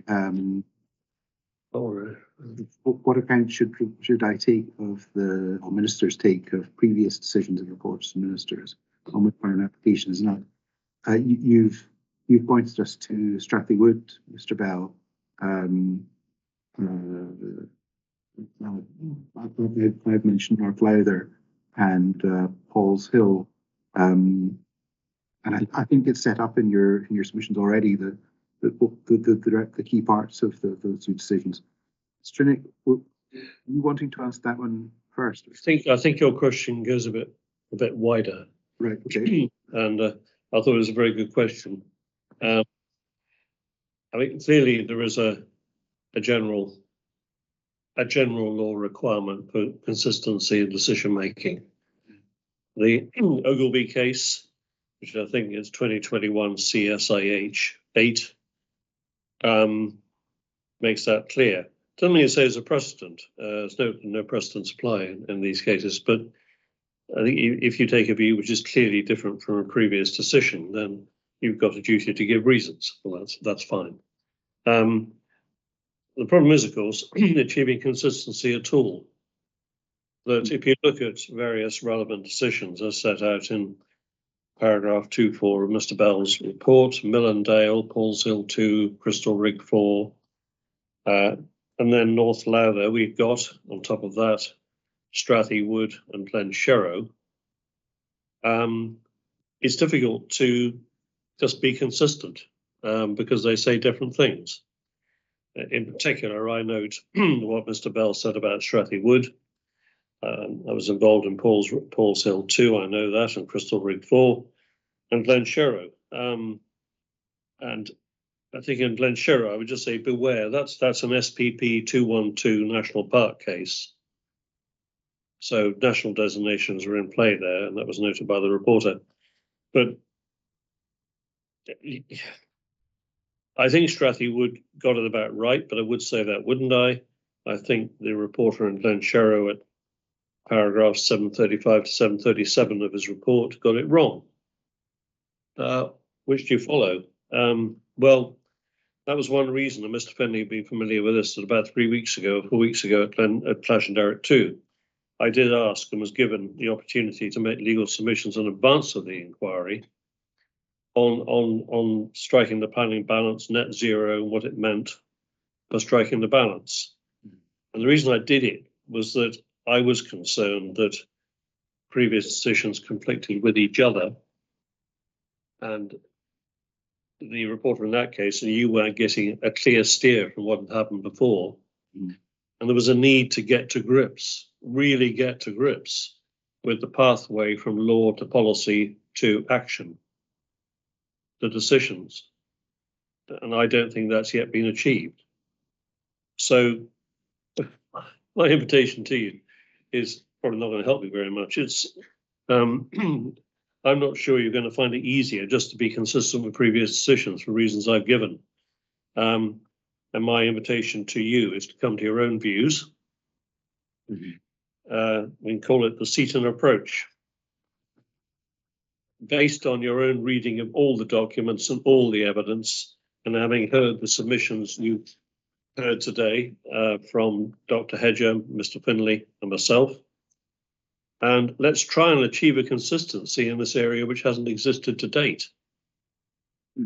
Public inquiries show the way towards that, whether you agree with my approach or you totally disagree and take Dr. Hedger's view or Mr. Finlay's view. We need some consistency.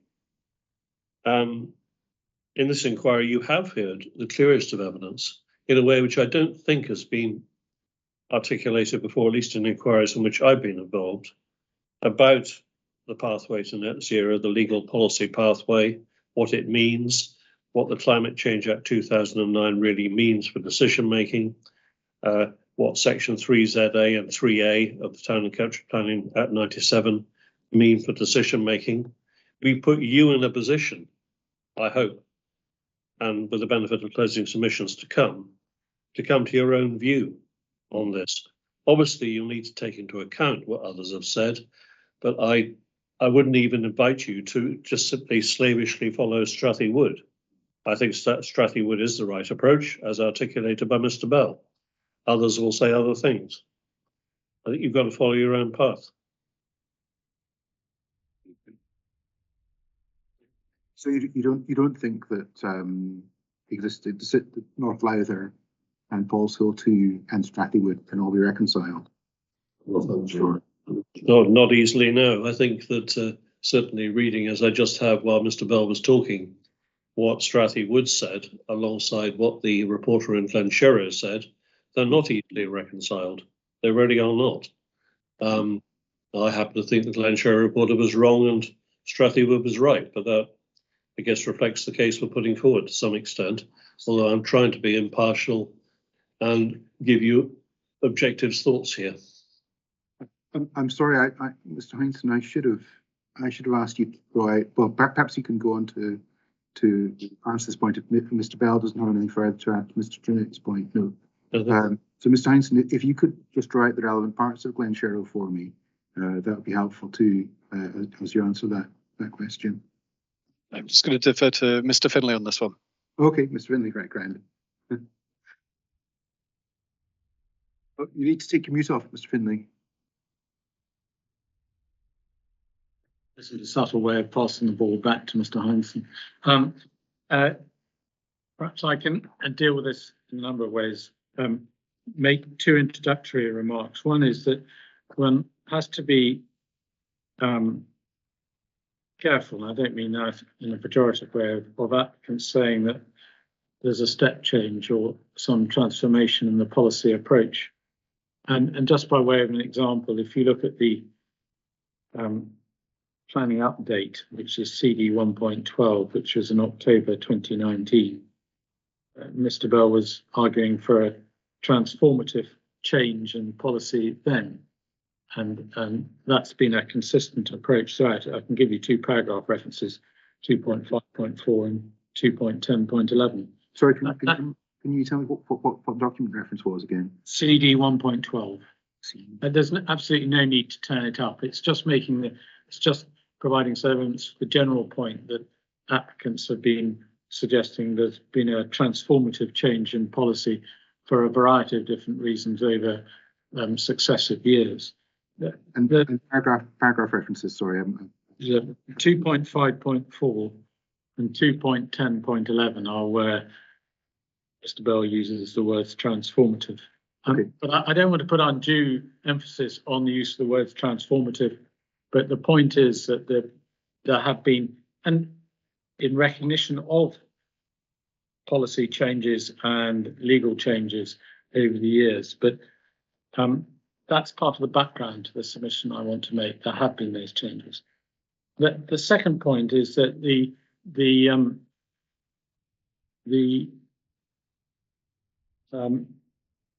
policy statements about the vital role that onshore wind is to play have been made against the background of a significant period of decision making about whether onshore wind should be considered acceptable in a particular location or not. And I make two sub-comments in respect to that. Firstly, there's been no suggestion in those documents that the previous decision making has, as a matter of generality, been wrong or has struck the wrong balance. And secondly, there's no suggestion there should be any lesser protection of the environment now. Well, just on your first point, I think Mr. Trinick did suggest it was wrong. Well, in terms of the policy documents, Yes. whilst Mr. Trinick's views carry great weight, I don't think they're up there with government policy quite yet. But there's nothing in government policy which, whilst recognising the vital role of onshore wind playing going forward, nothing in that has suggested that the balancing exercise that has gone before, which formed the background against which those statements were made, has changed or should change, or was some way providing too much protection to the environment. So with that in mind,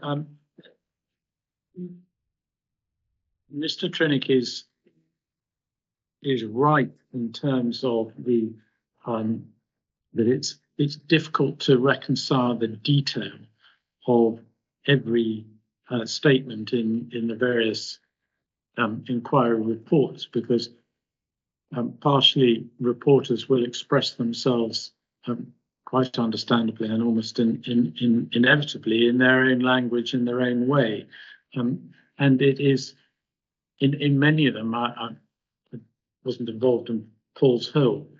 I think I was in North Lather and as well as Strathy Wood and Glen Sherry.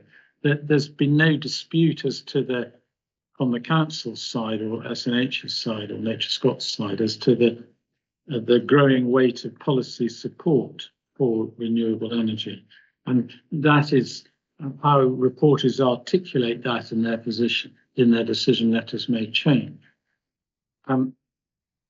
With that in mind, can I then turn to Strathy Wood and just point out that the main conclusions of the reporter on balance are in paragraph 1191. So that's CD, I think 1054, 55. The particular paragraph that Mr. Bell referred to is in 1193, which is two paragraphs on, and it was dealing with a double counting point, so the context of it is important.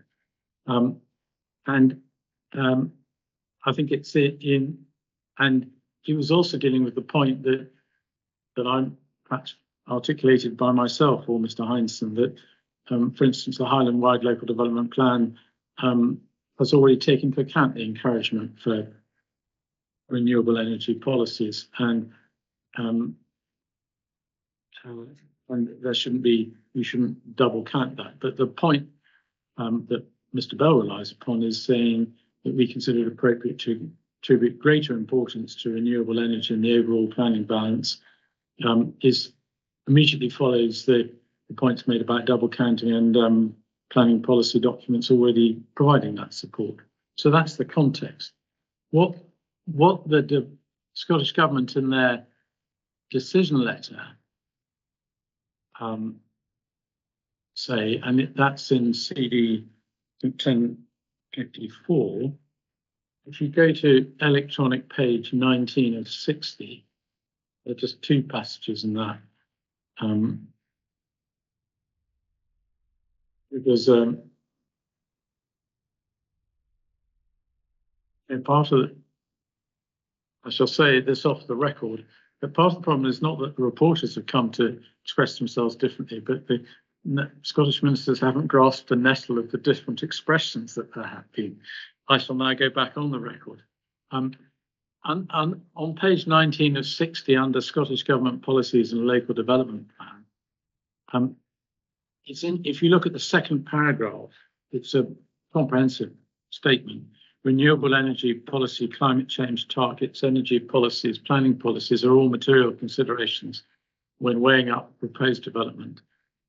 And so that's, as I understand, trying to sum up everything Mr. Bell, to a certain extent, has been saying today, although taken forward and Mr. Trinick has put that the advocate then may not have done. MPF3 SPP energy strategy make it clear that renewable energy development remains a priority of the Scottish Government. And it's the word remains that I think is important there.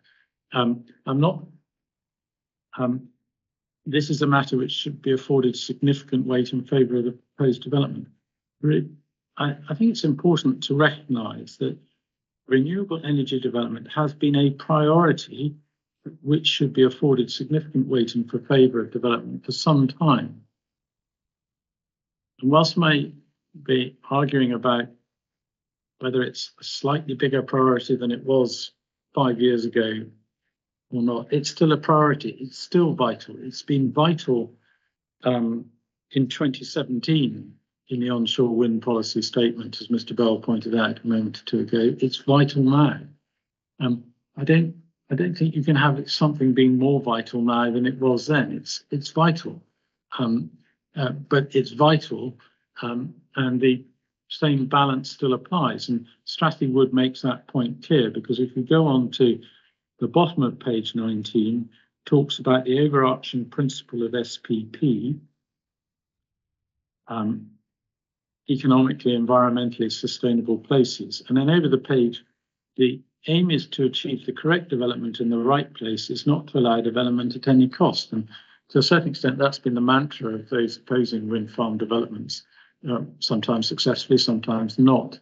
But that is being upheld here, is not to allow development at any cost.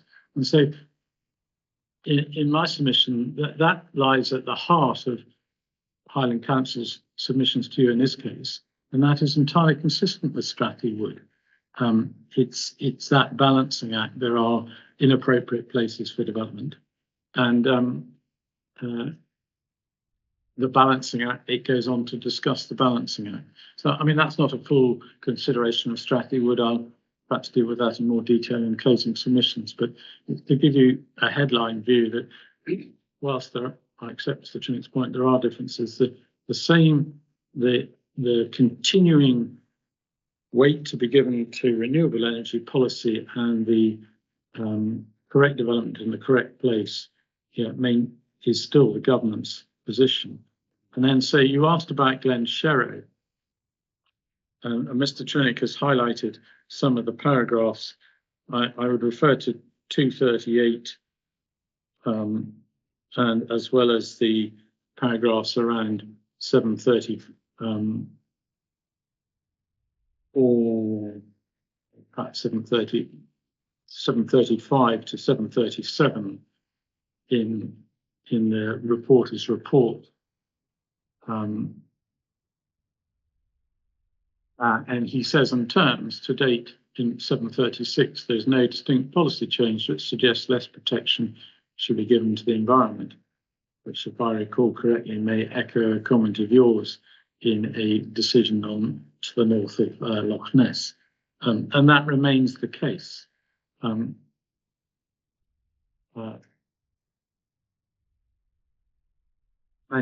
the minister's decision on Glen Sherrow, if I can give it up, is in very similar terms to minister's decision on Strathy Wood. They effectively adopt the reasoning of the reporters, albeit expressed in slightly different ways. But again, and if I can just find the relevant parts,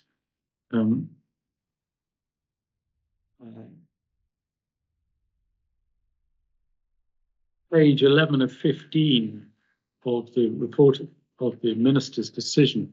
And can I put in caveat, Mr. Trinick is of course right that this was a national park case, but it doesn't affect the weight that would be given to on the one side of the balance to benefits. It may affect the weight you give to the other side to the disbenefits. But contribution to renewable energy policy objectives,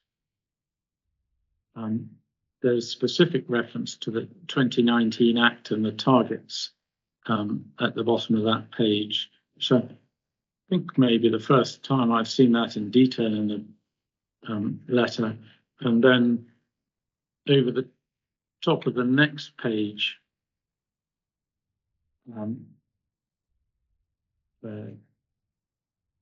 although I think Mr. Trinick is right, neither of us dealt with the legal background in as much detail as in our closing submissions to the inquiry is here.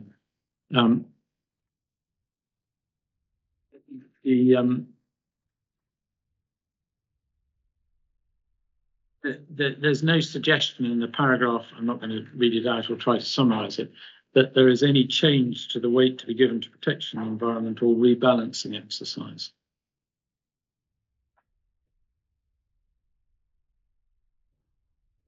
And that is continued further down the page, where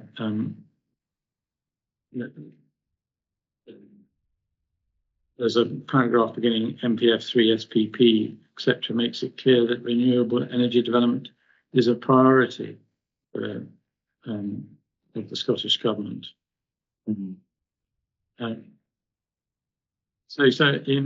And then on the page, electronic page 13 at the top, yes, you have the well-worn phrase in the paragraph, the aim is to achieve the correct development in the right place. It's not allowing development at any cost, which mirrors the language in Strathy Wood. So that's a very long-winded answer coming out saying that, yes, there are different difficulties in tying in the precise wording from reporters, but the overall approach from Scottish ministers in our view has been consistent, has remained unchanged, and is still requiring that balance to take place without any lessening of protection to the environment. Oh, is that right? Sorry, I'm getting feedback.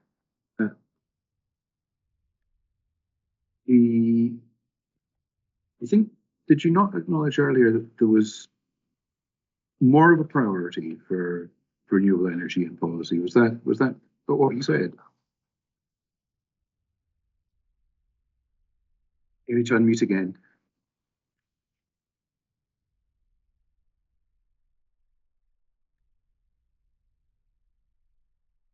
I acknowledge that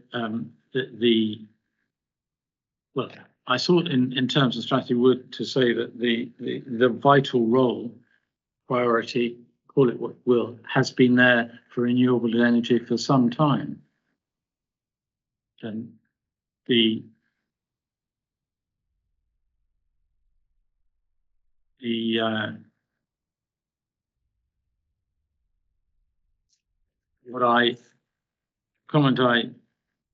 question I made was that there's nothing in either of these documents that suggests that the lesser weight should be given to protection of the environment, i.e. the natural environment. It's difficult to ignore the increasing weight of material, if I can put it that way, that stresses the need for carbon reduction, the climate crisis, and the drive for renewable energy, or which may now, as Mr. Bell alluded to, also include a dash for nuclear energy, which wouldn't necessarily be renewable, but it will still have an impact on carbon reduction, and could do.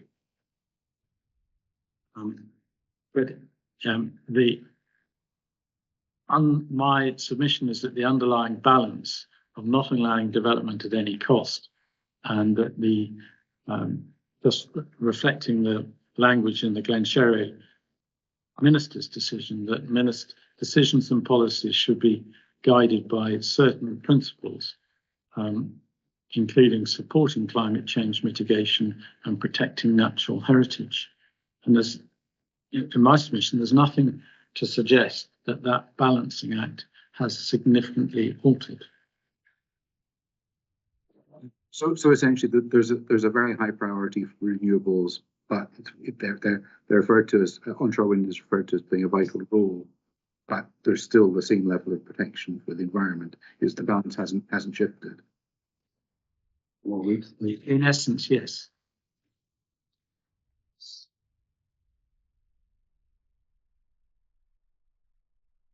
Dr. Hedger, is there anything you want to add here?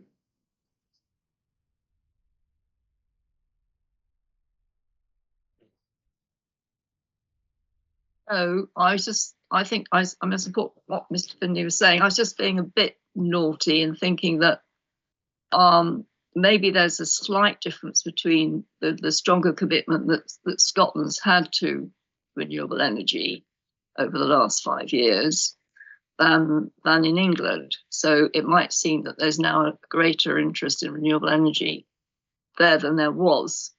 And of course, we know that, as has been mentioned, that in fact, Scotland's, there's now a realisation, Climate Change Committee pointed out quite clearly that that Scotland's got to help deliver the UK's target. It's quite central to that.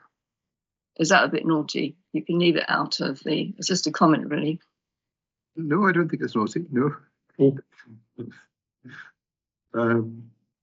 Right, Mr. Trinick, you want to come back on Mr. Finley and Dr. Hedger's comments? Not on Dr. Hedges. If anyone wants to go and do battle in southern England all over again, they're welcome as the answer. A ferocious environment. I think there are difficulties in reconciling. Should we take two examples, Glen Sherrow and Strathy Wood? If you look at paragraphs 736 and 737 of Glen Sherrow, 1057, you've been there already. The denial as any additional special weight to be put on tackling climate change and the decision-making framework doesn't sit happily with me at all with 1193 and Strathy Wood, which isn't just about double counting. The reporter says there, the reporters say there, at the same time, we recognise that these current planning policy documents predate the recent changes to the energy and climate change position, in particular the declaration of a climate emergency. Consequently, we consider it appropriate to attribute greater importance to the benefits of renewable energy in the planning balance. I think there is a conflict between Glen Sherrow and Strathy Wood there, which isn't easily reconciled. But those two, that comparison is the most palpable in that sense. When Mr. Finley says climate change, sorry, you'll have to remind me, what was it you said remains a priority? The tackling climate change remains a priority. You're implying, I think, a steady continuum, and that's what I'm denying. I don't think there is a steady continuum here. It's not a business as usual approach at all. We are faced, the fundamental difference between now and a few years ago is the timing point. Here we are in 2022, already adrift of a legal obligation to deliver certain amounts of renewables. The gap, unless we do something pretty dramatic, is going to widen by 2030. Will Mr. Finley still say at inquiry in 2028, if we're at 58%, when we need 75% the next year? Oh, business as usual. The balance still has to be struck in the same way, no less weight to the environment. That I would find very surprising.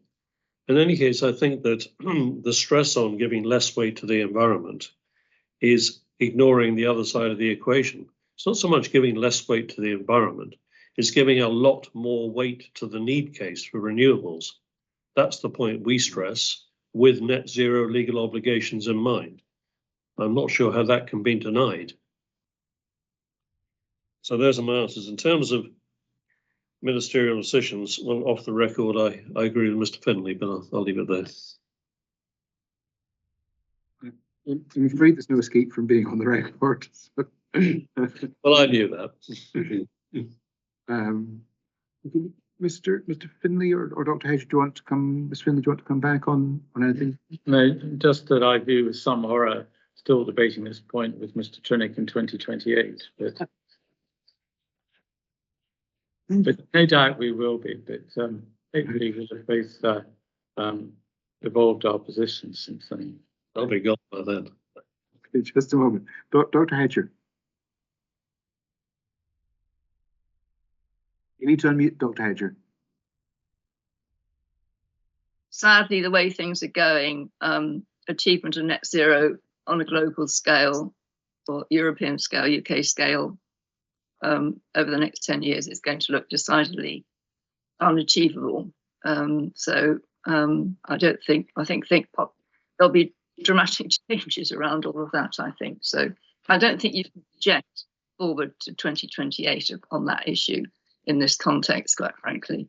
We're here where we are in terms of one small application in terms of Scottish energy demand. Thank you. Is that, sorry, Dr. Hedger, before you go, is that because you're predicting the government will take a different view, or are you suggesting because it's not achievable, there shouldn't be an attempt to achieve it? Well, I suspect what will happen is that it's going to be very difficult to achieve, and that nobody else will be achieving it either. No other governments will be achieving it either. So, this is not a scenario I would like, but I'm just saying, to be quite practical, they're talking about this. Scotland has been a leader in all this. The UK's done pretty well as well. We've already seen, once you get big global changes in terms of geopolitics and all the rest of it, things change very dramatically. Now, there could be further dramatic changes in relation to climate change impacts, which are going to fundamentally change a lot more things. But we've got tremendous cost pricing changes in terms of electricity demand going to come in, now we haven't factored in here. I don't think that was very helpful, but sorry. No, it is rather helpful. First, there's one thing that I should have remembered to mention, and that's the UK government's proposed document. I've forgotten what it's called. It's coming out. So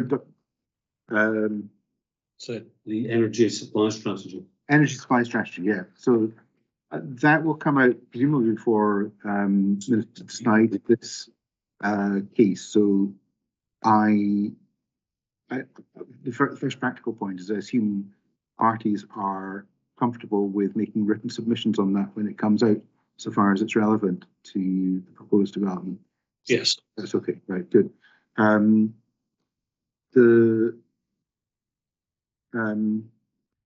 think that probably covers the point as far as we can about potential change in government attitude in future, because that will give us some idea of what the UK government's, if there's a change in UK government.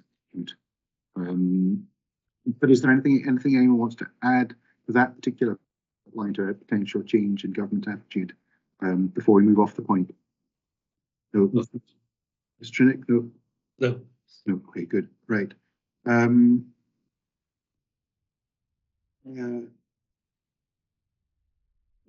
think where we are. Mr.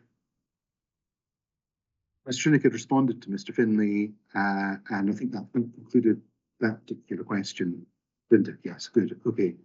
So the next question is, to what extent, yes, this is the question that came up from,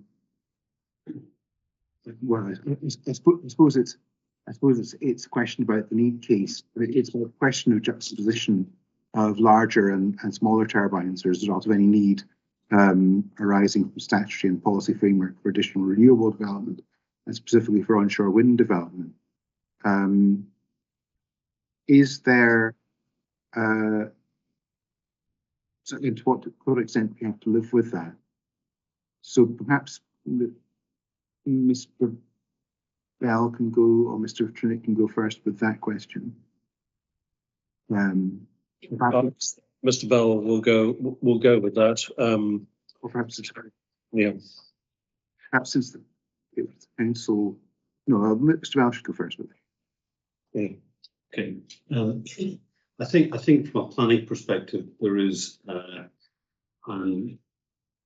perhaps an obvious point that where you've got established development, whether that's a cluster, as there is here, we're dealing with to some extent, or whether it's a greenfield site.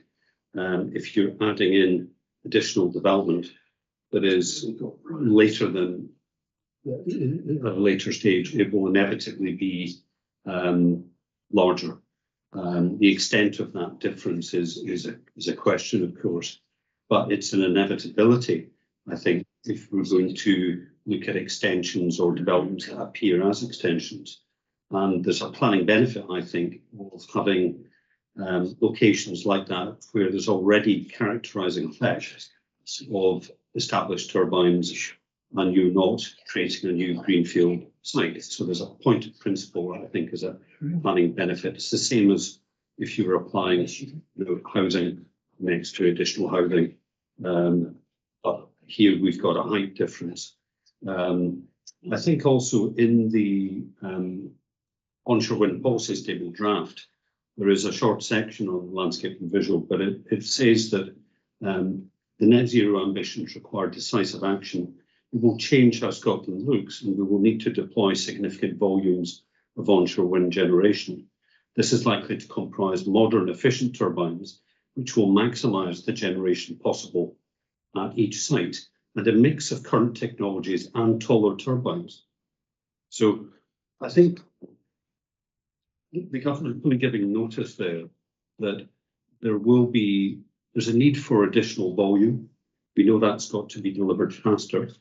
It will change how Scotland looks, and it will comprise taller turbines and a mix of technologies. So it would come down to each individual development and what is or what is not acceptable based on some of the landscape evidence, obviously, that we saw yesterday. I don't know if Mr. Trunick has anything to add to that. No. that's based on the acceptance, which is up for consultation of 8 to 12 gigawatts as being the target.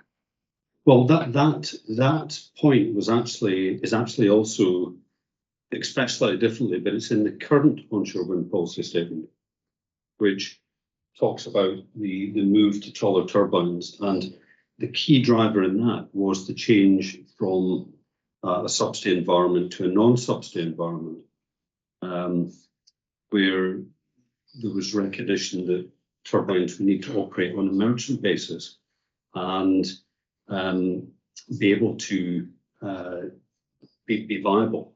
And to do that involved creating additional yield and creating more energy effectively from larger rotors and taller tip heights.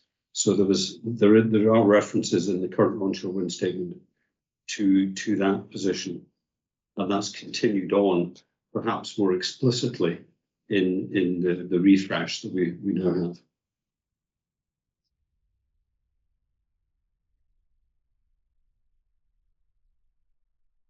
Right.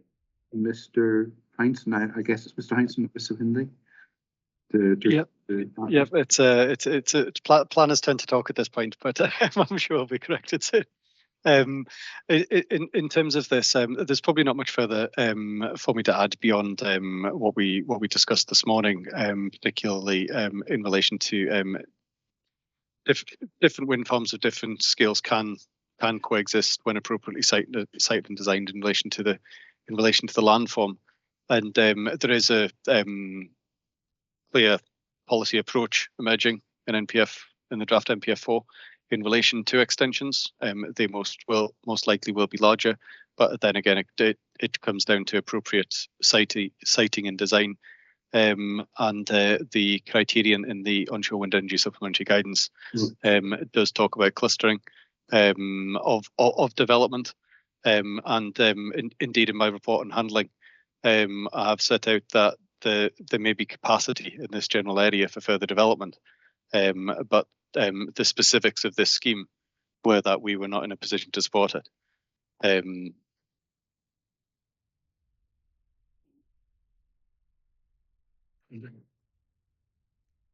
I'm here. Just going back to the question, in a way, you feel you don't need to answer the question of to what extent we have to live with the effects of just that position. You're acknowledging that there is capacity in the area, and there could be juxtaposition. Is that what I'm getting? There could be for a appropriately sited and designed wind farm. There may be. Yes, we can have a juxtaposition. I'm essentially saying that we can have a juxtaposition of larger and smaller turbines if the wind farm is appropriately sited and designed. In summary, yes. You can have, but is it necessary to have? Well, that's the point. Sorry. It's. I think you can have. It's not necessarily necessary to have, but it does come down to that design evolution of schemes.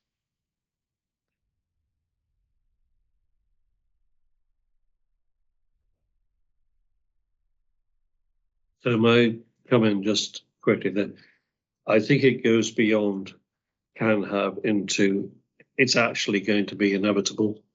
There are a lot of existing clusters out there already with different sized turbines all over Scotland. And knowing of the number of schemes which are coming forward, and Mr. Heinsohn will know, he's extremely busy with wind farms.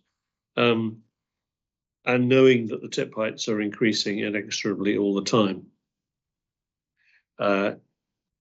I just think there's going to come a point when you're not going to be able to get away from an inevitability of widespread perceived scale disparities. So I'm trying to say that late in the afternoon. So I think it goes beyond can accommodate and actually going to have to accommodate. But I appreciate that's a view given without any reasoning beyond my own experience. So before Mr. Penny says I'm giving more evidence, yes, I am.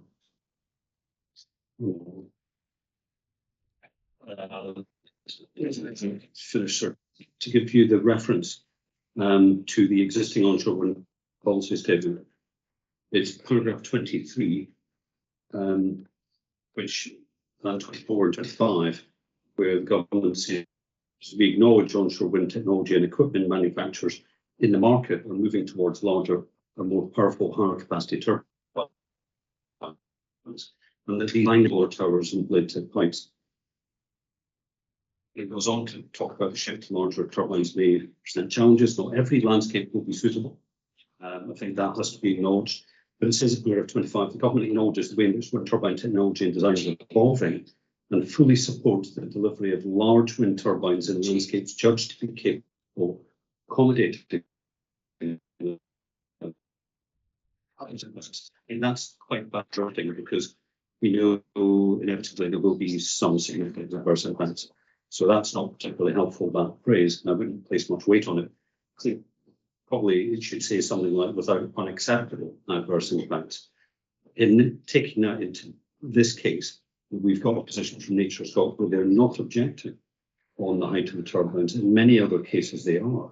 And that there's been a way of dealing with height such that we've got a location, as I was saying earlier, Group 3 not affecting the key constraints in NPF 4 and all the statutory consultees are content. This is the type of site, I would say, where you can add on to the existing characterising effects to arrive at something that is acceptable, and going back to Mr. Denny's evidence of the last couple of days on that. But that is, I think, a useful policy hook for you in the established guidance. Let's carry forward into the refresh. Okay. Does anyone want to say anything further on this question? So can I? Yes, of course, yeah. Well, consistent with the last submission I made, we don't accept there's any lesser protection to the environment, so that our answer follows from that. Just picking up on 2 points that Mr. Bell made. I've made it in cross-examination to Mr. Denny, but you can't take anything really from the absence of nature Scott objections, say that it hasn't met their national interest standard. It's in group 3, yes. Most wind farms are. That is doesn't provide a green light consideration. Unadulterated green light consideration has to be given to the particular merits, and as I think Mr. Heinsohn sought to demonstrate this morning, there are maybe some wind farms where a disparity in scale and size can be accommodated, which may not be accommodated in other locations. It is a site-specific judgment that has to be made, and we consider you would have to be very wary of approaching this as a matter of principle as opposed to site-specific judgment.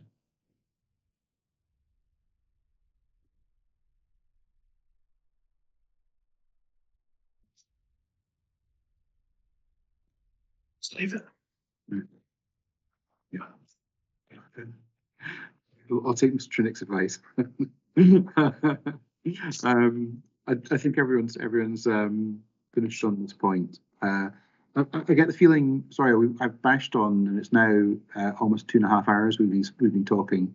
There are a couple more questions of this, and then a few brief points on conditions. I think. Well, I think they'll be brief to deal with. Does anyone want to take a 10-minute breather rather than crashing on the remainder of the questions? Or sorry, Dr. Hedger. Yeah, sorry. Could you advise me? I don't know when closing submissions are made. Is it after the closure of the inquiry, or do we display them today? After the close of the inquiry. We have a deadline, do we then? Yes, I'll give you a deadline at the end. Yes, we can discuss that at the end. When's convenient for everyone. A 10-minute break. Either just welcome at this stage, frankly. Great. So should we come back at it's 6? I can't even count now. It's 6:17 now. So should we say 16:17? We'll say 4:30. 16:30. Yeah. Yep.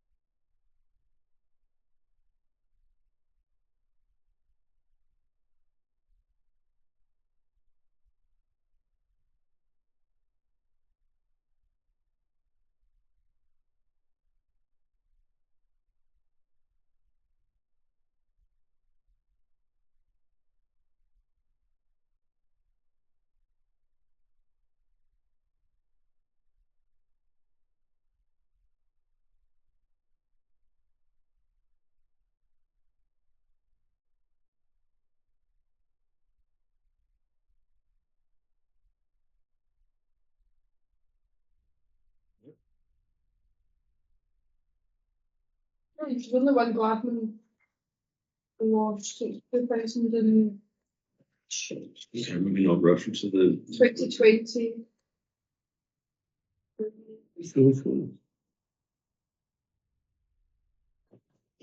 I'm just sure if it's just one.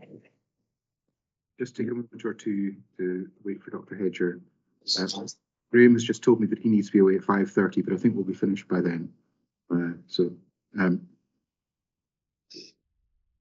Okay. Well, if we can proceed with the next question, which was about the status of the development, okay.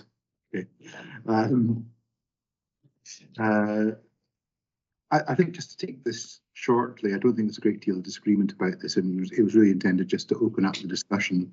The development plan, as I understand it, everyone's agreed it doesn't have a statutory status, but it's a material consideration in the decision. There's no disagreement that policies 57 and 67 are the key policies for determination of the key policies in the development plan, the application. Is there anything anyone wants to add to that? No. Okay, good. So the next question is about the issues raised in the Glen Sherrow, by the Glen Sherrow decision letter, where ministers refer in particular on page 15 to the use of the tilted balance. Now,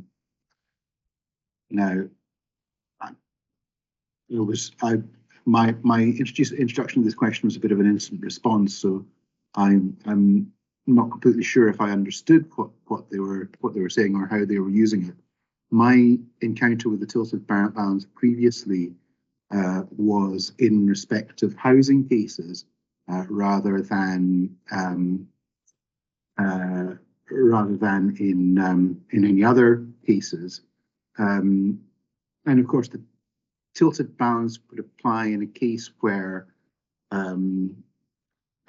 just stepping back a bit, it's possible for the presumption in favour of development that contributes to sustainable development, as set out in paragraphs 28 and 29 of Scottish planning policy, could become significant material consideration.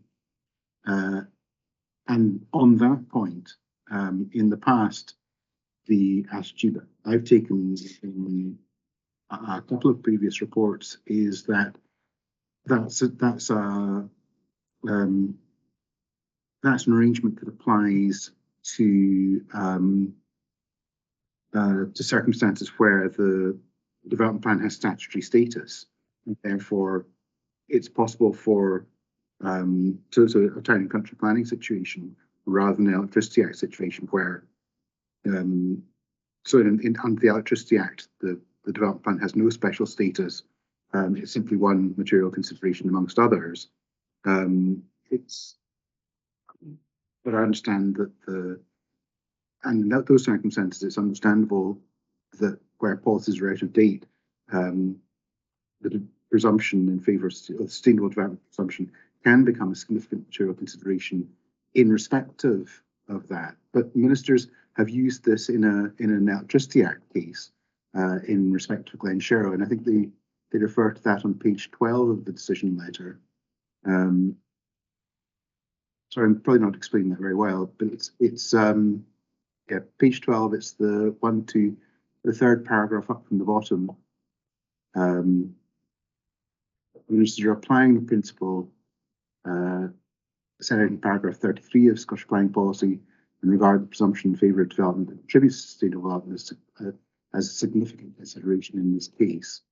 So it's clear they are applying that, even though I don't think the reporter recommended that. And then at the top of paragraph 50, at the top of page 15, the first paragraph says, even when taking into account the presumption in favour of development that contributes to sustainable development as a significant consideration in favour of the proposed development, and applying the tilted balance, ministers consider that the proposed development would not, in overall terms, be a sustainable development and would not represent the right development in the right place. So they applied the tilted balance as well, apparently. So that's where my question comes from. So it'd be helpful to have parties' comments on that. And second, if there is tilted balance, what are the elements of the tilt? In a housing case, there is a requirement for a 5-year effective housing land supply. If there isn't a 5-year effective housing land supply, you work out what the deficit is, you balance. You tilt the balance accordingly, according to the degree of the deficit. Is there a similar requirement here? And if so, what are the factors? So would like me to start? Well, Yeah. I should say at the outset that I don't cover this in my hearing statement, because the legal advice that I had received up until seeing Glenshera was that, as you put it, the presumption and tilt balance wouldn't apply. Certainly the tilt balance wouldn't apply to an Electricity Act case, and Mr. Finlay will know that from some of my evidence positions elsewhere. But so that I have struck the planning balance in my planning evidence on the basis of the non-tilted balance. Therefore, our position is that even without the balance being applied, or the presumption being a significant material consideration, the development is acceptable. But in the alternative, in taking the position that the ministers have applied, then the way that would be engaged, firstly, is because the development plan, like in Glenshera, is the same development plan. It's over 5 years old, so that's the bite point at which the presumption becomes a significant material consideration, not because the policies are out of date, because policy 67 is not one that would be out of date. So in looking at the approach to be applied, in my view, we revert back to the previous SPP, although there was the amendments made in 2020 through the Court of Section action and the Gladman 2 judgment, that was quashed. The degree of reduction applied. So we go back to the old SPP, if you like, and that tilted balance was rejuvenated. The way I read it, it's not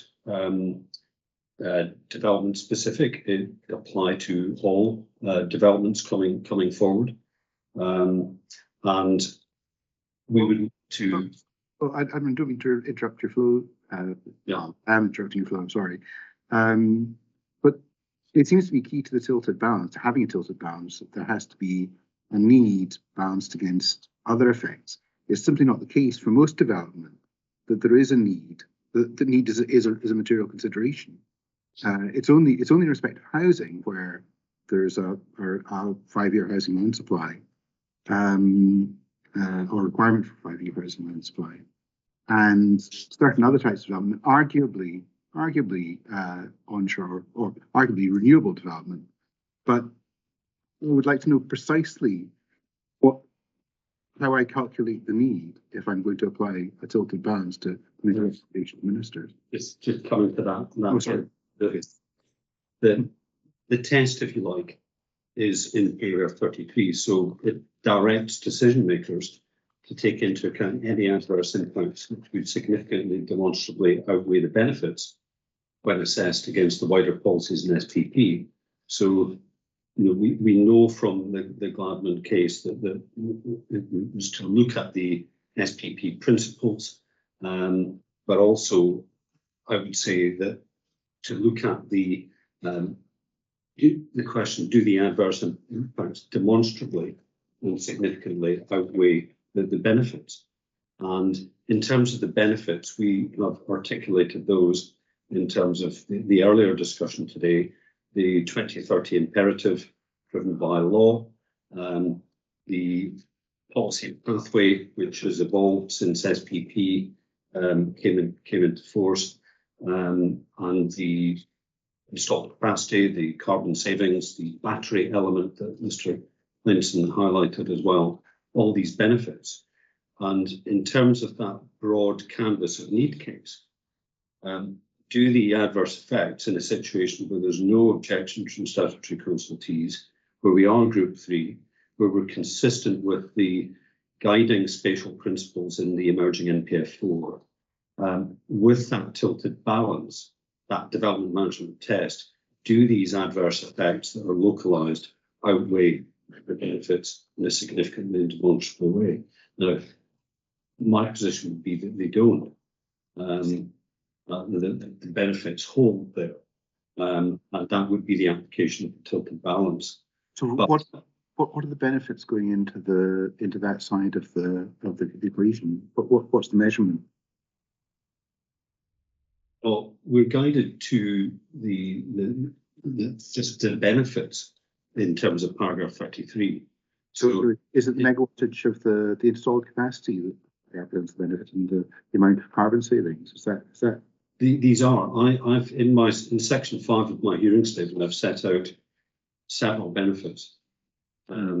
So I would include all of these. These are the benefits that would be derived from the consent being granted. Okay. And what's the tilting element?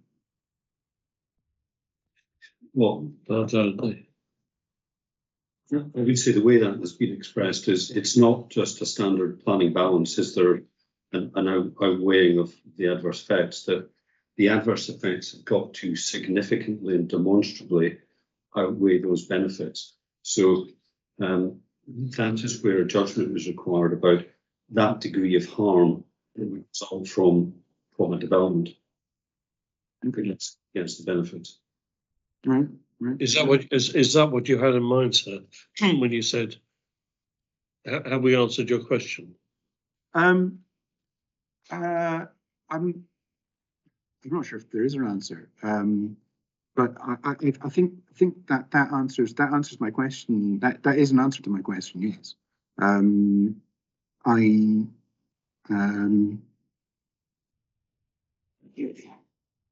It's just I don't think there's an analogy that can be drawn directly from a need like the 5-year effective housing land supply that can be drawn directly to the benefits. This is what the court described in Gladman. Is this deficit of the 5-year effective housing land supply as creating the tilt on the balance?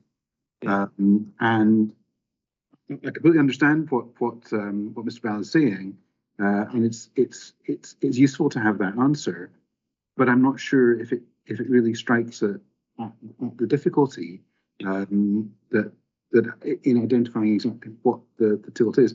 I mean, if there was a specific target set for renewable energy or for onshore wind, and there was a specific deficit calculated for it, then I could understand how a tilt would work. But I mean, it's the tilting element I don't really understand. Okay, I mean, of course, Davin was a housing case, so obviously it deals with housing. It doesn't deal with anything else.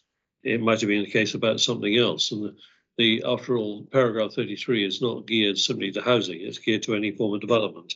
So in every case, there'll be a different form of tilt, a different type of argument. And your question would arise for retail, for B8, for storage development, for anything at all. In the case of renewables, obviously, there is a clear need case, and we don't need to demonstrate much to establish need.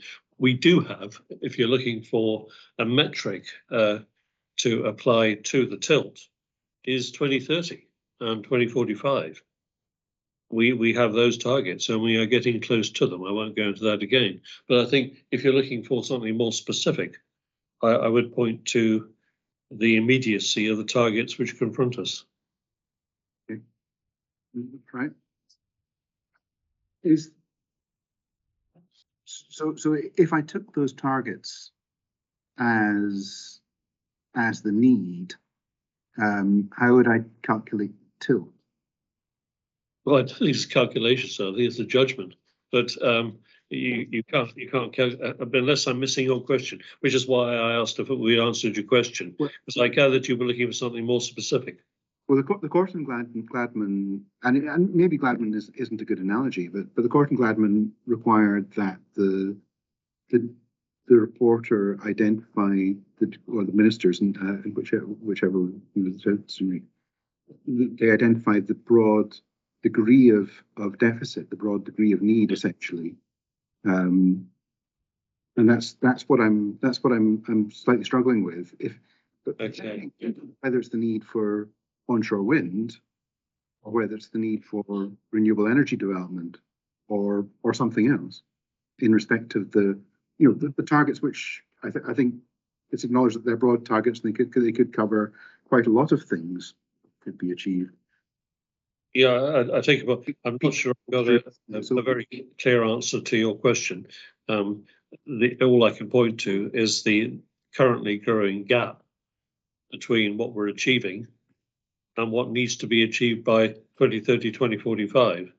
And maybe that goes to the degree of tilt, if you like, rather than the fact of the tilt. But I'm not sure I can give you a better answer than that.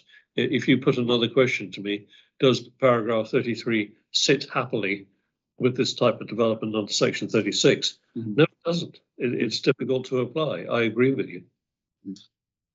But that's how, given the minister's view, which we have to take account of in Glenshire, we really do have to take account of it.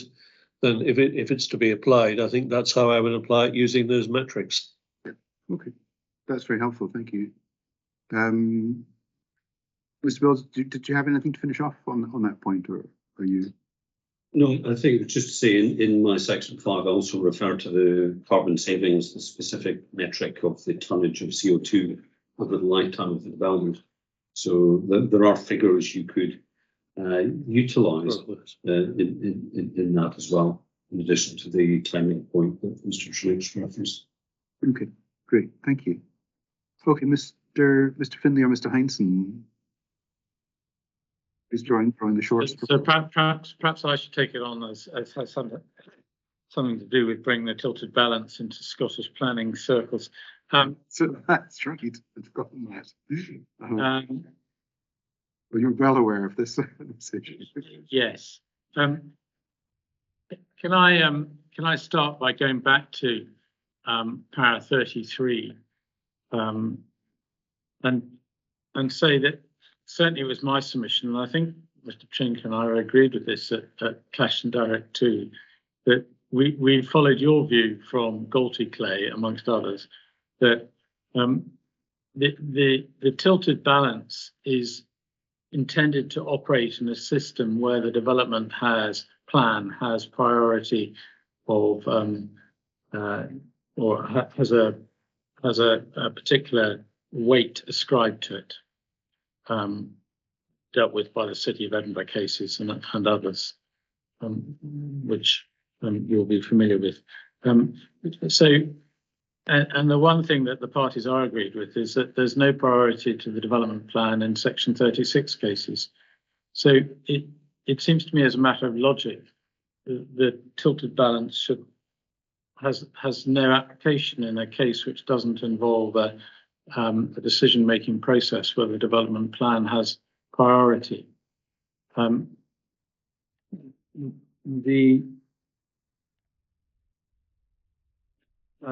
I, at the risk of being considered even more sycophantic than usual, I draw attention to your discussion of this issue in Galty Clay, which is CD 1040, just so Mr. Trinick has it. He wasn't involved in that case, so he may not have been aware of your considerations. So from 287 to 292, you disagree with the reporter at Caplick, where Mr. Trinick was there, and say that you don't think it applies. Potentially unhelpfully, the Scottish ministers noted your position but didn't form a view on it. But CD 1041, again, your and Mr. Trinick's notes, paragraphs 66 and 67, although they do appear to form their view on just a simple balancing exercise. It rather strikes Highland Council that reference to the tilted balance in Glen Sherry may have been as an abundance of caution to avoid a legal challenge. But that doesn't provide you with an answer. The interesting paragraph in Galty Clay in your report is 291, where you say if you're wrong about that, you note that para 33 only raises the materiality of sustainability as a consideration in respect to the development plan and not other relevant policy considerations. And it's not, para 33 is not conclusive as to the weight to be given to the development plan, and that must be right. The tilted balance is simply shorthand for saying that you should grant permission unless the adverse impacts significantly and demonstrably outweigh the benefits. And it's a submission I've made before, but para policy, I think it's 67 of the Highland Wide Local Development Plan, comes pretty close to that in any event. Although that submission didn't find favour at Caplick. In our submission, maybe trespassing on territory we've covered already, that the balance is already pretty well tilted in favour of renewable energy by the weight that's given to it. So it's difficult to see how you would tilt it further, because in essence, unless you can show in a wind farm case that the adverse impacts are significant and demonstrable, such that the development is not sustainable development, you're going to get a planning permission or a consent for it.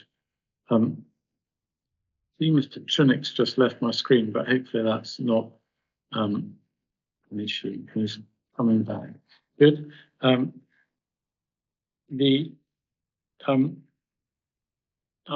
more relaxed approach, just again, reference has been made to the Limekiln reporters who dealt with this CD 10.5 at 937 to 940. They weren't convinced that the plan being out of date or the tilted balance really made a significant difference to their decision. And I'm not sure it's going to make a significant difference to your decision here, because we effectively accept the balance is significantly tilted in favour of renewable energy. If someone was suggesting some other form of commercial scale development in this location which didn't have the renewable energy credentials, it wouldn't start. It would be simply a non-starter. How do you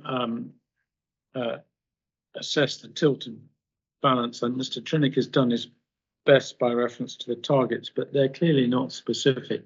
There are no specific targets for onshore wind and Highland as there might be for housing completions in Ireland. One shouldn't be too bound up with the housing background to Gladman. The tilted balance is requiring a different decision-making process. It's not just an ordinary balance, but I'm afraid I'm not able to offer a great deal of assistance in how you assess the angle of tilt in a case such as this. For the reasons I've just indicated, both in the development plan, in any event, the balance is tilted in favour of renewable energy, and it may add a bit to it, but it's not going to make a significant degree of difference in our submission. Okay. Yeah. Okay. Just a quickie, because there aren't any targets for onshore wind as such, not yet anyway. Those weren't the targets I was referring to. It was the net zero obligation and the yearly interim and final targets relating to that. Yes, no, I understood that, I think, yeah. Yeah, and I understood that too, but then their targets could be contributed to by a number of things, so it's very difficult to apply them to a tilt. Okay, good. Well, I think it was extremely helpful discussion. I think as for confidence, I can respond to that. And the last question is really about the role of the Highland Council's onshore wind supplementary guidance, the relevant parts and the Yeah, I think maybe that's the first question to ask. The first two questions: what's the relevant parts, and what's the role of it? Just as an easy intro. Should we start with Mr. Heinsohn, because it's Council's policy? Yes, no problem. So in terms of the role of the Highland Council's onshore wind energy supplementary guidance and determination of the application, it provides further guidance on the matters in Policy 67, and the criteria set out is a toolkit to be used in the assessment. It doesn't add any further tests. And in terms of the relevant parts, as discussed with Mr. Trinick this morning, the whole document is relevant, but of particular relevance is without exception, without the landscape sensitivity appraisal section, but the methodology is relevant. But particular relevance in section 2, but noting that the spatial framework was updated in 2020 on receipt of updated carbon-rich soils mapping, and also section 4. Just that final. Sorry. So the actual document, the carbon-rich soils, it's not really relevant to this development, is it? No. No. It's more if it isn't in the document. Yes, the spatial framework was an update was provided on our website, but it's not contained within the full document. But it was just related to more detailed mapping that we received from Nature Scott in relation to the carbon-rich soils mapping. Yeah, but this is a Group 3 area anyway, so we're not concerned with that. Yeah, effectively Group 3 area, yes. So, and in terms of the criteria on pages 18 to 19. And in your question in relation to absence of strategic capacity study or landscape sensitivity appraisal, as we call them in Highland, we would consider that it's for yourself as the reporter to come to a view based upon the evidence in front of you. It may be useful to lean on the adjacent study area for context, but the results of that study area can't be extrapolated for this area at all. And that was the conclusion of the report at the Crockanish wind farm, which, sorry, I had a reference for that just before, but I've lost it. CD 10.16, and they addressed it in paragraph 100 and 114. But then the reporter in that case then did come to their own conclusion on the criteria, despite the proposal sitting out with that particular study area, and they were able to come to a view on that matter. Right, that's helpful. If you're able to send me the reference afterwards, that would be helpful to you. So sorry, it was a core document 1016, and it was paragraph 114. Perfect. Thank you. Okay. Good. Mr.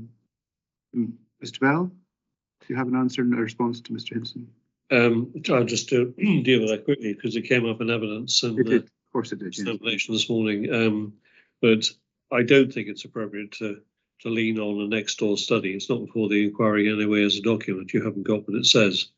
I certainly gateway with small g as a matter of judgment, and you've got evidence on that. But key gateway with capital KG, no, that's a term applied by LSAs.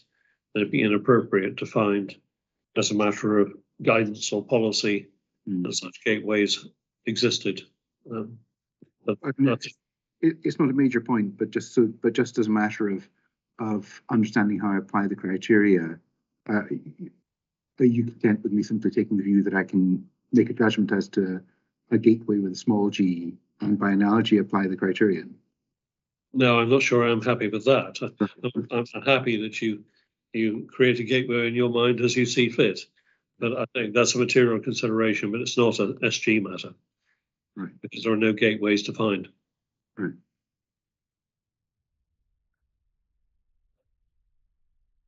Mr. Henderson, do you want to come back on that?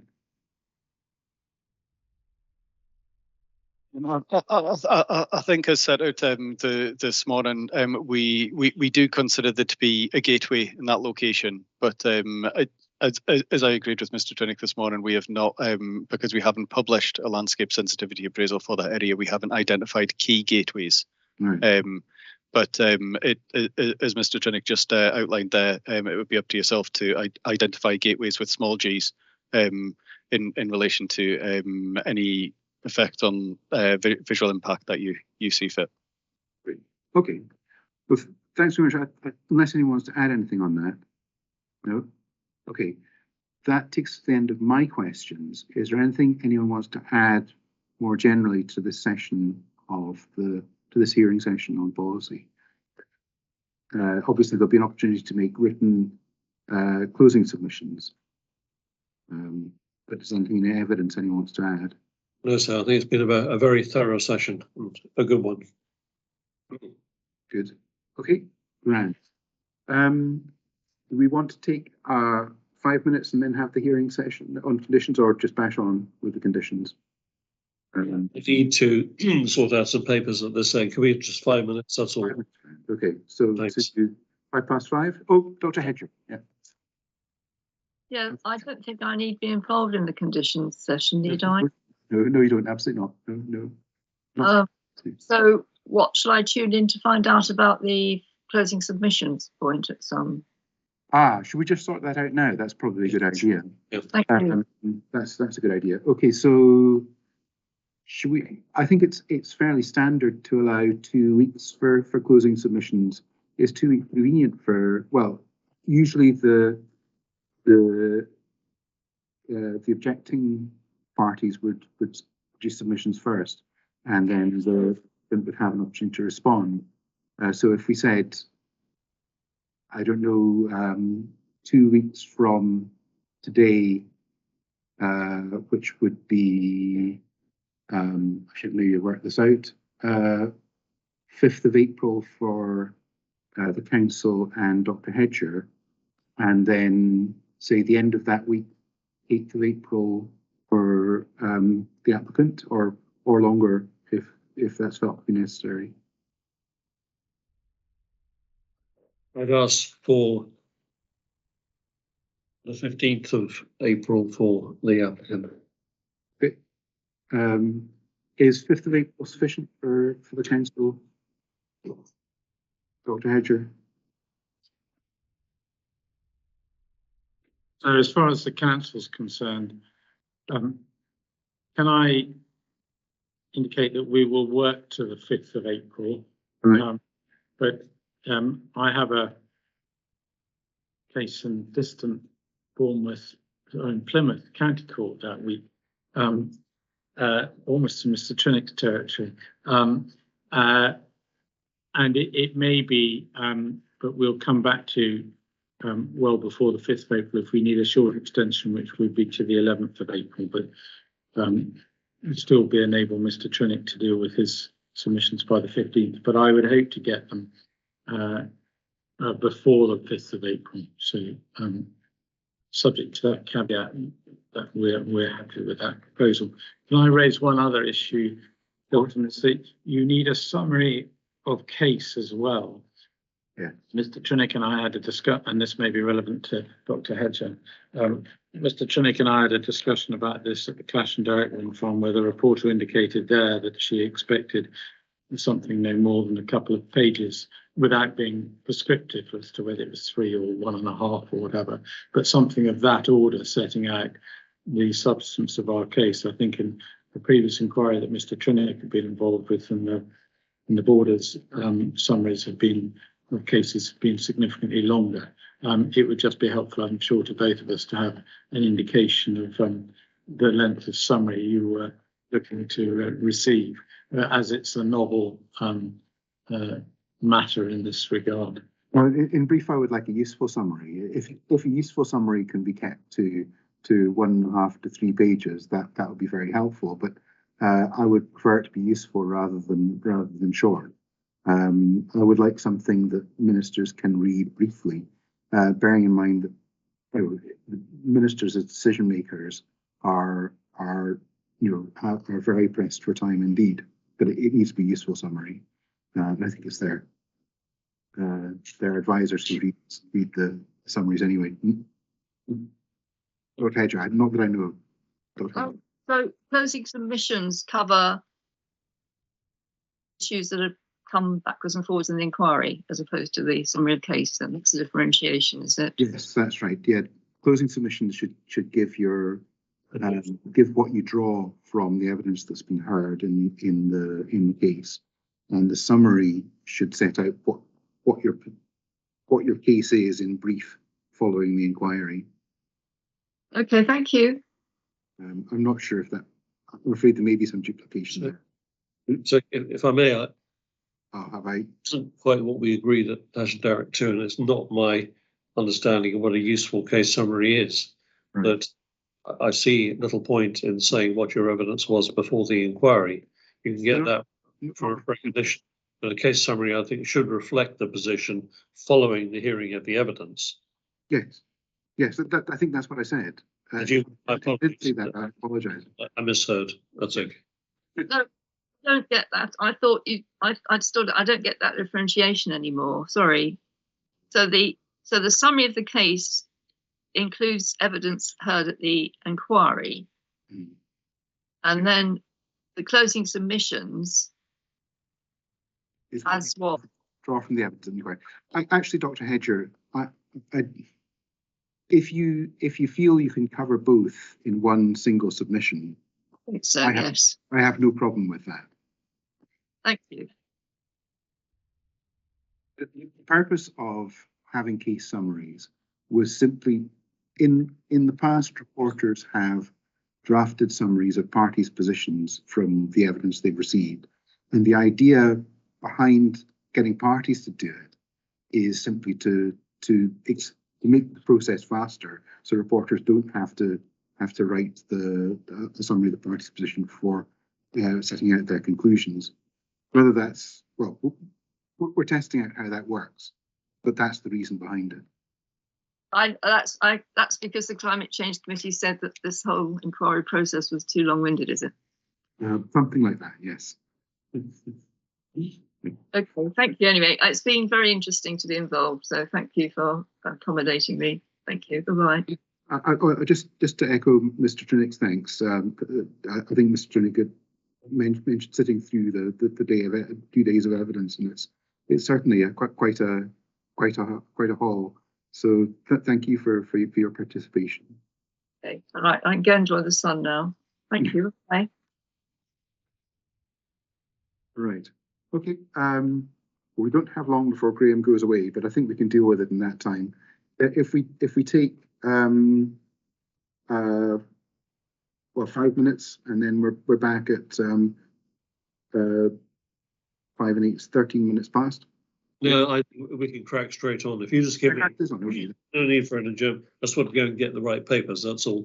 Okay, that's fine. You got them. Good. That's all right. So I had questions. I think my question about condition 4 was, I'm not sure if I think the point about condition 4 is perhaps it should say Scottish Minister's own planning policy by the planning authority about who's to be informed of incidents. Is that correct? Those incidents. Sorry, you got to speed up the condition. You got the conditions there. So sorry, from my perspective, yes, it would be more appropriate, given that it's under Section 36 condition, to set out Scottish ministers rather than planning authority. There may be benefit for it to say Scottish ministers and the planning authority. Just but conscious that we've got a live enforcement issue on this very type of condition just now, or it's related to this condition. There's an serious environmental incident on the site just now, where we had to go to Energy Consents Unit to find out whether it had been reported to them or not. So it just might expedite the process if there are these issues, if it says Scottish ministers and the planning authority in that condition. That makes complete sense, and that's what I'll. Unless anyone has any point on that, that's what I'll do. Yeah. Okay, great.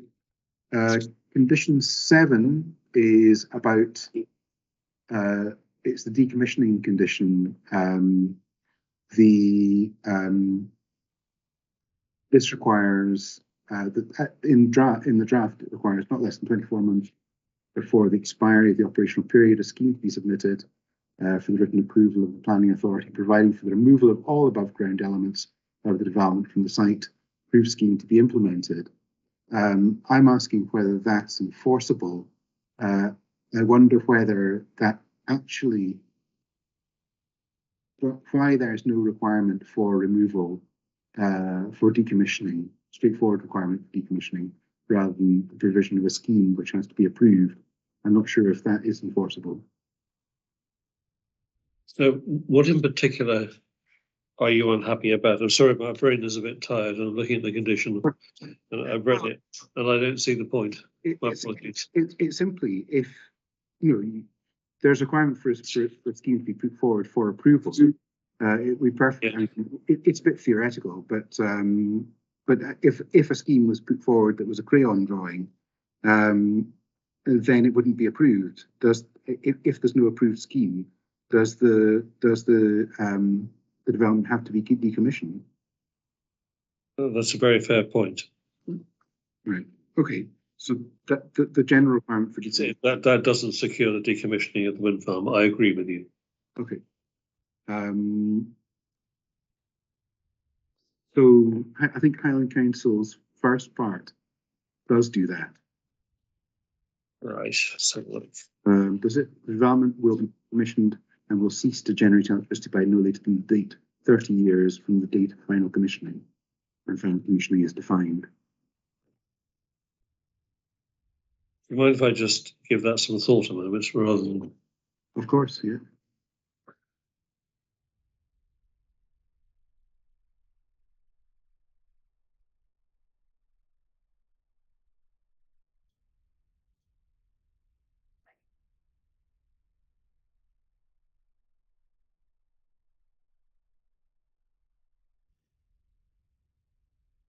Excuse me a minute, I'm going off camera in just a moment. Sure.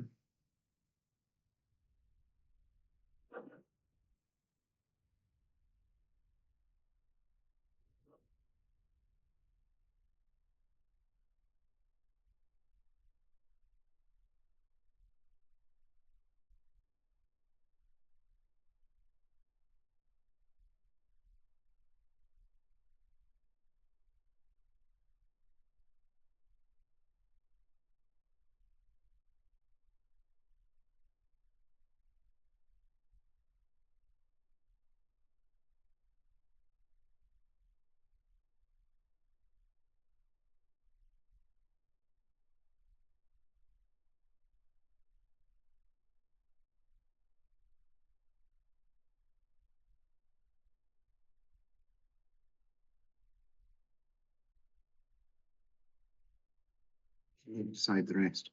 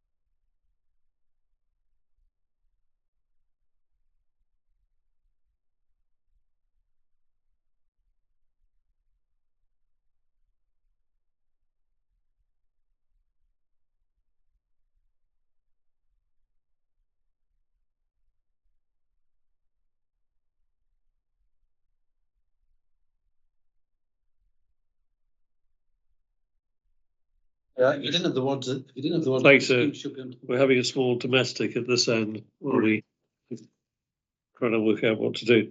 I'm going to suggest, it's very late in the day, that do you mind if we give you written submissions on this condition? No, I don't mind. But I specify because my brain's gone.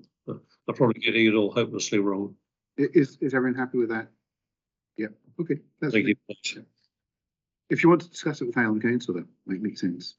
Absolutely. Yeah. There's been good negotiations, and if we had any submissions, say by the end of this week, that on that condition, that would be helpful, so that if there's anything outstanding between us, we can deal with it in our closing submissions. That would be very useful, yeah. So it's just the end of this week, okay. Thank you. Okay. So we'll the other question I had about that was how the financial Highland Council's condition has a requirement for decommissioning and restoration and aftercare project, and a draft one to be produced, an outline one to be produced. Do you want to deal with that in written submissions as well? Not so much. I think you do have an answer to that. Right. That there is a definite lever on the applicant to get something approved. You can't put the wind turbine foundations into the ground until a decommissioning scheme and financial guarantee has been approved by the planning authority. So there is a lever there to achieve what is necessary. And my answer to your point is that if you submit a scheme including financial security for approval, it's not approved, then you have to do something about it. And the local authority planning authority can say, well, you haven't provided enough money to decommission. Well, you can have a debate about that. And that's how the debate takes place. I don't think it needs more than that. Right. Okay. Well, Ms. Hindson, what do you say to that? I don't necessarily disagree with Mr. Trinick, but I'd maybe take it slightly further in that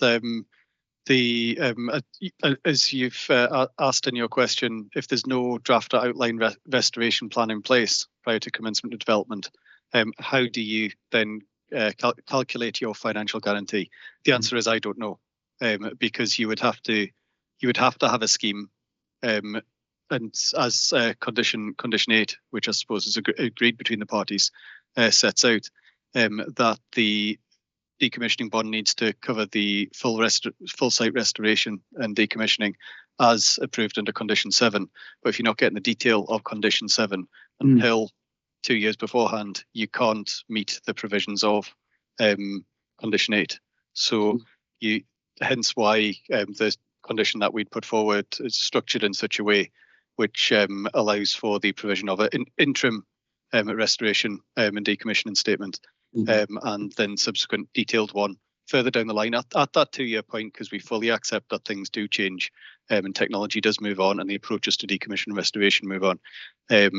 So that's why we've structured the proposed condition that we've got just now, which I'm more than happy to have a further discussion with the applicant on, so that the provisions of condition 8 work in partnership with condition 7, whatever that may be. Okay. So I think that brings us to the point of saying we'll deal with that in the same submissions. Now we know where Highland Council is coming from. That's fine. Right. Okay. We're happy with that. Yeah. Good. Condition 18. Very happily we don't have to deal with. And I had a question. Just simply, I got the impression that archaeology had maybe been missed in the conditions. Yes. Mr. Gillis will deal with this one. I having failed to do anything useful on conditions, I'm going to sit to one side now. Mr. Gillis, welcome to the inquiry.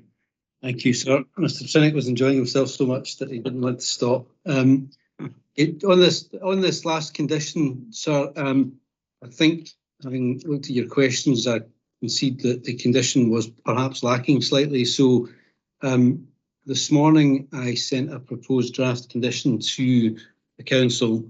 You haven't seen it yet, sir, but it has been agreed with us, and I can send that to your case officer this evening if that would assist. And it essentially addresses, I think, your questions because it refers to the schedule of mitigation in the EIA report, right, and specifically the mitigations that refer to the cultural heritage mitigations.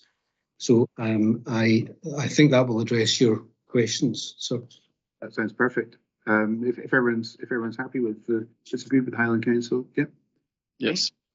Okay, well, thank you very much. That concludes all the questions I had on conditions. I don't believe there's any other outstanding matters on conditions. No. So, well, with that, we've agreed when closing submissions are coming in. Is there any other business we need to deal with before I close the inquiry? Not for us, sir. No, thank you very much. Good. Well, thank you, all of you, for your participation. Two quite long days. So thank you very much for a very thorough discussion. Thank Thanks. you. Yeah, indeed, sir. Thanks. Thank you.